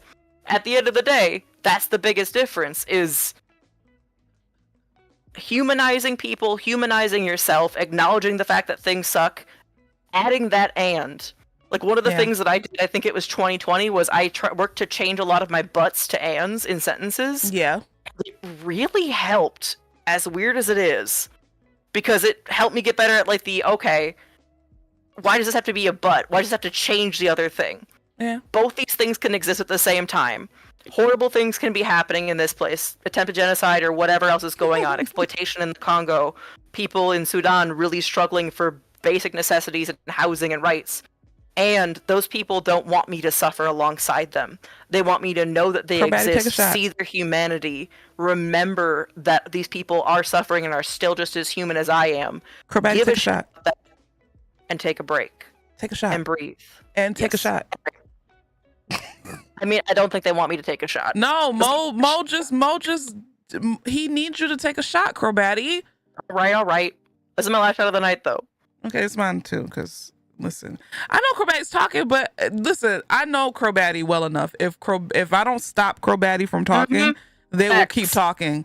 So I have to stop them from talking from time to time so they can do the things. Like, take a shot. No, for real, though. I literally have friends of mine that I'm like, if I get stuck on a hyperfixation when I'm on a phone, I'm like, just hang up the goddamn phone. I mean, you literally have to hang up the phone. Listen, I know well enough. Cheers to Shamana. Oh, this is not even notes up and highlighted BT. This is my brain at this point. This is just a thing that I live at this point.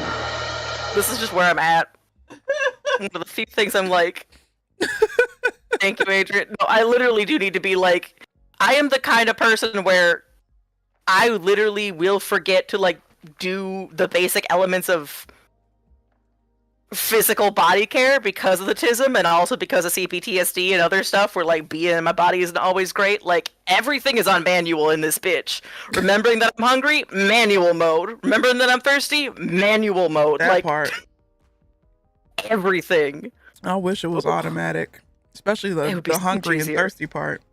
No, but I literally feel like it's one of those things where it's very common, both from either CPTSD or any form of real neurodivergence to some extent, where it's just like, for whatever reason, we got stick shift while everybody got automatic, and I really don't appreciate it. Like, it'd be way easier. Yeah. No, that's fucking real, Mo. It was so bad last night, I had to lock myself in my office so I wouldn't run around the house. That's so fucking real. Oh my God, Mo, you need a hug. You need me to show you. You need me to show you my titties, cause I'll do it. Just kidding. With Deanna's permission. Not no put them away. Not titties. Yes, it was very sad, Mo. If I would have known you were that though. sad, I would have just showed you my titties. Not bags of sand. Why are you so desperate, Leash? That's crazy. This is wild. BT, get out. BT, But I get mean, out. like, if you see people suffering in this world and you think, well, I gotta make sure that I'm also super sad or I don't care enough, that's some bullshit. That's literally white supremacy. That's literally colonization. You are hurting yourself with that information, and the only people that benefits is people who want more people to suffer. Yeah. Some You need to misery be able loves to do company. And you need to be able to do both. If you're doing anything with activism, if you're just doing the general act of giving a shit and seeing human beings as human beings, you need to learn how to take that jean jacket proverbially off and hang it up in your closet for a little bit. And even if you can't fully disconnect your brain, do something that if you can't have fun or whatever, at least be curious about something else. Thinking about suffering and pain in the world at all times is not good for your brain. Take it from somebody who literally lived that for a long time in my childhood. It does not work. It will physically and mentally destroy you. Oh, Mo. I feel you, Mo. I feel you. This is, as a person who's I don't want to say, I'm optimistic, but I'm very much a realist because I know how things are in the world. But I tend to try to look at the brighter side of things because it helps me out more. I will say this is probably I don't want to say probably the most depressed I've been, but not in a way that prohibits me. It's more so like I've had like a high anxiety, and this is probably very much a low for me. And I will say that y'all get information too. Yeah, and that too. I will say that y'all help me out a lot with, how I'm feeling, and just being here and talking to y'all really helps me out. We have to kind of like find Mo, I feel you. that. I feel you so fucking hard, Mo. Yeah. You're having an extremely hard time coping with your babies not being, oh, Mo, my baby, I'm come over there, I'm gonna hug you. Not having Not does this help? Animal passed earlier last year, in the middle of last year. I was about to say the C word. And that cat was literally the only good thing that I had from my abusive relationship. The only thing that I had to show for the horrors I've been through. So Smudge is my current kitty. Bigfoot was my baby. Yeah. Was my baby. He also literally would tell me when I was going to have a seizure. He would make sure that I would eat. Like, he would literally go and yell on the counter if I didn't eat dinner by a certain time and make sure that I remembered. He was the only way that I got hugs during a lot of COVID. Like, he saved my life in so many ways. He really was. He was my son. Like, in a lot of ways, he was. As much as I don't like Goku because he's finicky, that would be Goku for me. Goku's finicky. If he don't have food, he gets annoying. But Goku's he's my ride or die, right? Boo, he's needy, but he's a baby, right? But Goku's my ride or die. So Goku kind of knows what the hell. Like, I know that I'm in a sad ass mood if Goku comes and sits around me and he has food in his bowl. That means, bitch, you're sad. Because Goku is here and he doesn't have to be here because he has food. I'm like, oh, bitch, get up. Goku knows you're sad. Oh, dear. Yeah, that was your Bigfoot. Yeah, it's almost like that. And like for Mo is like, losing Bigfoot was one of the worst times in general these past while, just because when I was in my states, when I was literally catatonic and dissociating so hard that I would just not be a person for a little bit, even he would literally come and gently tap me out of it. Like it was almost like he was able to keep me connected to human existence in a way that I don't even know if anything else on this earth will ever be able to do for me, in a way that is like, in terms of like, not a person, but like, when it took me a while to readjust. Took me over a month to really function again and remember how to breathe and remember how to exist. Because when you lose, like, he slept next to me every night. I feel like with my shadow in a lot of ways. So when you have them lose that in your household friend, somebody that you saw and woke up with every day, somebody that you know is physically gone from this plane of existence. Like, breakups are hard. There's something else it's a different visceral feeling, especially when it's, with pets, like Mo, it's gone because too they soon. Don't live that long. It's more so you're there it teaches you that nobody really belongs to you, and some people, or and when I say people, I mean your pets as well. It's like you're there sometimes to love somebody or something for a season and learn from that love, right? So you said with Bigfoot, he would kind of he wouldn't go to bed unless you ate, or he was around you and he loved you. It's like some pets are just there for you they're just there for that love and you to learn from that love. You know what I'm saying? So it's more so like a reminder. Whenever you think of Bigfoot, it's more of a reminder to love yourself the way Bigfoot loved you. If that makes sense. That hurts. Sorry. I didn't want it to hurt. It's a good hurt. It's not a bad hurt. The hurt for me is usually a sign of something that I'm missing. Yeah. So it's like especially with cats love conditionally. They're not like dogs. Dogs are unconditional love, right? Cats are very conditional. So the fact that you had a cat that actually looked out for you and was attuned to your seizures and was- would make sure that you were okay. It's like more if so there's he's soulmate in a cat, that is that baby, because Mhm. he literally, like, the day, like, when I left my abuser, he was in the car with me, and when I moved home with my parents for a little bit, he Mhm. adjusted everything flawlessly. He was totally okay with there being a dog in the house. Yeah. Like, everything that I needed him to do, he did without me ever having to teach him a single thing. Yeah. That's In it's a way that is, he did that to show you Yeah. how to love yourself without him. And he did it And- he did it consistently. He did it consistently cuz animals did. are very consistent. So he was yeah. in every way. And I think part of it, the hardest thing for me has been doing this without him, because I think for the longest time, I'm about to he cry. was my, And I don't yeah, even, he was the first time he was Mhm. here with the wilderness and other people where I actually was able to have a period of time in my life where I had good memories. Yeah. So like I had like a year and a half period where I actually finally get what it's like where people want to return to a previous time in their life. I've never had that before because too many things have been too awful for all of my life, and right now, Mhm. like, things are bad. Like, if I had not been through so much shit in my life, I would be a different person. But in some ways, half the reason things are so bad right now is it's not just all the horrible shit that keeps happening over and over and over and over again without a break.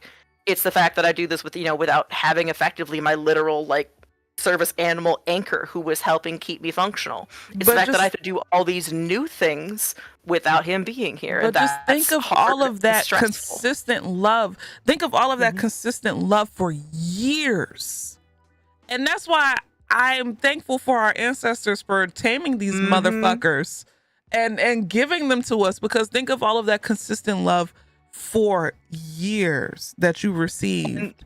And I know I felt like I'm one of the people that one of the weird things that I've always had happen in my life is before someone dies, a day or two before, I just know. I just immediately know. I'm blessed with the fact that I get to give them a call and say goodbye. No. I'm blessed in this case where I got to let Bigfoot pass in my house where I just knew and felt it was time. No. And my grandma, who is passed, who loved animals, and my grandfather both came back, helped me, and was like, you got to do this. They literally walked me through the process in those last 2 days of making sure that I ate. I felt my parents lived with me on those last 2 days, like reminding me, stopping me from burning a piece of toast or something else or anything else. They made sure that I functioned and I lived as best as I could. And I felt when he passed, I got to give him proper Ojibwe rights to pass and everything and make sure he got there. I felt him, have my grandmother catch him in open arms, and I knew that he was okay. Oh, Crobatson. And I'm so blessed to have that luxury in my life, because I know a lot of people don't have that. But I think because I've been so close with death since being a small child, I kind of, in some ways, didn't have a choice. I got to know death, and then at this point, I am a death positive person. For anybody who watches, like, Ask a Mortician or knows about the death positive movement in general, it's about viewing death as a part of human existence that when we treat as evil and fearful and awful, we hurt people.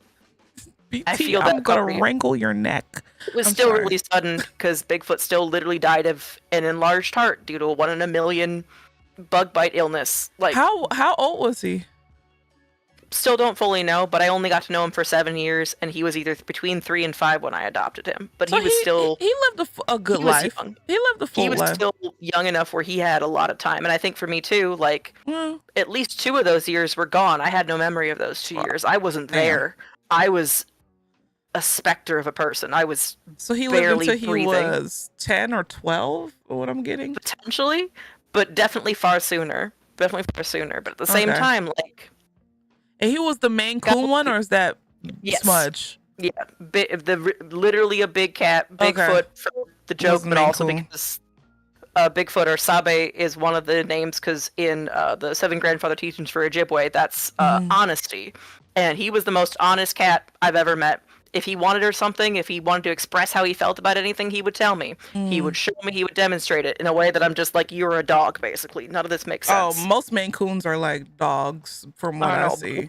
Still, it was Yeah. still just beautiful. Yeah. But the thing is, like, for that first month, I couldn't function after he passed. That first month was so difficult. And one of the things that I'm glad about, Mo, is that you are not alone in your house. Yeah. I live alone aside from Smudge, but also I wasn't alone either. Mm. I wasn't fully alone either, even though little Smudge had and still has so much boundless energy where he'll snuggle a little He's bit. just a baby. He don't know. He don't know. No, he literally just like, you were a default cat. You have no idea what's going on. You're just a regular cat in a beautiful way. Oh dear. But that first like month of when you lose, especially animals, friends, relatives, people that you love deeply that live in a house with you, it gets you. It cuts you. Yeah, that part, Mo. I feel this, Mo, because Bigfoot, when I got him, he was more than half bald. Nobody was adopting him at the shelter because he was so bald, but it was just because he was allergic to chicken. He was just allergic. He was bald. Literally, like, not bald. He looked half shaved. It was a mess. It was so sweet, I had to do it immediately. And that one of those things where it's just like, when you get an animal in a situation where it's not just like, I don't know how the fuck I would have lived not only without you, but also you can tell that they needed you and you needed them at that same time. That bond is beautiful. Yeah. But losing it definitely hurts, especially when it's something where it's just like medical stuff. Like I know Mo and I both had the level of just like, at some point you learn enough medical stuff and you're like, there's nothing I can do. There's nothing you can do. There's nothing left to do here. You have to just do what's right. It's just their time. And and I feel that so much. You're able to say your goodbyes. And I think part of it, Mo, is like that first month is hard. And it's part of your grief, and I promise you will get through it. I wish I could do more for you than right now, aside from saying that it will, like, you are at that apex. No. I promise you will get through it, and it will hurt less. No, BT. And no matter what you got to do to get through this present, I feel that, BT. Not if I can't open my eyes tomorrow. I'm gonna blame y'all. No, because Bigfoot literally had his heart so enlarged that he couldn't be held in the way that he used to, and that was. Oh my goodness. Oh my goodness. We made the right call. Doesn't mean it doesn't hurt, and our love for them doesn't mean it doesn't hurt. Those emotions and the tears that we shed and stuff are gonna be there. But they're not in pain anymore. And find ways to escape. For me, it was, I think I started watching like just different comedy shows or different things or different moments to physically escape just for a little bit into a different world and a different mentality and a different anything. Or watch me make a fool of myself. I do it all the time. It's hard because especially like when you're having a good time, I feel like if anything, sometimes those moments of good times are harder because you come back to Earth and you're like, oh, they're not here with me. Yeah. They're usually here with me for those good times. Yeah. Come back to Earth gets a little bit easier each time. No, I feel that's where I'm at too. Right now, my stream is. I was just about to say, you and Mo haven't been streaming, and I'm like, hello? And life has been kicking my ass backwards, forwards, sideways, and through the doorway. Whatever.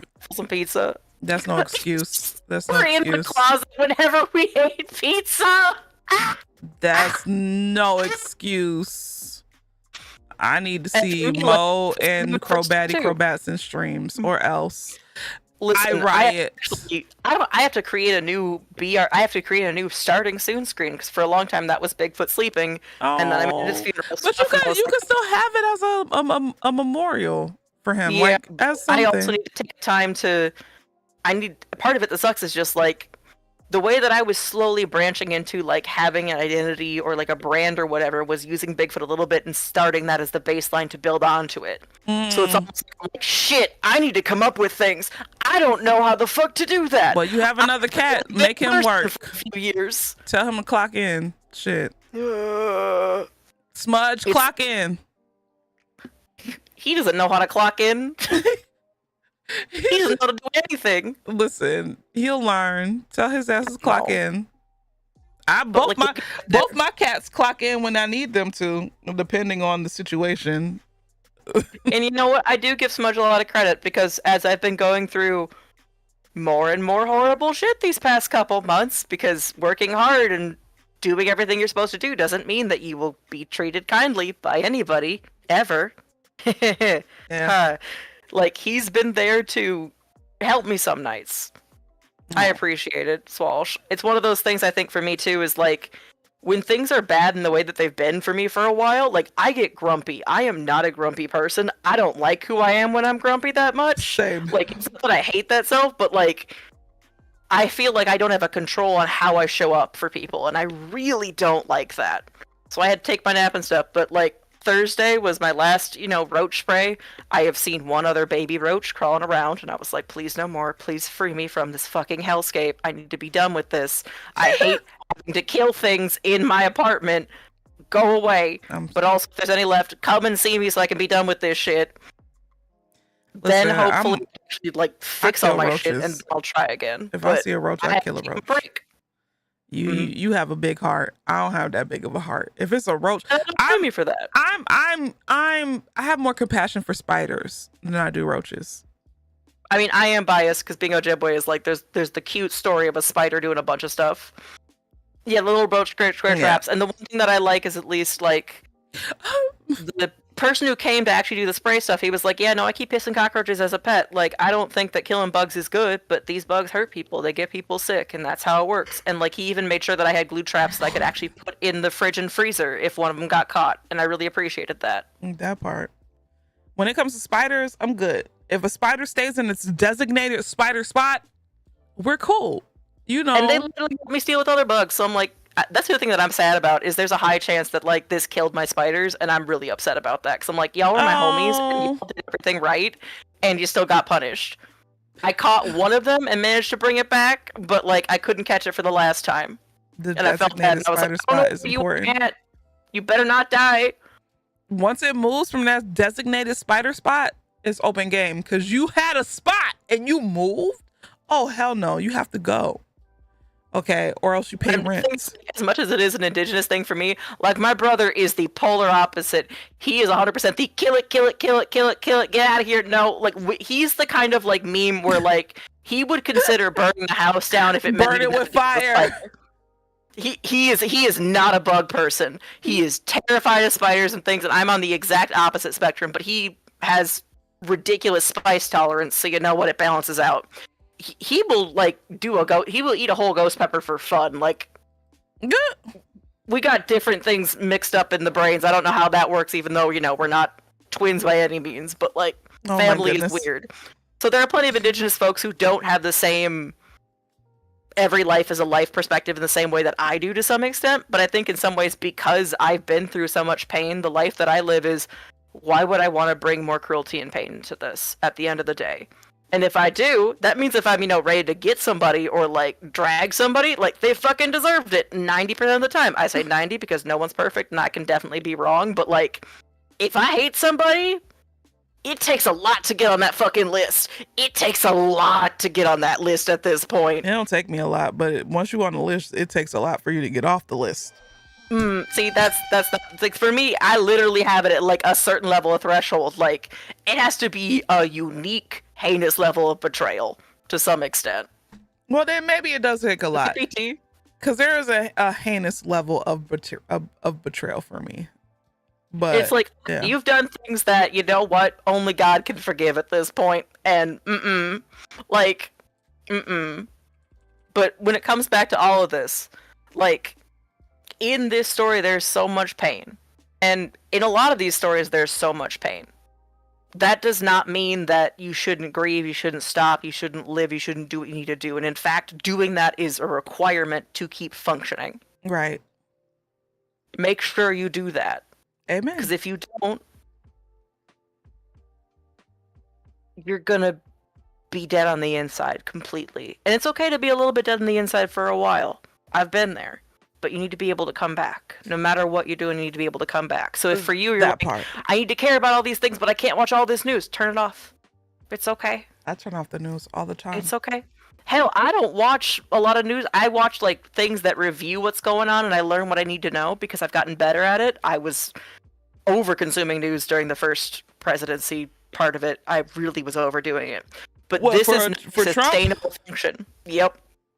It's not sustainable, especially right now with a fire hose of information like this, as we talk about in information science. Between Trump and Elon Musk, you are not built to consume all this information and all this shit. Do what you can. Learn the snippets you need to know. One of the things that I have a friend of mine do is like I literally keep an eye on stuff about like anti-blackness and stuff related to all this in the news. She keeps an eye on transness stuff for me because it's so close to home that sometimes it helps to have somebody else that you know that cares about you keep an eye on that part.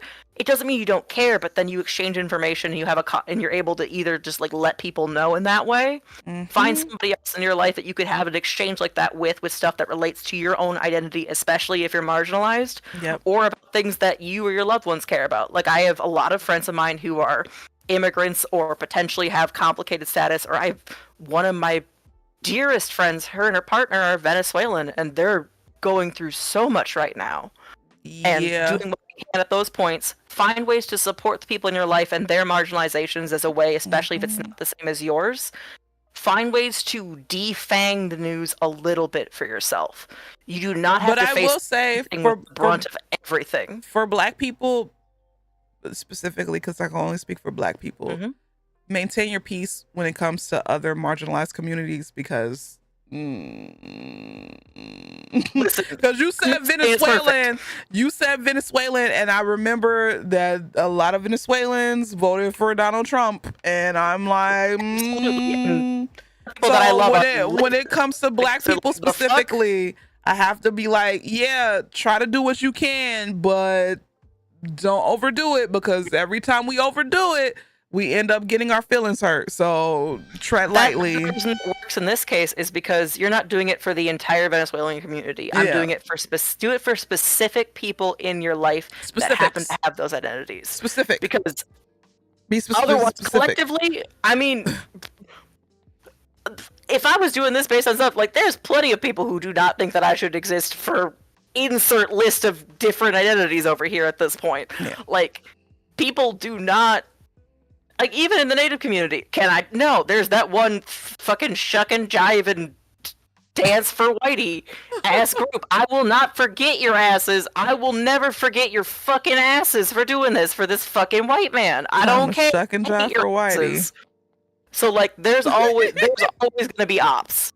Guaranteed. Definitely. Sometimes, but for Black people in particular, because of colorism and, you know, anti-Blackness that reigns supreme in a lot of communities, I will say be a little bit more hesitant, and not even hesitant, but like discerning. Just be more discerning. And a lot of the reasons why the protests, you've known for decades that you can trust, that isn't going to be fucking weird, racist, and understands. Because the thing is, it's a mutual exchange at that point. I do this with a friend of mine because she knows that I'm going to be fucking for real about all of this and give the information that she wants and needs to know with overloading her.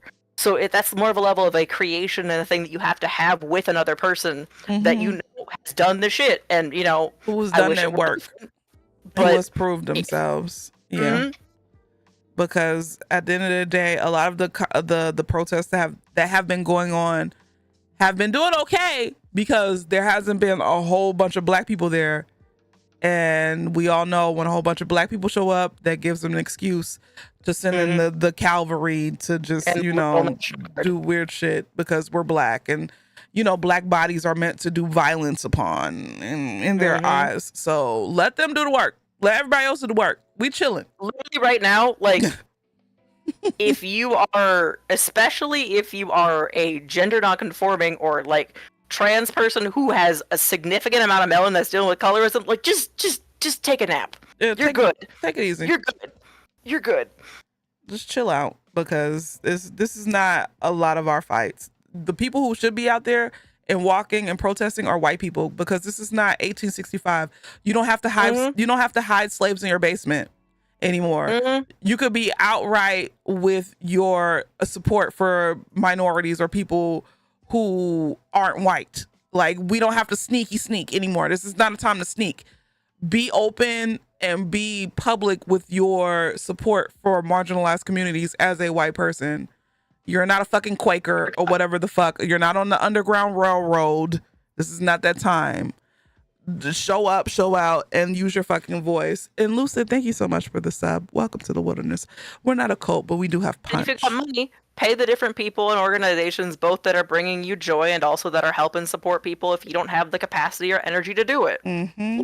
There's so many different places and people who need help. Yep. There's so much mutual aid that is needing to be done because people are currently not having access to, you know, getting jobs where, like, it's already hard, but think about the people who this has always been the hardest for that we know. The darker skin you are, the more proximity you have to blackness or potential blackness at this point, it's complicated. The more that somebody can see you as someone that potentially they can pretend won't fit in with their group, the harder it is for a lot of us to get jobs. Especially for those of us that have been doing things related to social justice or change making in the past, because now we're like extra on a shopping list. Like, it really fucking sucks. Pretty much. Do that part of it if you can. And at this point, like, half of this is balancing the information you consume. Half of it is doing the work and also learning how to do work that isn't just being visible for a protest. Because what are you doing that isn't, like, right now my thing, especially to other white people, is like, what are you doing that isn't just a protest? Because you gotta do other stuff. You gotta be working, do mutual aid, care for your community, join and do things that actually are helping people stay safe and functional. Go and volunteer to help print out the cards in different variable languages that match the demographics of your city that explain your right for ICE. Like, do different things that are actually doing action that isn't just going and protesting, because while that's great, right now,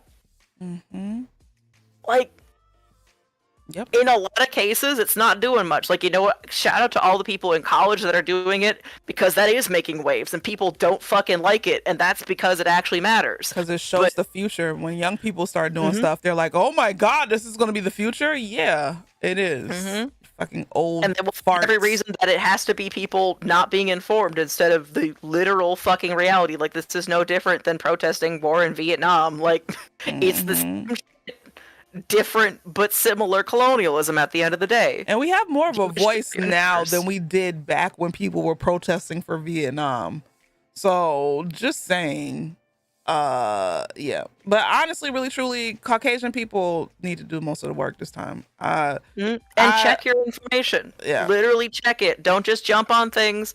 Find stuff. If you're feeling some type of way about information, go, I'm going to go look at and listen to what the black people or people online that have been talking about this are currently saying. Yep. Like, you can be an amplifier without being a mouthpiece.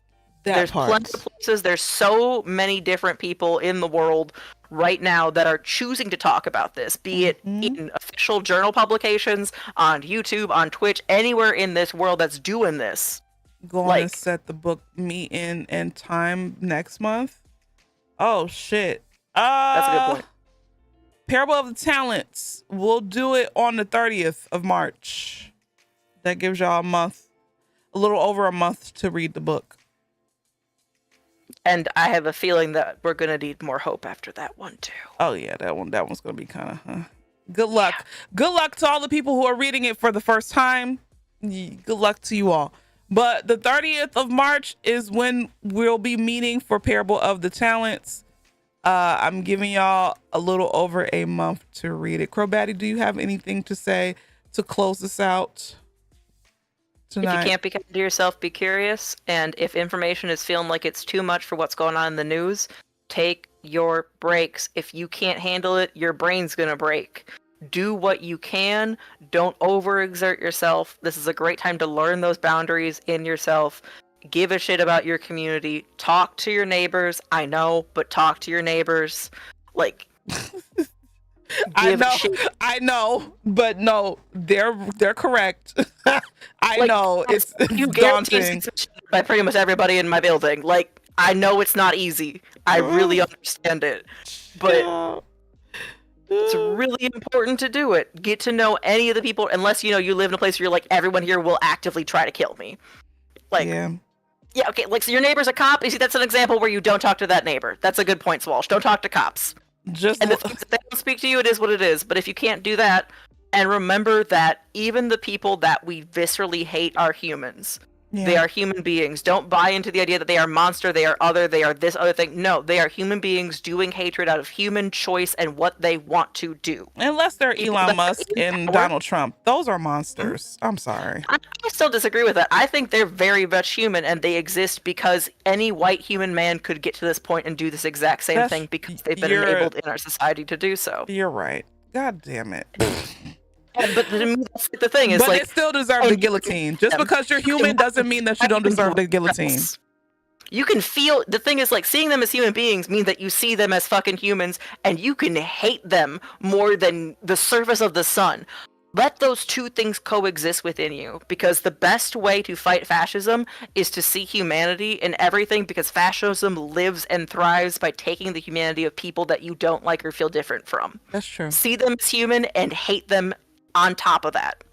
See them as human beings and look at them in the way that they are also the most pathetic mortal things. Let their mortality be a comfort to you. Yeah. They cannot live forever. They cannot be gods. They are human. They are mortal. They made these choices out of human choices. They are not criminals. They are not insanity. They're not some other third, eighth thing that you can use to separate yourself from them. They are just as human and just as full of blood and everything else as we are. And because of that, they are defeatable through collective action and through love for each other as much as we can. Amen. Thank you, Crowbatty, for blessing us with your words of wisdom. Humanity is really one of those things that every day and more that I live, the more that I see it in little kids, I'm like, this and loving other human beings, the ones that don't hurt you, obviously. Of course. Like, when I think about like disability and everything else, especially bringing it back to the book, like using disability to other, using whatever it is to other and create a false hierarchy. If you see them as human beings and you say, I see you as a human being, you deserve human rights, and also, that doesn't mean that I want you to live or do any of the things that you're doing right now. You don't deserve, you have lost that right, but not because you're not human, because of the choices and the things you have done on purpose. Amen. Never forget that. Thank you, Because then we're Crowbatty. always going to be able to do that. Don't go high when they go low. Oh no, go low when they go low. Fuck them. Go low. They deserve the guillotine at the end of the day.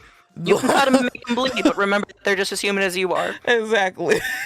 They made a choice to be an asshole. You should say fuck them. Exactly. And I think the thing that is also the and part of, and fuck them for that. And remember, they made these fucking choices. They made a choice. They don't care about other human beings. That choice is something that we can't change. And rest is resistance. That's the one I'm going to bully y'all into reading after this one, actually, even though it's gasp. Nonfiction. Oh God. The Net Resistance Ministry. We have to read something light and then we'll read a nonfiction. It is light. It's literally light. We'll see, Crowbatty. All right. Thank you You'll for see. thank you for your words of wisdom. I appreciate you. Thank you so much for talking to us. Thank you all, Wilderness, for being here with me and just existing with me. You are part of my joy in this world, and I hope you remember that too. Oh, Crowbatty, love you so much. You okay? Bye. Bye. All right, y'all. That's my time. We did it. It was our first book club meeting. We did it. Oh my goodness. I have nothing to say outside of I have to piss. So, what's up, Lucid? We did it. We had our first book club meeting. Just to let you all know, the next book that we're reading, we're just going to go straight ahead into Parable of the Talents. The next, book club is going to be, I'm sorry, I didn't mean to burp in y'all ear. The next book club meeting is March the 30th. I'm giving you over a little over a month to complete the book. If you haven't read Parable of the Sower and you want to read Parable of the Talents, I do suggest that you read Parable of the Sower so that way you know. And other than that, I have nothing else to say. I will see you all. What's today? Today's Sunday. So I'll see you all tomorrow. And we'll play some games tomorrow or whatever. I want to play that new game that came out from Telltale. Not Telltale, Don't Nod. But we'll see. We'll see what happens. Anyway, I have nothing else to say. Be good to yourselves. Take care of yourselves. Be kind to yourselves. Good night and goodbye. Capiche? Tequila lover, astrology nerd. Demon time sipping on some scissor. Swallowed, beat the ground up, was in the bag, and don't forget the. Please capiche? Cult leader, rain boots and a thong.